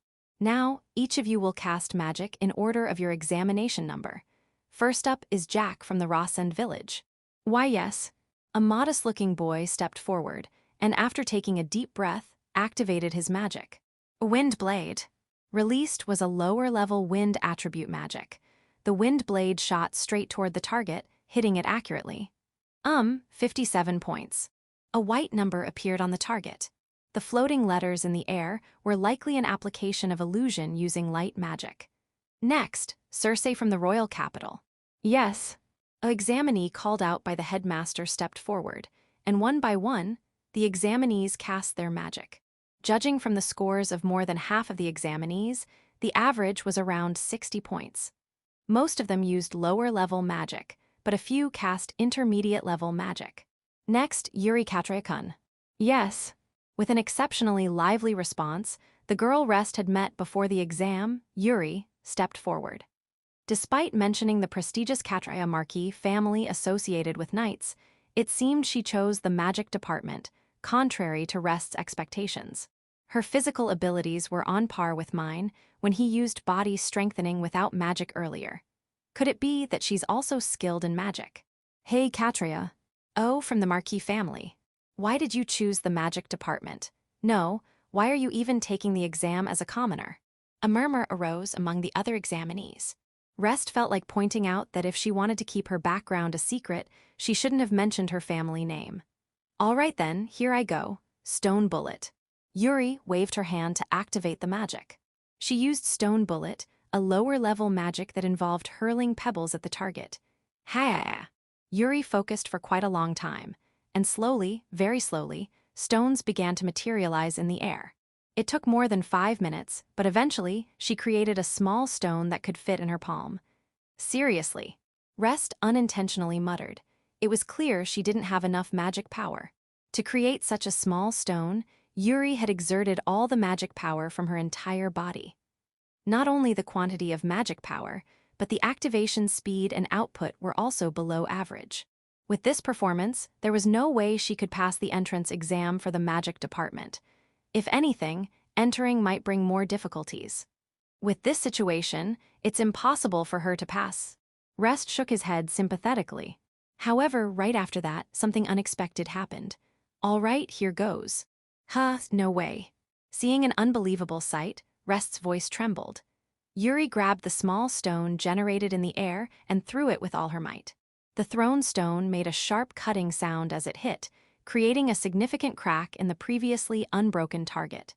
The displayed score on the target was 175. It seemed that the upper limit was not a perfect score out of 100. What incredible strength, wasn't this supposed to be a magic exam? I did it, the highest score. Leaving everyone dumbfounded, Yuri raised her victorious fist high into the air. Chapter 42, mocked but leaving an impression. Even after Yuri Katria stunned all the examinees, the exam continued. The target was replaced with a new one, and examinees took turns casting spells. About 70% had already finished, and Rest's turn was gradually approaching. Next is Saralic Brutkun. Yes. A voice was heard from behind Rest, followed by a forceful push on his back. Get out of the way. Clear the path, commoner. The one who pushed Rest was an exceptionally well-dressed boy. Considering that he mentioned his family name, could he be a noble? I'm from the Brute Marquis family's branch. Don't get in my way. Oh, so he's a commoner. Among old nobility, there were families that branched off from the main house. Although they often used the same family name, unlike the main house, they had no title or territory, making them legally commoners. Even though he's a commoner, he acts so high and mighty. His name is similar to Cedric's, and he seems like a troublemaker. While inwardly expressing disbelief at the boy named Saralic with a similar name to his brother, Rest obediently stepped aside. Even though the exam was still ongoing, he didn't want to cause unnecessary trouble. HMPH. Saralic sneered, confidently advancing to the line. Watch, commoners. Behold my splendid magic, bearing the glorious blood of the Brute Marquis family. Thunder Cannon Thunderbolt. What Saralic unleashed was an intermediate-level lightning attribute magic. Intense, flickering lightning struck the target. Despite his arrogant attitude, it was a reasonably powerful magic. The displayed score on the target was 98, making him the second highest so far, following Yuri. HMPH. This is what it's about. Saralic arrogantly laughed, proudly strutting back. Next is Restkun from the royal capital. Yes. Finally, Rest's turn had come. Heading toward the line, he heard a disdainful voice from behind. Haha. What can a shabby commoner like that do? The voice belonged to the earlier Saralic. What on earth didn't he like about Rest? Is he Cedric's clone or something? He's really bothering me. Despite his exasperation, Rest composed himself and stood in front of the line. Here I go. Rest took a deep breath once and activated the magic. Fireball. A fireball appeared in front of Rest. It was the lower-level fire attribute magic he always used. Haha. What can you do with that? Mocking voices echoed among the examinees. It was obvious who had uttered them. Laugh all you want, I'll make you stop laughing soon. Amplify. Rest simultaneously cast a magic to enhance the power of the fireball. The fireball grew larger and eventually surpassed the size of a human. Incredible, it's so huge. Surprised voices came from other examinees.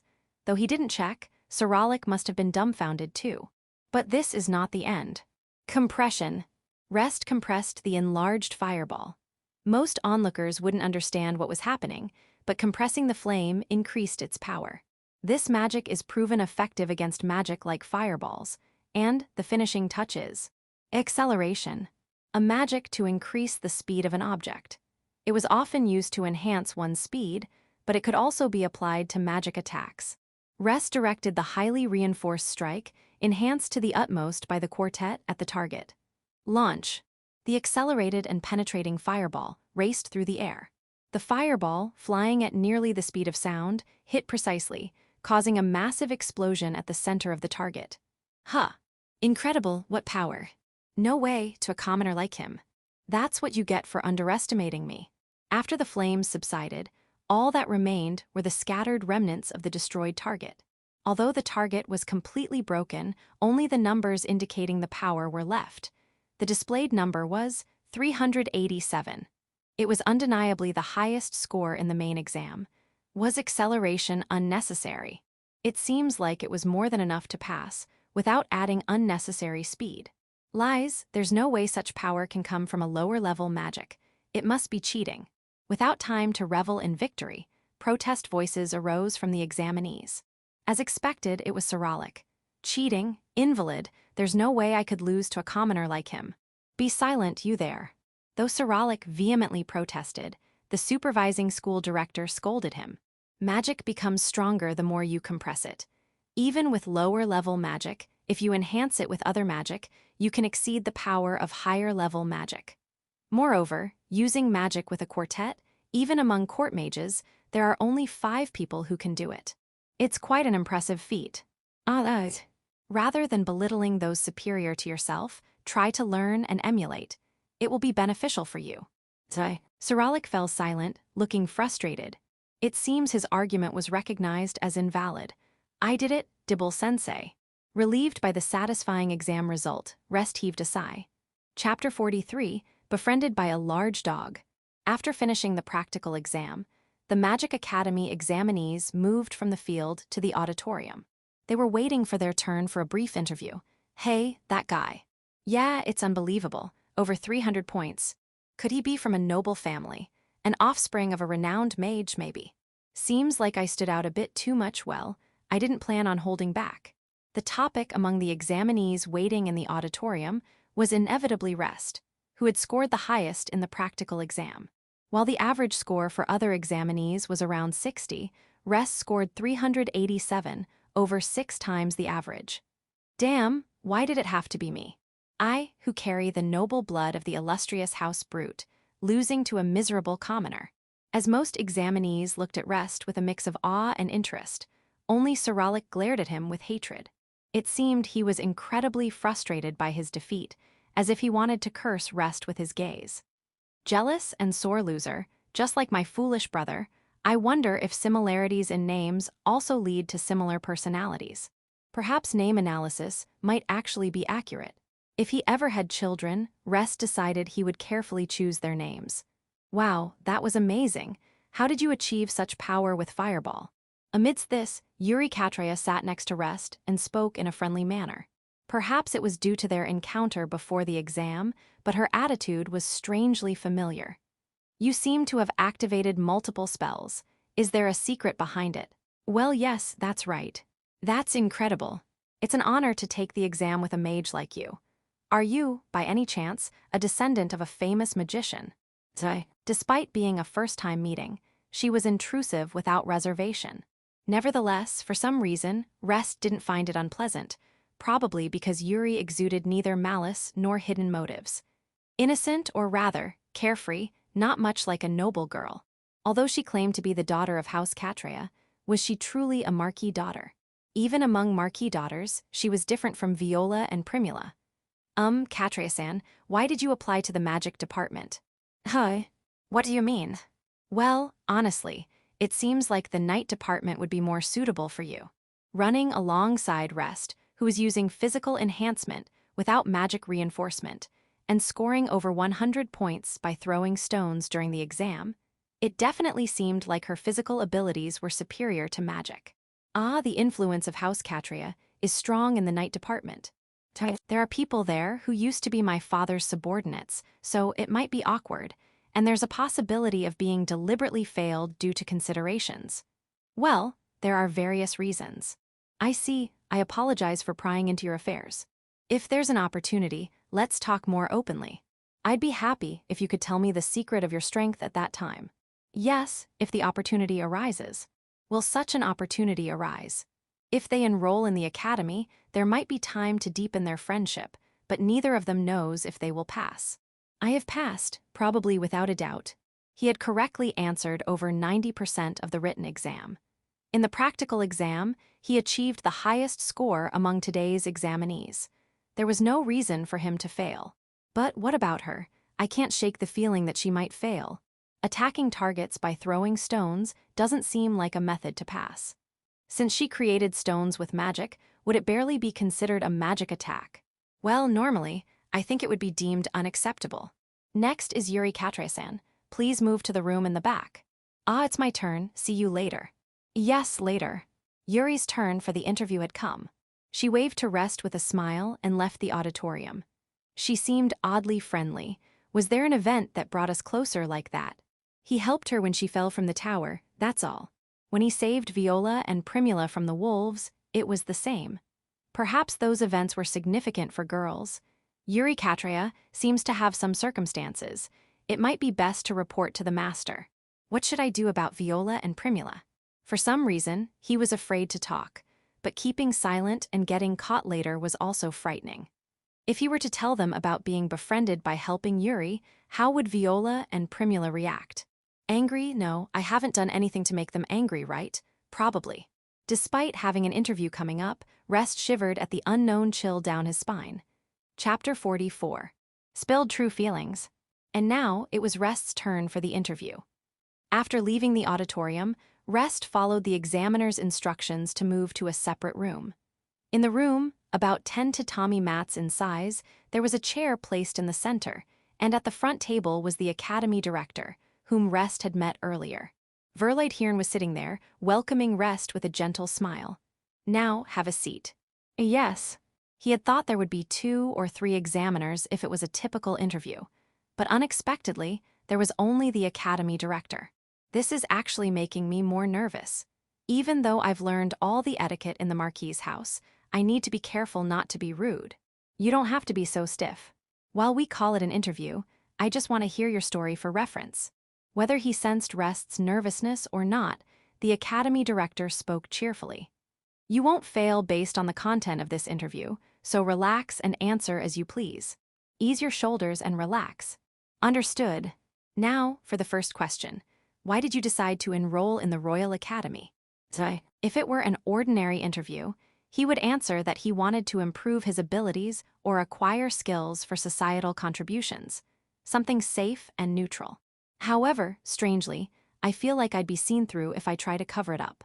The academy director's gaze wasn't intense, yet there was a strange sense that he could see into the depths of Rest's heart. It might be wise to speak honestly without trying to cover it up. I want to be happy. I want to become a successful person. What do you mean by that? I am the illegitimate child of Lucas Ebern, a court mage. When I was 10, my commoner mother passed away, and I was taken in by the Ebern honorary Viscount family. And I've been mistreated there. Currently, I've been taken in as an apprentice servant by the Rosemary Marquis family, which I happened to meet by chance. But the feeling of inferiority, being mistreated by the people who should be my family, hasn't disappeared. Do you want to get back at your family? Yes, that's half of the reason. Rest nodded, then further revealed the depths of his heart. And the other reason is that I want a family. A family? Yes, a family where we can understand each other, love each other. Even if we argue, there won't be one-sided mistreatment. I want a family that can communicate deeply from the bottom of our hearts, as many as possible. He wants a family, and he wants the power to protect that family, to obtain an overwhelming power that won't be taken away by the likes of the father, who stabbed him to death in his previous life, or the people from the Ebern honorary Viscount family, who abused him in this life. I want the power to protect my family, the strongest power that can crush any unreasonable threat against me and my loved ones. After saying it out loud, Rest suddenly realized, Do I think like this? It was an unconscious wish that Rest himself was not aware of. While talking about his reasons for enrolling with the academy director, he unintentionally spilled it out. I see, that's the core of who you are. Hearing Rest's story, the academy director nodded graciously. I was planning to ask a few more questions, but I think I've learned enough about your character. Let's finish the interview here. Yes, thank you very much. It felt like he might have said unnecessary things, but the academy director's reaction was not bad, so Rest considered it a success. Finally, could you touch this crystal here? The academy director waved his right hand lightly, and the crystal ball placed on the table floated gently towards Rest. What is this? Well, it's fine. You'll understand once you touch it. Rest found it puzzling, but he didn't sense any dangerous aura from the crystal ball. He gently touched it with his fingertip, and at that moment, a dazzling light was emitted. Whoa! Oh! Startled, he quickly withdrew his finger, and the light disappeared in an instant. But director, what in the world is this? Oh, this crystal is a magic item with the power to measure potential. It can measure the growth potential of the person touching it. Potential?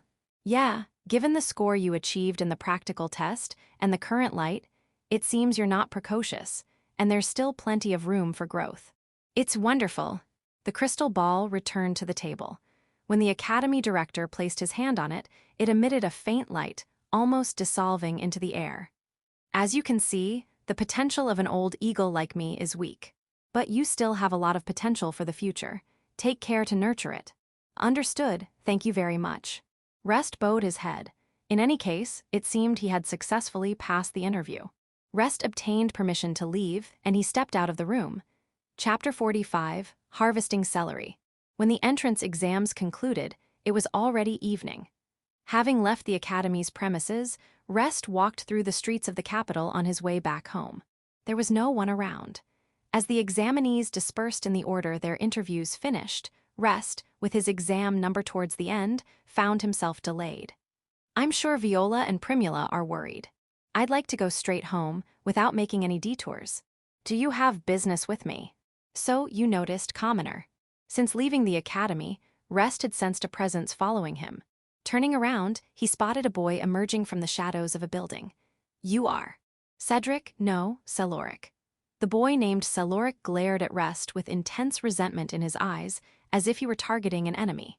You made me look like a fool back there. Don't think you can mock me, someone who carries the blood of the brute Viscount's house, and get away with it for free. I didn't mean to embarrass you. You just happened to score high, and I scored even higher.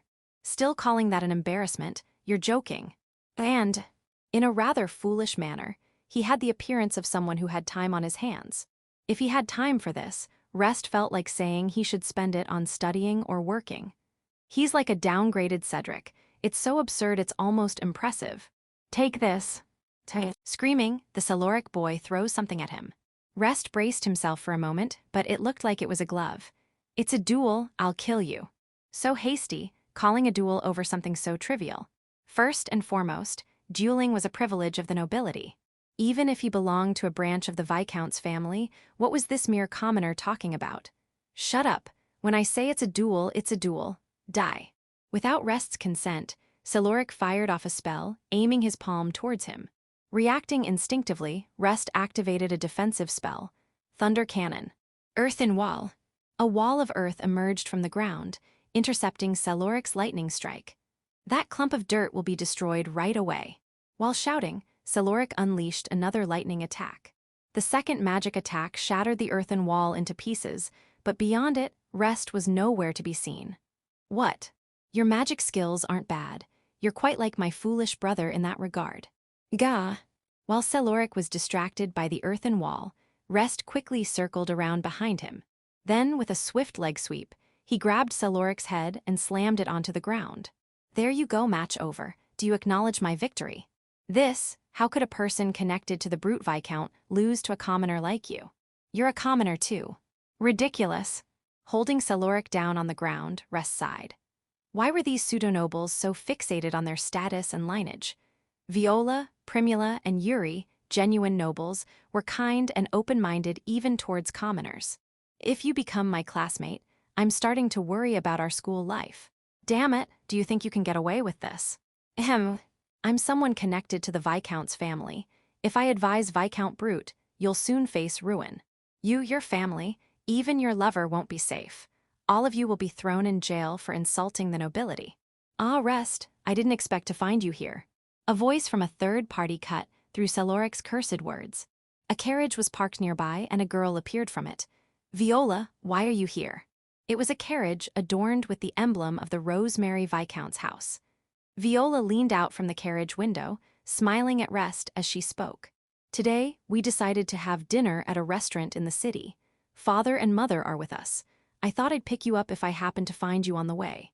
Rest-sama, how was the exam? Primula also showed a worried expression over Viola's shoulder. Yeah, it went perfectly. That's a relief, I'm glad. My Rest wouldn't fail, of course. By the way, who is this young man? Viola turned her attention to the boy that Rest was holding down. This is the Rosemary Viscount's emblem. Saloric, with a dismayed expression, chattered his teeth nervously. He had boasted about being related to a Viscount's family, but in the face of an even higher-ranking noble, he seemed flustered. A person I met during the exam. He challenged me to a duel, so I defeated him. Oh, a duel, not a calm encounter. Master. The sisters stepped back, and in their place, Albert, the head of the Marquis family, appeared. You there. A duel means you're a noble, right? Identify yourself and state which household you belong to. Well. Hurry up, don't waste our time. Why yes, I'm from the Brute Viscount's family. Intimidated, Saloric hurriedly identified himself. When Rest released him, he quickly got up, bowed towards the carriage, and held his hands together. The son of Brute Viscount, huh? I didn't think there was a boy your age in that house. And no, I'm not from the main family, but from a branch. Oh, I see. Then, what's the title of your house? We don't have one. So, you're a commoner. Why would a commoner initiate a duel? By challenging someone to a duel, the person must also be a noble. While having a representative is allowed, refusing a duel is not. If a commoner who is not even a noble forced a member of our family to a duel, that means he is the perpetrator of an injury. And no, but I have the bloodline of the Viscount's family, and I'm allowed to use the name Brute. Still, is there a difference from being a commoner? Am I wrong? Ugh. Saloric fell silent. Albert's words were entirely reasonable, leaving no room for a counterargument. Well, whatever. Let's formally protest to Viscount Brute's family about this incident. Is that necessary? We're going to have a family meal now. I don't want to be bothered with unnecessary matters anymore. Rest, get in the carriage quickly. Understood. Rest glanced sympathetically at the disheartened Saloric, then promptly boarded the carriage. In the carriage, the Rosemary couple sat side by side, with Viola and Primula sitting facing each other, both smiling. The two gestured to the empty seat between them, and without resistance, Rest took that seat. Now let's go. Albert gave instructions to the coachman, and the carriage started moving. Left behind on the ground was Saloric, still prostrating. The carriage mercilessly moved on, indifferent to the incident that had just occurred. Chapter 46, Let's Become Family. 2 weeks passed since the announcement of the entrance exam results. The exams for the nobility and commoners were held separately, but the results were delivered on the same day. I did it. I passed. Viola exclaimed, opening the letter from the academy with joy. The word pass was prominently written in the language of this world. Great, I also passed. Primula said, breathing a sigh of relief as she read her letter. Although she had expressed confidence after the exam, there was still some anxiety. While the Rosemary sisters celebrated their success, they noticed a third person in silence. What about Rest? Rest-sama. Rest remained silent, drawing concerned looks from the two. Sorry, I passed for real. Rest said, noticing the sisters' gazes. The letter he showed them clearly displayed the word pass. Enough, don't surprise us like that.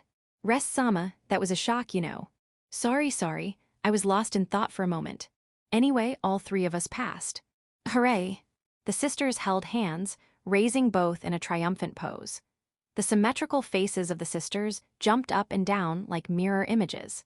We'll be attending the academy together starting next year. Attending the academy with Rest-sama, it feels like a dream. I'm happy too, really happy. It felt like their lives were taking a significant turn. If they could enter the academy, unless they were exceptionally poor students, their futures were promising. Opportunities to work at the royal palace would open up, and even if not, they would likely be well treated by local nobility. And from here on is the crucial part. Rest thought to himself.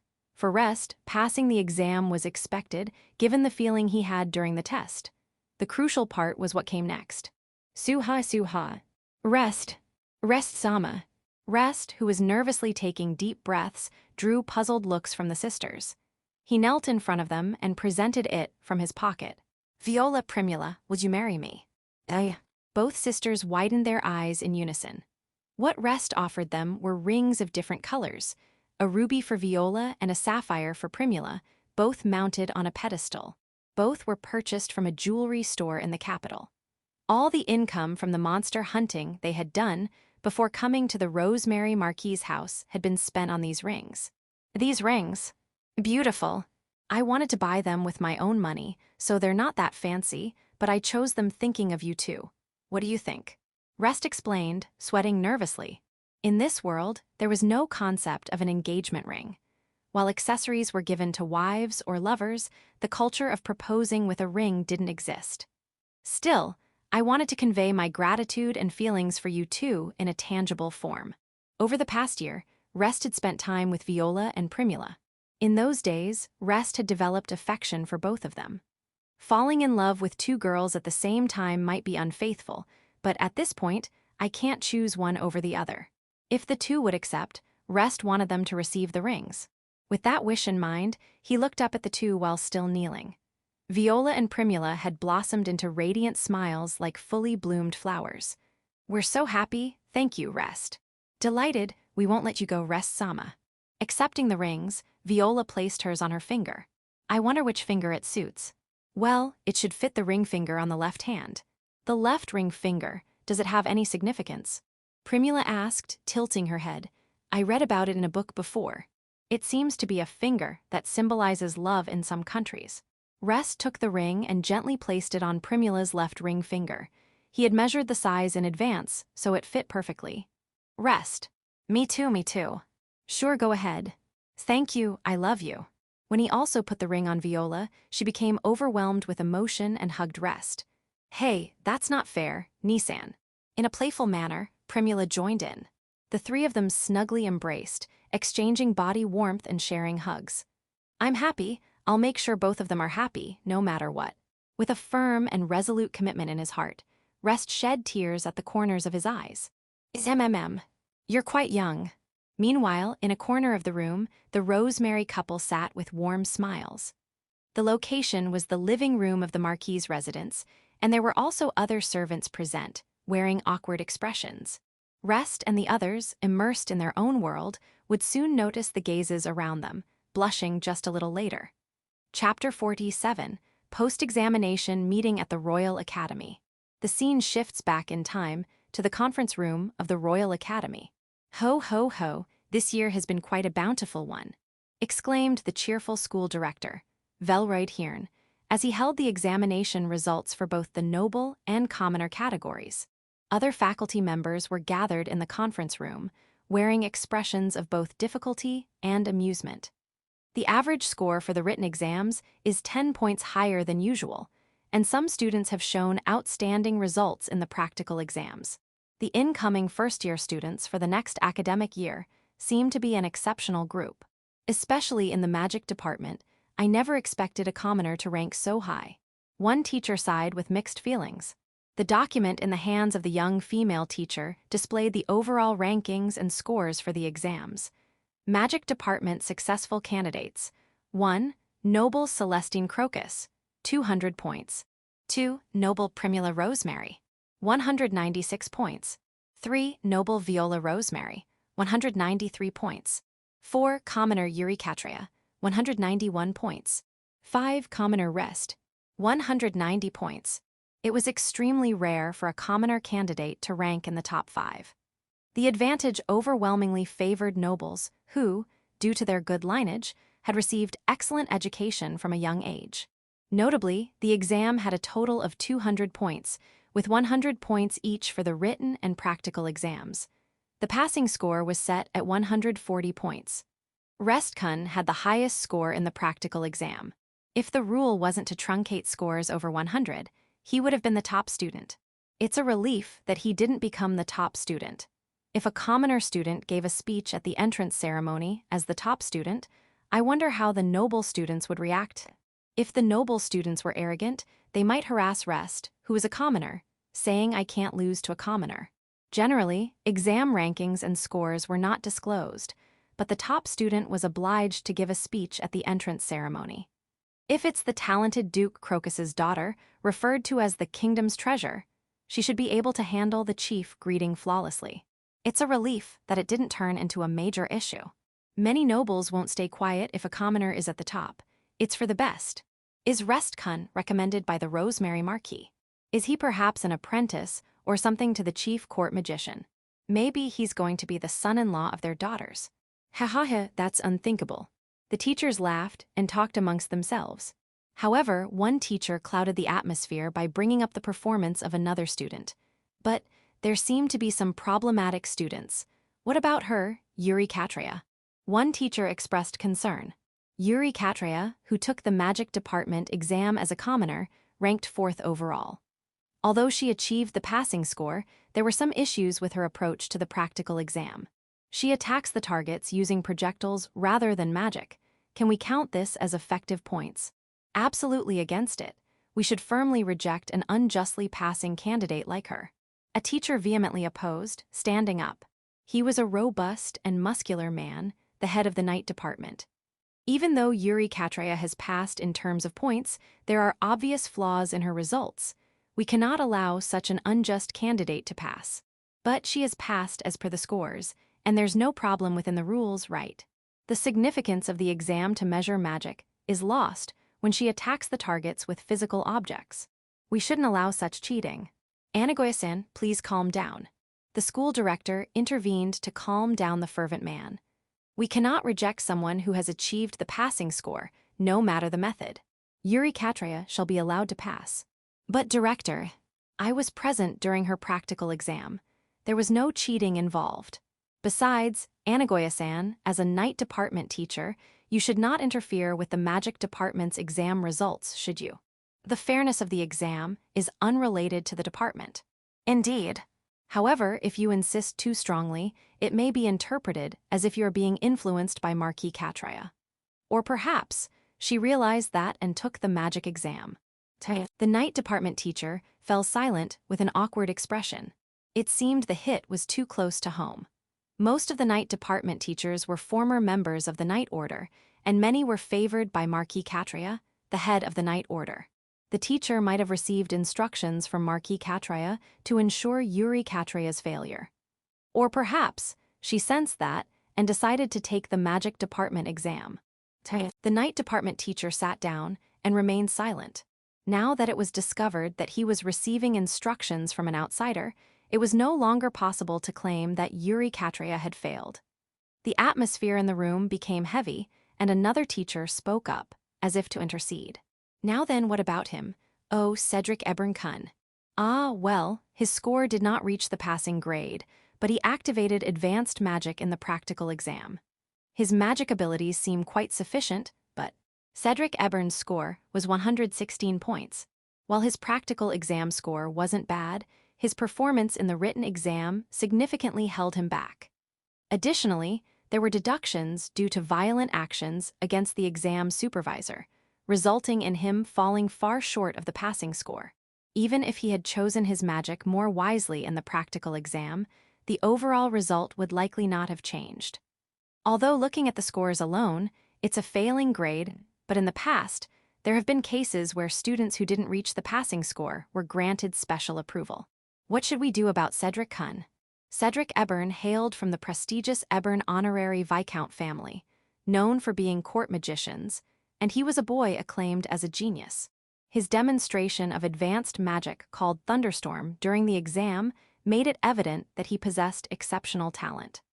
While his written exam score was insufficient, some teachers considered whether he should still be allowed to pass. I believe he should fail," said the school director, shaking his head. Some teachers expressed surprise by tilting their heads, Why is that? Is it still about the scores? That's part of it, but I conducted his final interview, and the impression wasn't favorable. The crystal of possibility also barely shone. Is that so? The crystal of possibility was an item touched by all exam candidates during their interviews, measuring the potential future of the individual. Candidates whose crystal shone brightly tended to leave a mark on history, regardless of whether it was for good or ill. It seems Cedric Hun was just an early bloomer. His future growth potential doesn't seem to be that significant. It's unlikely we should make an exception to pass him, reducing the number of commoner candidates. If the number of noble candidates who passed increased, it would mean a corresponding decrease in commoner candidates. The Royal Academy was, after all, an institution primarily for the nobility, tasked with educating the next generation. Understood. In that case, Cedric Ebernkun fails. If he has the motivation, he can try again next year. The potential can expand if his motivation increases. Let's hope for that. Eligibility for the Magic Academy exams is for males and females aged 15 to 18. Even if one fails this year, they can try again next year.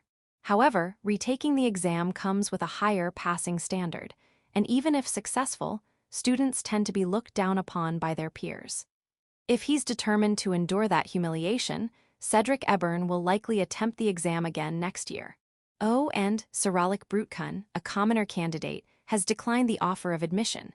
It seems to be due to the circumstances of his recommender, Count Brute. Unavoidable. Well, handle it as such. Now then, let's move on to the examinations for the Night Department. The discussion about the Magic Department exams concluded, and the conversation shifted to examinations in other departments. Chapter 48, The Ebern Couple Goes Mad Part 3. The results of the Royal Academy entrance exams were out. Cedric Ebern, the eldest son of the Ebern Viscount family, had failed. This is impossible. There must be some mistake. My son is the greatest genius of our time. Failing a mere entrance exam is absolutely unacceptable. Upon hearing the news of his failure, Cedric's parents, Lucas and Lisa, went into a frenzy, screaming in despair. In the midst of such chaos, Cedric sat pale-faced, awaiting his fate like a condemned criminal. Don't worry, Cedric Shan. Father and I will go protest to the academy immediately. For mere academy instructors to insult my son, the top genius, is unforgivable. We must deal with this decisively. The Ebern couple, in their fervor, headed to the Royal Academy in a carriage. Cedric, trembling, watched his parents leave. They returned in the evening, shoulders slumped, looking dejected. Witnessing their demeanor, many servants sensed the outcome of the protest and distanced themselves to avoid being caught in the storm. Mother, so how did it go? You fool! Lucas, enraged, slapped Cedric's cheek as he came to the entrance. Cedric, who was struck, sat on the floor, looking up at his father in shock. You scored only 40 points in the written exam. Moreover, in the practical test, you used a low-powered area of effect magic, clashed with the exam supervisor, and got points deducted. What kind of disgraceful performance have you shown? Rubbing the cheek that had been struck, Cedric released a breath in a daze. While shocked that his father now knew everything, the greater impact was being struck by his father for the first time in his life. Cedric had enjoyed the reputation of a genius since childhood and had been raised by his parents, who spoiled him. Not even when he jeopardized the Rosemary Marquis sisters in the past had he faced such physical punishment. I'm disappointed in you, I trusted you, but to think you'd produce such a disgraceful result. You. Lucas, his wife Lisa clinging to him, scratched his head in frustration and spoke dismissively. Well, what will happen to Cedric from now on? This kid isn't exactly the same as that failure, right? Mother, I don't want to become a mother like that maid. I was supposed to become a viscountess. Cedric was supposed to do that for me. Lisa didn't look at Cedric. Rather than worrying about Cedric being beaten, she seemed more concerned about her own position. Clutched by his wife, Lucas scratches his head in anger and spits out. The exam isn't just this year. You can take it again by staying another year. So then. However, the second attempt has a higher passing standard than usual. Even if the practical test goes well, if your written exam score is low, you'll be dropped without mercy. That's. Even if you manage to pass, you'll be labeled as someone who passed after staying another year. Since nobles value honor, being treated lightly is inevitable. You won't be in the same year as the Rosemary Marquis's daughters. Isn't my plan ruined? I am not at fault. I haven't given birth to a failure like that maid. Ignoring Cedric's shocked expression, Lisa pointed at him, her voice ringing sharply. The reason this child failed is because of your poor education. I bear no responsibility. Nonsense, you too said things like Cedric is excellent, so he doesn't need to study much. You allowed him to play around. Even you, husband, called Cedric a genius. Because you, the court magician, said so, I felt reassured. Don't blame me. Damn it, if Cedric can't become a court magician, my plan to become a true noble is ruined. It might be better to adopt a talented child from elsewhere. That's don't abandon me, father, mother. Cedric clung to his parents, and the yelling continued. The argument between the family persisted until late at night, and the servants, like avoiding a god, further distanced themselves to steer clear of getting involved. In the end, Cedric was ordered to pass the exam next year at all costs. He was then locked in his room and forced to study. Damn it, damn it, damn it, damn it, it's all because of him. Sitting at the desk as if bound, Cedric raised a resentful cry. Everything went well when he was in the mansion. Rest. The next time I see him, I'll definitely kill him. The Ebern honorary Viscount family. They were supposed to be heading towards a glorious future, but like falling into a pit on the road, their happiness was shattered. Perhaps their happy life was sustained by Rest's sacrifice. A week later, emissaries from the Rosemary Marquis family were sent to the Ebern Viscount family. Chapter 49. Returning to my parents' house. Thus, Rest and the Rosemary sisters officially became engaged. Though the official unveiling was yet to come, the formal procedures had already been completed. Engagements between nobility and commoners were not straightforward, but Rest, having noble status, made it somewhat easier. Since custody was in the hands of Marquis Rosemary, there was no need to seek approval from the Ebern Viscount family. The engagement procedures concluded smoothly. A grand engagement party was held at the Marquis estate, and the three of them received hearty blessings. Then, after a few days when the excitement had finally subsided, Rest decided to report his enrollment in the academy and engagement with the sisters to his original home, the Ebern Viscount family. Is it all right, Rest-kun? I don't need to accompany you. Yes, it's fine. Before departing, when questioned by his father-in-law, Albert Rest confidently replied, puffing out his chest. I want to settle the final score with that family with my own hands. Even though you're my father-in-law, I won't yield. I see, I've already sent a preemptive notice. If anything happens, I'll deal with it, so go ahead and let loose. Yes, thank you for your consideration. Bowing to his strict yet caring father-in-law, Rest then headed to his parents' house, the Ebern Viscount family, in the Rosemary Marquis family carriage. Although the distance was one he could easily cover on foot, he chose to use the carriage to avoid being looked down upon by the Ebern honorary Viscount family members. Finally, the time has come. Swaying in the carriage, Rest immersed himself in his thoughts. It had been a year since he was taken in by the Rosemary Marquis family. 5 years had passed since his mother, due to illness, lost her life, and he became a part of the Ebern honorary Viscount family. It felt like a considerably long time. No, it's even longer than that. The fate with the Ebern honorary Viscount family started much earlier. It might go back to when Rest was born, no, even further, to the time when his father forcibly impregnated his mother, who was working as a maid. Today, such a fate would finally reach its conclusion. The current Rest was not a punching bag crying himself to sleep. He had gained enough power and status to not be scorned by them. I didn't necessarily want revenge. Still, the tension is incredible when I think about exposing those guys who trampled over me. We've arrived, Rest-sama. Thank you. The carriage stopped, and a voice came from the coachman's seat. Hearing the servant, who until recently addressed him as San, now using Sama, made Rest realize once again that he had become part of the Marquis's family. Rest let out a short breath and then stood up, getting off the carriage.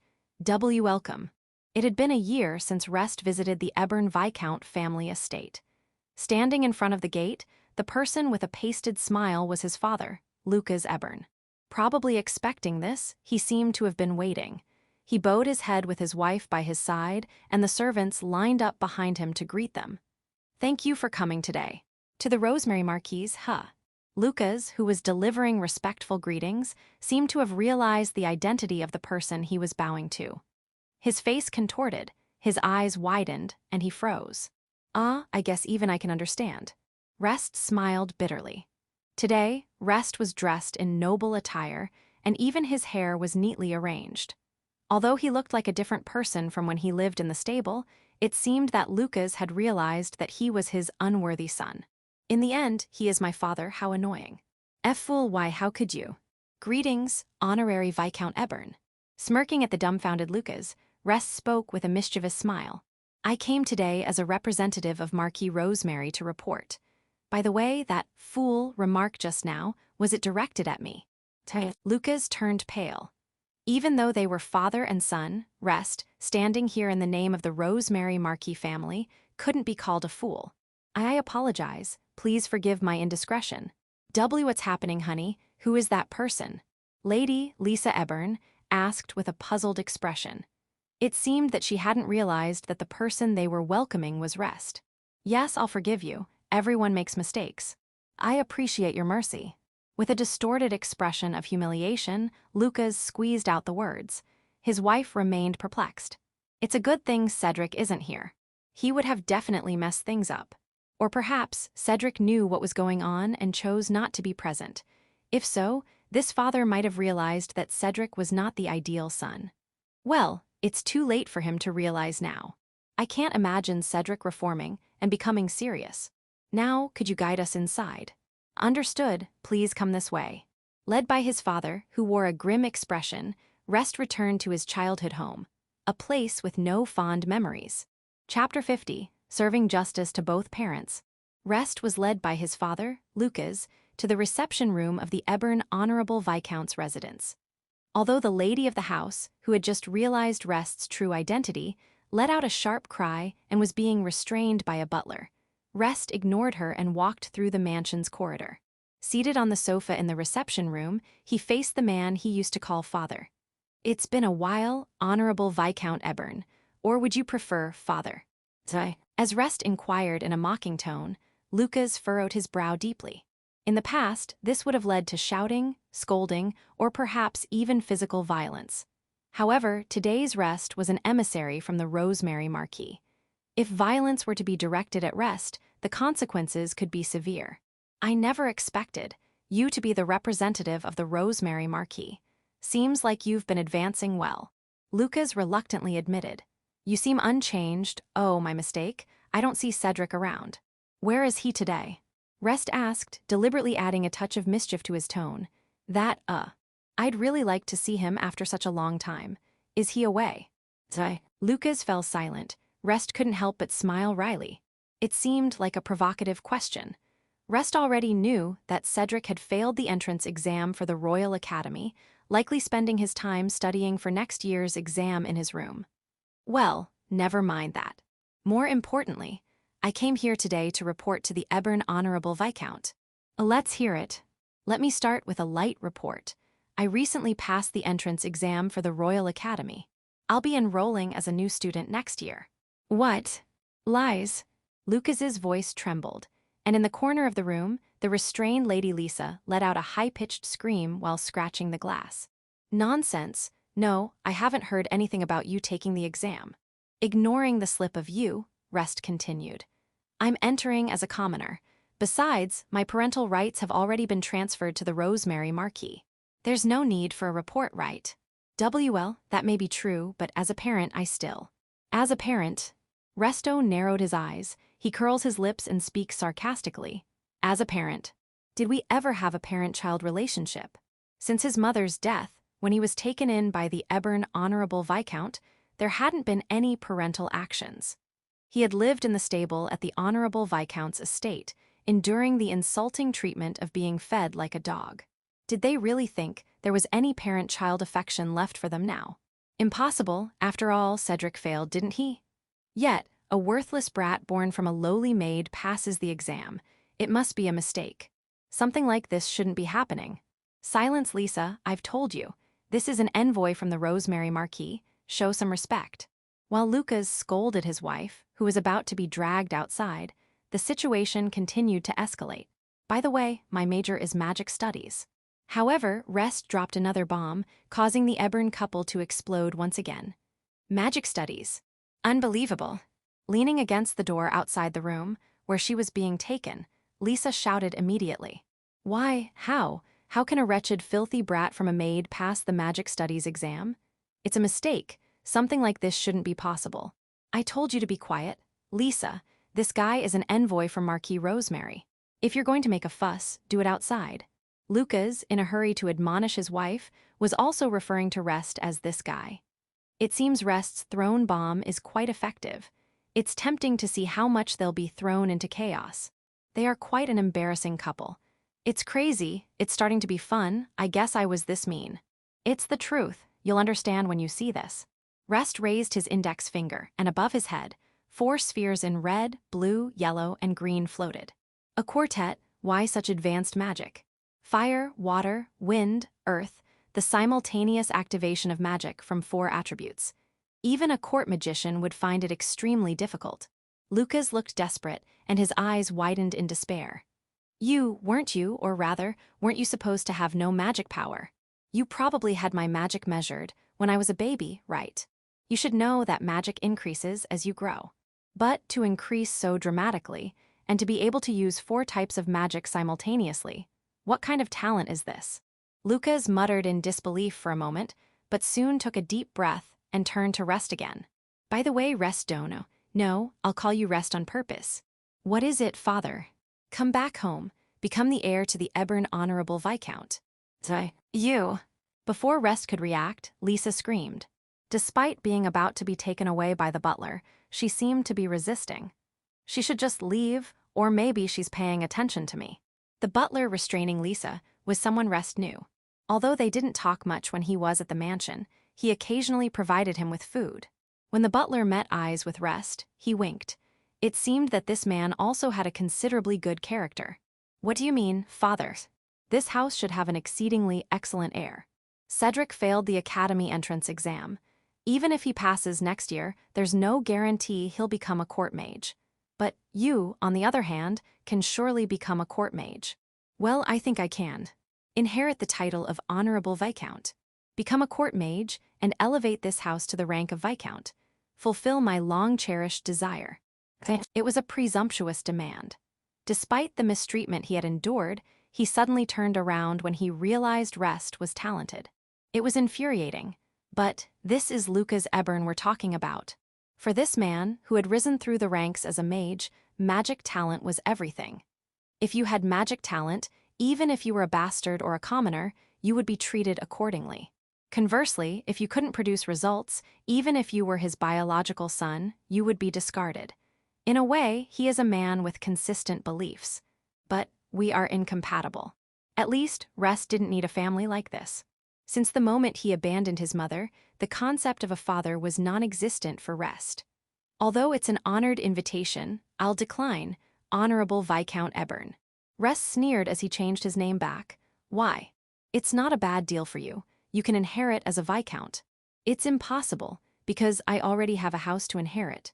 What do you mean? I am going to be adopted into the Rosemary Marquis family.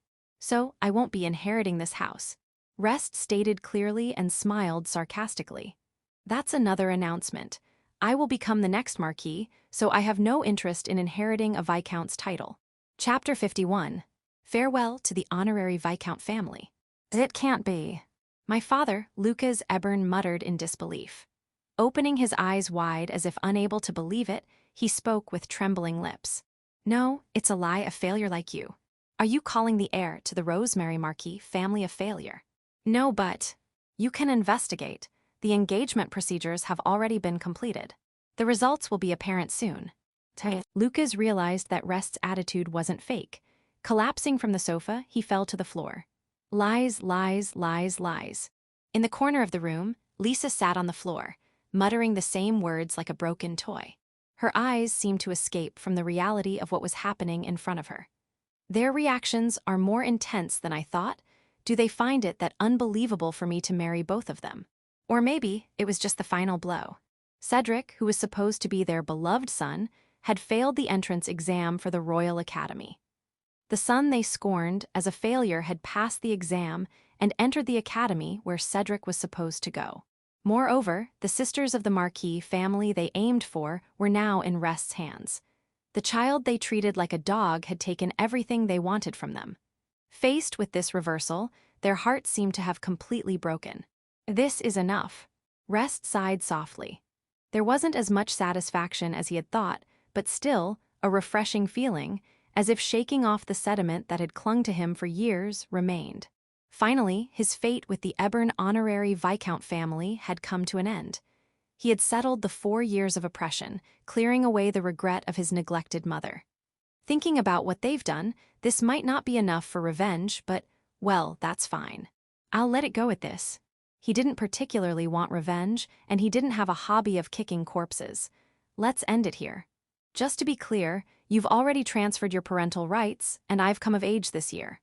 I don't need your permission. Lies. So, there's no need for me to have any further dealings with you. Please be happy. Although Rest wouldn't inherit the title of honorary Viscount, it didn't mean the path to becoming a Viscount was closed. Cedric could retake the Royal Academy entrance exam next year to aim for a court magician. There were also other ways to achieve merit and be rewarded with a title. However, whichever method is chosen, it's no longer my concern. Well then, I'm leaving. Excuse me. I'll see you off, Rest Dono. The butler who had been waiting in the room took over from Lucas and led Rest. Passing through the door the butler opened, he walked down the corridor towards the entrance. You've become splendid, Rest Dono. Without looking back, the butler muttered softly. I'm sure Chiffon is rejoicing in the shadows. Chiffon is the name of Rest's deceased mother. This butler was a colleague of Rest's mother and had treated him kindly due to that connection. She was taken advantage of by the master, impregnated, and then driven out. Many servants were worried. Although I couldn't do anything in front of the master. It's fine. You provided me with meals and medicine, didn't you? To escape our own guilt, we couldn't stop you from being oppressed. The butler continued speaking with a hint of sadness in his voice. We don't mind if you hold it against us. Please be happy in the Marquis family. That's too melodramatic, really. Instead of that, tell me what happened after I left the mansion. Rest exchanged some casual words with the butler, asking him to rely on Rest if anything happened, and to convey his gratitude to the servants who had taken care of him. After that, he left the Ebern honorary Viscount family, and so he never returned to the mansion that had been like a birdcage for him. Chapter 52, I've been chasing you. I'm done with what I had to do. Let me off. Understood. Rest, who had returned to the Rosemary Marquis carriage, signaled to move as if he had no further business. He would never visit the Ebern honorary Viscount family again. This place was no longer his home. Sitting on the carriage seat, Rest rested his cheek on his hand and gazed at the scenery outside. The events at the Ebern residence kept playing in his mind, the sight of his father sinking into despair and his stepmother screaming in confusion. He had overcome the people who had oppressed him, making them speechless. There was a sense of relief, as if a burden had been lifted. There was also a sense of accomplishment. But I don't know why. I feel like there's something left unfinished, and there's a hole in my heart. Even though I should have settled my relationship with the honorary Viscount of Evern, I feel strangely unfulfilled. It's not enough. I felt unsatisfied, like it was supposed to be a full-course dinner, but dessert was missing. I wonder where this emptiness in my heart is coming from. As I was thinking about this, I suddenly felt something. Stop. Hi. Oh, yes. When I called out to the driver's stand, the carriage stopped immediately. I'm sorry, but it seems like I have something to do. Could you please go home first? I don't mind, but... I'm sorry. After apologizing to the coachman, he gets off the carriage. The carriage, bearing the emblem of the Marquis Rosemary family, starts running again and disappears around the corner. I'm surprised. I never thought you'd chase after me. Hi. Rest's half-brother, Cedric Ebern, appeared before him, out of breath. Using the enhanced body spell, Cedric had chased the carriage. I wouldn't have noticed if Dibble hadn't taught me to activate the presence detection magic, even when not in battle, and be prepared for a sudden surprise attack. I thought you were confined somewhere in the mansion, forced to study or something. Did you manage to escape? Ha ha, Rest. Yeah. Kill you, I'll kill you. Cedric, regaining his breath, glared at Rest with intense hostility. I'll kill you, it's all your fault. If you hadn't been taken in by the Rosemary Marquis, everything would have gone well. I would have passed the exam, and Viola and Primula would have been mine. People's fiancés aren't yours to claim. Annoying. Rest directed a mocking look at his foolish brother. They belong to me, and no matter how fate turns, they won't be yours. Don't assert ownership over someone else's fiancé. If it weren't for you, if you weren't here, I would have become a court magician. Damn, damn, damn. Don't mock me, everyone, I'm a genius. I'm the strongest magician. I'm a man who will obtain everything, status, honor, women. This isn't good, this guy is. What a fragile man. Cedric Ebern had been pampered by his parents since childhood, only to bully the weaker Rest. Therefore, this man had never known defeat or experienced failure. Even the incident a year ago when he led the Rosemary sisters into the forest, exposing them to danger, was considered merely bad luck, not a failure in his eyes. So he's weak, fragile, pathetic. A heart that has never been crushed by failure or suffered in despair is too feeble. It easily crumbled in the face of a single setback. Pathetic. Is this really my brother? While feeling exasperated, Rest gestured with his thumb, as if inviting Cedric to follow. If you're so eager to kill me, I'll be your opponent. Come with me. I'll kill you, you failure. This time, it'll be a genuine resolution. I'll repay all the beating I've taken so far. Be prepared. While saying this, Rest felt the void in his chest gradually filling. That's right, if I felt something was missing, maybe it's because I hadn't retaliated against Cedric. Although his father and stepmother had unleashed their fury, he hadn't retaliated against Cedric. Despite being hit by dozens, even hundreds of spells, not striking back wasn't a resolution. A rematch. I'll give him back exactly what he's given me all this time. With a snarling smile, Rest headed towards an uninhabited place, bringing Cedric with him. Chapter 53, Beating Down Cedric. Rest and Cedric arrived at the forest where they had once trained in combat against monsters. It was also the place where Cedric had taken the Rosemary sisters, exposing them to danger. Yuo. Cedric, roaring like a beast, attacked Rest using physical enhancement. Too slow, it's quite disappointing. Igua. Rest, using magic to increase his strength, and countered by punching Cedric in the face. Cedric's physical enhancement was quite impressive in its own right. While he failed the exam, it seemed he was praised for his natural talents. But your sense of combat and experience in interpersonal combat are non-existent. You're worse than I was before becoming a disciple of Sensei. This you. Instead of groaning, quickly adjust your posture. And by the way, your physical enhancement has worn off. Saying that, Rest kicked Cedric's shin with a low kick. Ouch. Yes, one more to the face. Taking advantage of his brother's momentary distraction, Rest grabbed his hair, delivering a knee strike to the face. Nosebleeds erupted, and broken tooth fragments flew. Next, Rest grabbed Cedric's collar and slammed him to the ground from behind. Gee. Studying interpersonal combat, I realized, Cedric, you were really weak. While rumored to have the highest magic talent among his peers, that was all. His physical skills were lacking, and the speed of magic activation was slow. Honestly, the difference in ability was significant, and it seemed like Rest could easily overpower him with just physical enhancement. This, even though you're trash. Healing. NGH. With a frustrated groan, Cedric received healing magic to treat his injuries. Perhaps Cedric couldn't understand the meaning behind Rest's actions. Cedric furrowed his brow and shouted in a biting tone. You bastard, are you looking down on me? A failure like you, sympathizing with me. Sympathy. No, this isn't mercy. If I were to do everything you did to me, you'd probably die soon, so I just healed you. Healing Cedric once again, Rest prepared for the next spell. You mean. Now stand up. There are still 75 types left. You know what this means, right? A question mark appeared on Cedric's face. As expected, he didn't seem to understand. From the time I was taken in by the honorary Viscount Ebern family to the time I started serving the Marquis Rosemary family. This is the type of magic you shot at me over the 4 years. At the same time, it is also the type of magic that Cedric taught me. Every time he learned a spell, he experimented with it at Rest, and the number of spells he could use increased considerably. What? I don't remember where or how many times I was attacked, but I'm the type of person who is surprisingly persistent. I will repay what was done to me. Gyufu. As he continued, he hit Cedric with an earth ball in his abdomen. Cedric crouched down on the spot and vomited out the contents of his stomach. Healing the vomiting Cedric and prepare for the next spell. Now stand up. There are still 73 types left. Let's finish them before dawn. Stop. Water balls. Gay.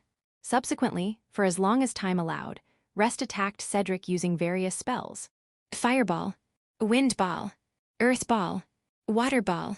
Thunder ball. Poison ball. Fire blade. Water blade. Wind blade. Earth blade. Fire spear. Wind spear. Earth spear. Water spear. Burst. Explosion.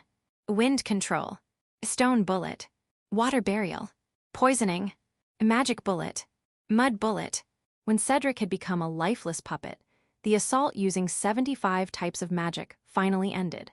Retaliation isn't as satisfying as I thought. Honestly, it became troublesome midway through. While he returned the beating he received, it wasn't enjoyable.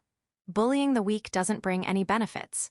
It turned into a mere task, mechanically activating magic to attack Cedric.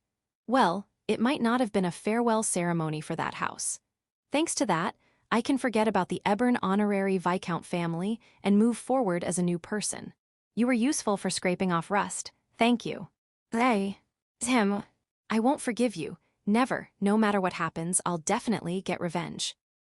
Even though he had been thoroughly beaten, Cedric, lying on the ground, glared hatefully at Rest. Despite all the damage inflicted, he still had the energy to express resentment. In a way, he was worthy of admiration as a person with a character flaw. You're not the only one, those women who turned their backs on me, they're included too. Those women, you mean Viola and Primula. Upon confirmation, Cedric smirks with a swollen and puffed up face. Those women, I'll abduct them both, trample on them. I absolutely won't allow them to be happy. I'll violate them until they turn into a mess, like ragged old cloths. No matter how much you try to protect them, it's futile. I will definitely violate them. It's your fault, because there's a failure like you around. Enough, be silent. Forcing him into silence, Rest showered Cedric's face with water created by magic. Truly, I'm amazed at what a genius he is. To be able to make me this uncomfortable, it's already a natural talent. The intention to forgive you disappeared completely. In the first place, the moment Cedric failed the entrance exam for the academy, the air had cleared. If Cedric hadn't attacked him first, there would have been no need to torment him like this. But you brought up Viola and Primula. You're trying to involve them in our problems. It's not a matter of whether Cedric's revenge plan will succeed. The problem is that Cedric dared to utter the names of the Rosemary sisters in front of Rest. Hi-ha-ha-ha, serve you right, tremble and sleep. You. Hi. Rest raised his right hand. At the tip of his palm appeared a black sphere that reflected no light whatsoever, as if dark matter had materialized, an infinitely deep dark star. What is that? What kind of magic? In front of the abyssal star inducing bottomless fear, Cedric's face, previously laughing, distorted. He tried to crawl away on the ground, of course. There was no intention of letting him escape. Restraint.